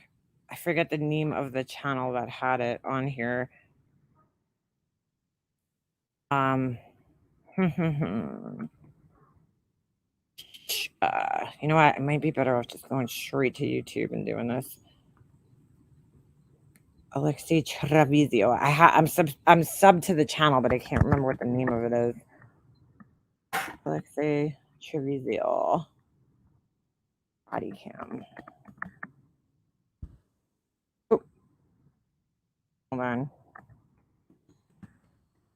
You could actually see his like reaction, and it's bizarre to say the least. I mean, oh, all right. Law and Crime Network has it, so I guess we could take a look at this.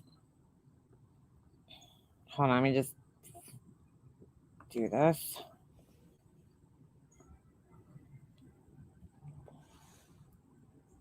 Even if the baby was Exactly, Cheyenne. That's what I'm saying. Even if the baby was stillborn, right?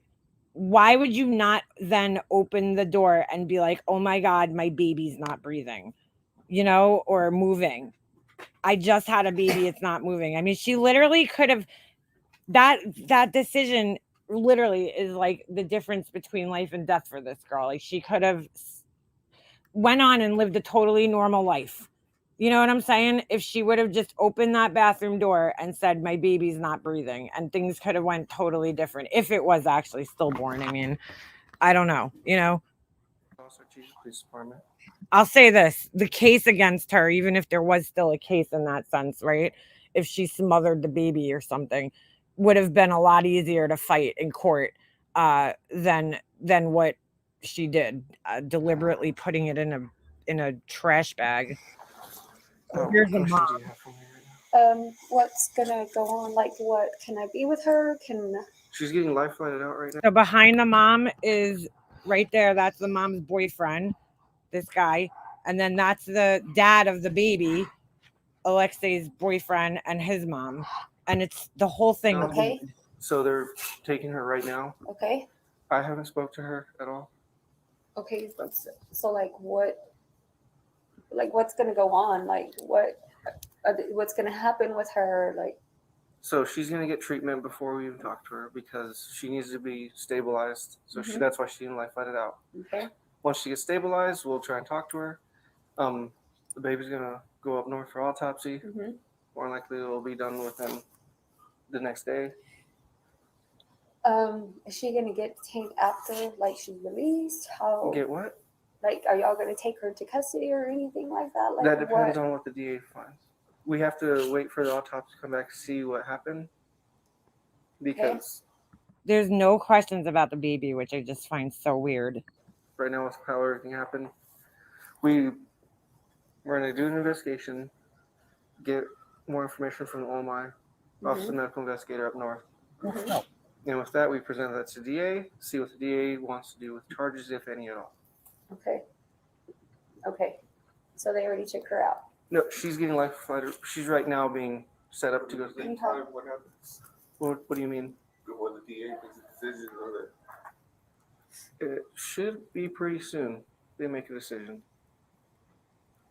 Because with the age of the decedent, they usually expedite autopsy reports and such. With normal people that pass naturally at home, it takes a couple months for us to get reports back. Stuff like this. He's basically saying with a baby, they're going to expedite, the autopsy. We'll get it back pretty soon. Okay. So,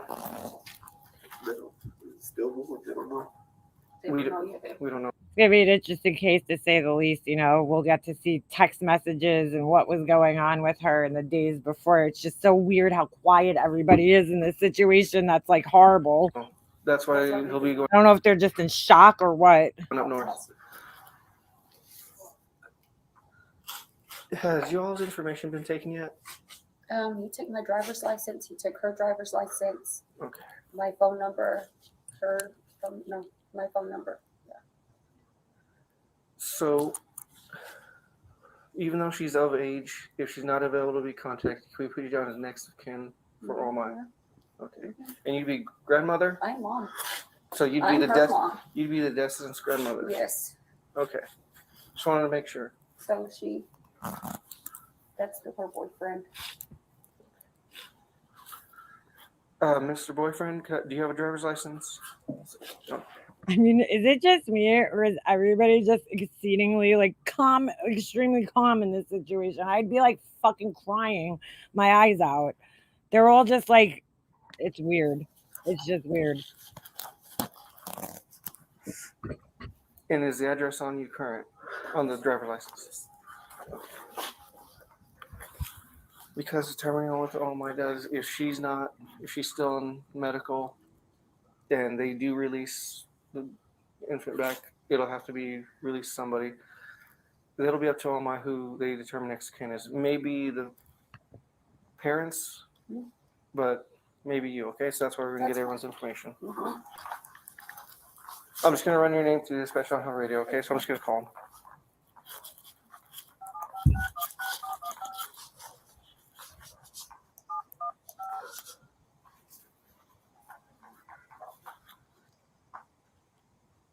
Like even the cop is just like, what the fuck? I think everybody in this situation is just shocked. I don't know. Very strange reactions here. Hey, Houston's off 7:15. Are you on APD? Hold on, I'm gonna fast forward through the cop. He's on the phone. You don't need to see this. Thank you. But as soon as they're done with her, like if everything's okay, will I be able to bring her home with me? Yes. I will? Yes. Okay. It's so weird. The mom has no questions about the baby. She's just all concerned about bringing the mom, bringing the daughter home with her, which is just, again, it's just so weird. It's like, why are you not concerned that your daughter just gave birth and put a baby? Like, I would be like asking over and over again, like, what exactly happened here? I need to know this story. She's just, it's so bizarre. I don't know. Other mom's not asking any questions. The baby, the boyfriend's mom. Where she'll be going. With me? No. To my house. I mean, like. When she gets like Oh, that, okay. I don't know which one. They told me love. Like, what are you not understanding? Your daughter just committed a crime, sweetie. Loveless Regional. Yeah. Loveless Regional? Yeah. That's my card. Get a Okay. hold, keep a hold of me. Okay. So if she stays at Loveless and then she gets released, she can go back to y'all. Okay. And I'll be in touch with you to try and set up an interview with her. Okay. Okay. Would y'all mind talking to me later when y'all are okay? Yeah, I was with her. I know she talked to him for a while on the phone, and then she came to me. So I've been with her the rest of the time. Today? Mm-hmm. Oh, so what did she come here for that she told you? She told me she had back pain. That's it? That's it. Okay. Has she been having back pain before? Yeah, she's pain for her and her hips is no. I mean, she was born with like her. I don't know. It's like crooked. Her spine? Okay, because my ex-husband, he. How do you not know? She's like, it was crooked, like spina bifida. Like, would she have? Scoliosis? What are you talking about, lady? You would know that if it was your kid and she had this. Hit me. He beat me whenever I was pregnant with her. So she was early. So she had some problems with her hips. Like I always had to take her to the chiropractor to get adjusted because she couldn't use she was always getting constipated. Like Meanwhile, she was like a cheerleader. Like, I don't know what any of this has to do with anything. she had to get lined up, whatever. So I mean, I've been taking her to chiropractor because I always thought, well, this time, I didn't know. I honestly didn't know she was pregnant. I didn't know. I just thought, like she said, I had back pain while my hips are hurting me. I think I need to go to the chiropractor. I said, okay, let's go tomorrow. But she was like in really a lot of pain and, When did it start? So weird. Look, they all look at the boyfriend, which is so odd, right? Hold on a second. I just noticed that I had. Oh, thank you, Wonder Twin. I just noticed there was a new membership. Thank you. We got to do some members only lives. I keep thinking about that. Like the pain? Yes. Yesterday she said it was really bad, that her hips were hurting and her back.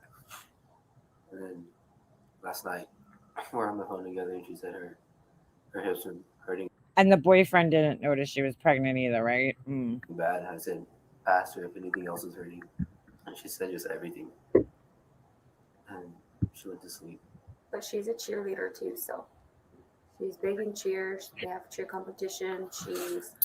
She Like, what does that have to do with anything? works out. I mean, And she's been active this whole yeah, time? she's been active this whole time And who does she live with? with me. So Parents are with us. Oh. Yeah, 'cause she's in school. She's a senior. And how long have y'all been together? Almost 2 years. 2 years? Okay. 2 years, and the mom didn't think at all that they were having sex in those 2 years. Sounds likely. So I'm not trying to be rude, but you are more than likely would be the father? Okay. It's, No, we get it. We get sometimes it it. happens. They're laughing about it, like, oh my god, dude. So with everything that comes with that, gets a little shaky when it's newborn, stuff like that. But with like death certificates, stuff like that, Turping and Sons, if you choose to use them, we'll be the ones to help you get those. Other than that, because that's all really you'd need, and they can help you with the afterlife care. Okay. Mm-hmm. Do y'all have any questions for me right now? Okay. You have my number. You can. That is my work phone. If you want to text me Okay. or call me, I have my email on there as well. Okay. Sergeant and I got your information right. Yes. Okay. I'm sorry. This whole situation is just bizarre to say the least. I don't know if they're just in shock, but like his mom's not saying a word. He's not saying a word. It's weird. Let me give you my card too, so you can give me a call. All right. Just because I want to make sure everyone stays updated. Okay. Like I said, I don't know. There will be charges that will be up to the district. And the boyfriend just went to prom with her. Like, dude, she killed your baby. Like, what the fuck, dude? Attorney's office, if any, are even done. Okay. Okay. It's too early in the game to know right now. Okay. So I saw somebody making an argument on like, I don't know, some video where they're like, well, you know, had she terminated the pregnancy, basically, you know, like an abortion or something, you know, people wouldn't be upset. But I'm thinking in my head, well, all right, typically, statistically, because I think in New Mexico, abortion is I don't think there's any term limits on abortion in New Mexico from what I remember in this video, right? So you could basically terminate the baby up until almost it's born, but most people don't do that. Statistically, it's such a small percentage of people who would even do that. Why would you, you know, go through a whole entire pregnancy and then decide to terminate the pregnancy at the end of the pregnancy? It just doesn't even make sense, you know. You would typically do that within the first trimester usually, you know, as long as that's when you found out. Some people don't even know they're pregnant until they're in their second trimester. I mean, that happened to my cousin with her second son. She kept going to get tests and they were coming out negative. And then finally, by the time she found out she was pregnant, she was already in her second trimester. So, but still, right? You know, most people statistically don't terminate pregnancies that late in the game. It's very rare, very rare. And again, like you don't know the circumstances when they do, if they do, you know. So it's such a small percentage of people that do that. So it's a stupid argument to make. we're just gonna do the initial investigation. I was on the phone with our dispatch, so all mine will be here in 45 minutes. It's one of their field agents. Okay. And they're the ones, so in the state of Mexico, we're not allowed to touch anybody that's passed. Okay. They're called a decedent. They're the only ones allowed to It's actually decedent, but who's arguing here? actually handle somebody. So we wait for them to even do anything. So hospitals allowed to do it because they do care, you know, life-saving efforts. Whenever life-saving efforts cease, no one's allowed to touch them. So we have to wait for them to show up Okay. before we even start that side of stuff, okay? Okay. So she's getting life flighted out. We'll talk to her later. Okay. That's if she even wants to talk to us, if she chooses to, because she still has her constitutional rights. Should I like get a lawyer for her? Should I? You can, that's your choice. I can't tell you what to do. I love when people ask the police that. It's like, should I get a lawyer? Like, they can't tell you. Oh my God. That's something that y'all as a family have to talk about, okay? Well, why don't we want to talk to her over in Roswell? Yes. But I go right here, they won't let her. Yeah, they wouldn't She's let us. Yeah. she should be gone by now. Okay. So that's with the helicopters coming in. They want nobody near it, so that way you can't Yeah. mess with anything. Because if any of their vitals go off, they'll stop it, Yeah. which could be an issue for if they need care immediately. So that's why whenever someone gets life flighted, they should cut off every contact with the family Okay. because they're making sure she's getting set up to get transported out. Okay. So that's why they tell you leave. Yeah. It seems Okay. very harsh, but it's because with the flight nurse, the flight doctor, they have to make sure everything stays constant. Okay. So she should be gone by now because she was already getting prepped whenever I came out to y'all. Okay. So with that, I still just can't believe the other mom is just sitting there with her hand over her mouth. Like, I don't know if she's just in shock or like what's going on. like I said, she'll be leaving. We'll stay here with the Destinat and go from there. Okay. Okay. So once she gets to Loveless, it's up to Loveless if they'll let you back there. Okay. All right, because she is of age. So Mm-hmm. Yes, she is. with COVID and how everything goes, it just depends. Okay. Okay. So if before you make the drive, I'd call, see if that's available, Okay. and just let them know what's going on, and we'll just let your family and that it's possible. Okay. All right. Okay. We'll be here if you need anything. Yeah. Well, I'll be over there, and I'll Okay. just be waiting. All right. Okay. Thank you so much. All right, folks. Dude, like, tell me that isn't fucking weird the way the mom's even acting. I don't know. I don't know if she's just in shock or what, but the whole situation just seems so bizarre. I mean, it's very strange. Very strange. Like, how did the boyfriend even talk to her after that? You know? Was this like a planned thing? You know, who knows? I don't know. I just don't get it. I don't understand it. I don't know how you do it. I don't know how you do that. I think they all might have knew she was possibly pregnant, but for some reason maybe just never took steps to figure it out.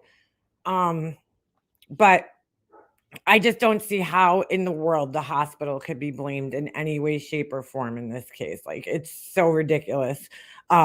You could see the nurses and the staff going to the bathroom. I mean, they literally told her they were going to kick the door down because she was in there so long. So, very strange case. She's trying to hide the baby, point blank, period. Exactly. Sorry, but boys that age are idiots. Yeah, you know, that younger generation at that age, they are, you know, lacking personality sometimes as teenagers. But wow.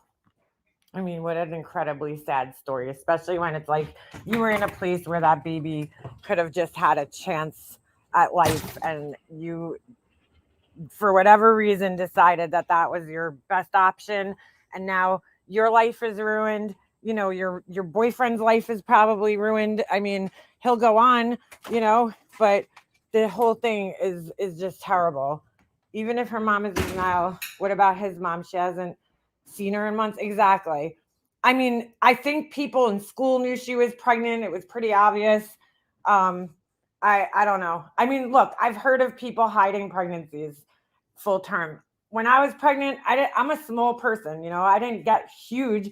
I don't know if I could have concealed my pregnancy. You know, I feel like when you're heavier, it might be a little easier to conceal a pregnancy. But when you're like skinny like that, like this girl, small, petite, it's kind of hard to hide a pregnancy. I mean, I guess you can with some like super baggy sweatshirts, but I have no sympathy. Sunny Days, zero sympathy for her and for anybody really in the situation. I mean, the mom didn't even ask any questions about the baby, which I just like find so odd because I would have just been like, what? Like, if I didn't know my daughter was pregnant, I would have been like, what? I mean, the weird thing is that when the mom said that, and I feel like that's so telling, and somebody just brought it up in the chat, when her reaction was, you know, we talked about this. It's like, why would you even have a conversation about killing a baby? Like, what? Like, that's the context that it kind of came out of, you know? She's like, we talked about this. Like, I don't know what she meant exactly, talked about what exactly, but like, you talked about what? Her being pregnant and hiding a pregnancy? Like, just doesn't make any sense. I mean, I don't know. Shh, stop it. So, yeah, very sad story. Nobody even asked what the sex of the baby was. Like, was it a boy? Was it a girl? The doctors had to tell them. I mean, so bizarre. So bizarre. Yeah, not in cheerleader uniforms. I mean, it was pretty obvious there. I was huge. No way I could ever hide a pregnancy. I was all BB2, gained less than 10 pounds with my son. I honestly didn't get that big until like my last month of pregnancy. Like I look back 6 months, 7 months, I wasn't that big. It wasn't until I got, my last like 2 months of pregnancy that I really started showing. Like you could have looked at me when I was 6 months pregnant and thought, all right, Leanna gained a little weight or she's a little bloated looking, I knew a girl hit her pregnancy. She wore girdles and bugger clothing, kept partying. What's bugger clothing? Oh, bigger maybe. Kept partying. The baby girl was born with disabilities. Oh my God, that's so sad. Oh my God.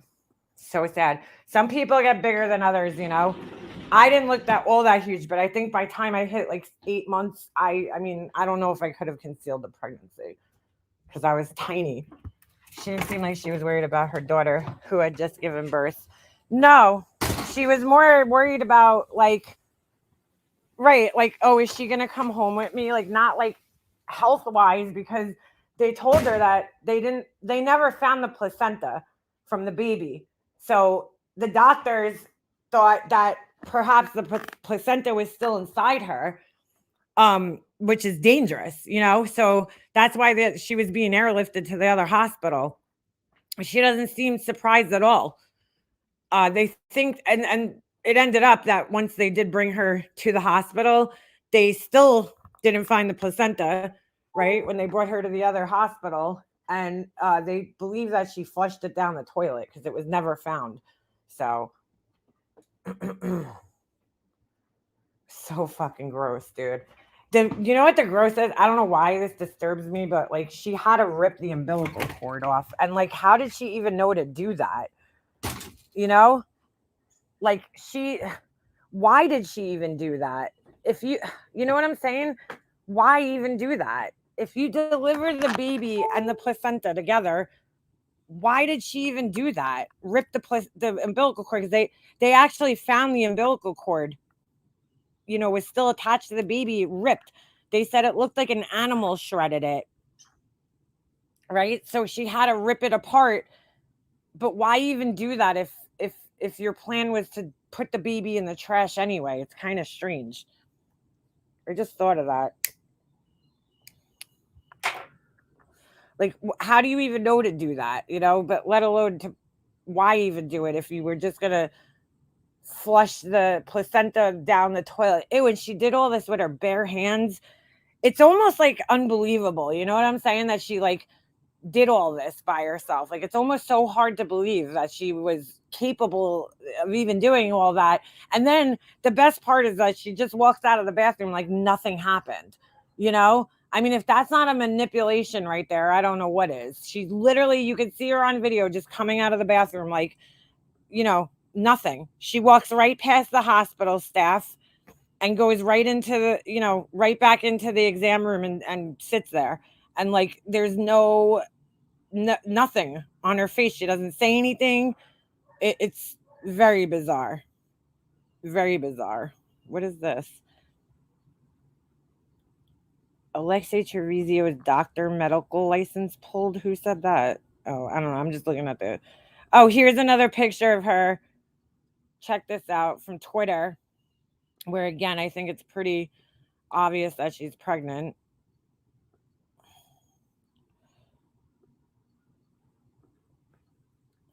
Look at this. I mean, come on. She wasn't really doing much to conceal it. You would think she'd be wearing huge sweatshirts or something. So bizarre. What an idiot. This is a sick person. I don't fucking care how old she is. She knew, you know better. The mom was almost treating her as if she was still like a little baby, but she's not. She's a grown girl. Yeah, she's still in high school, but she's old enough to know that what she's doing.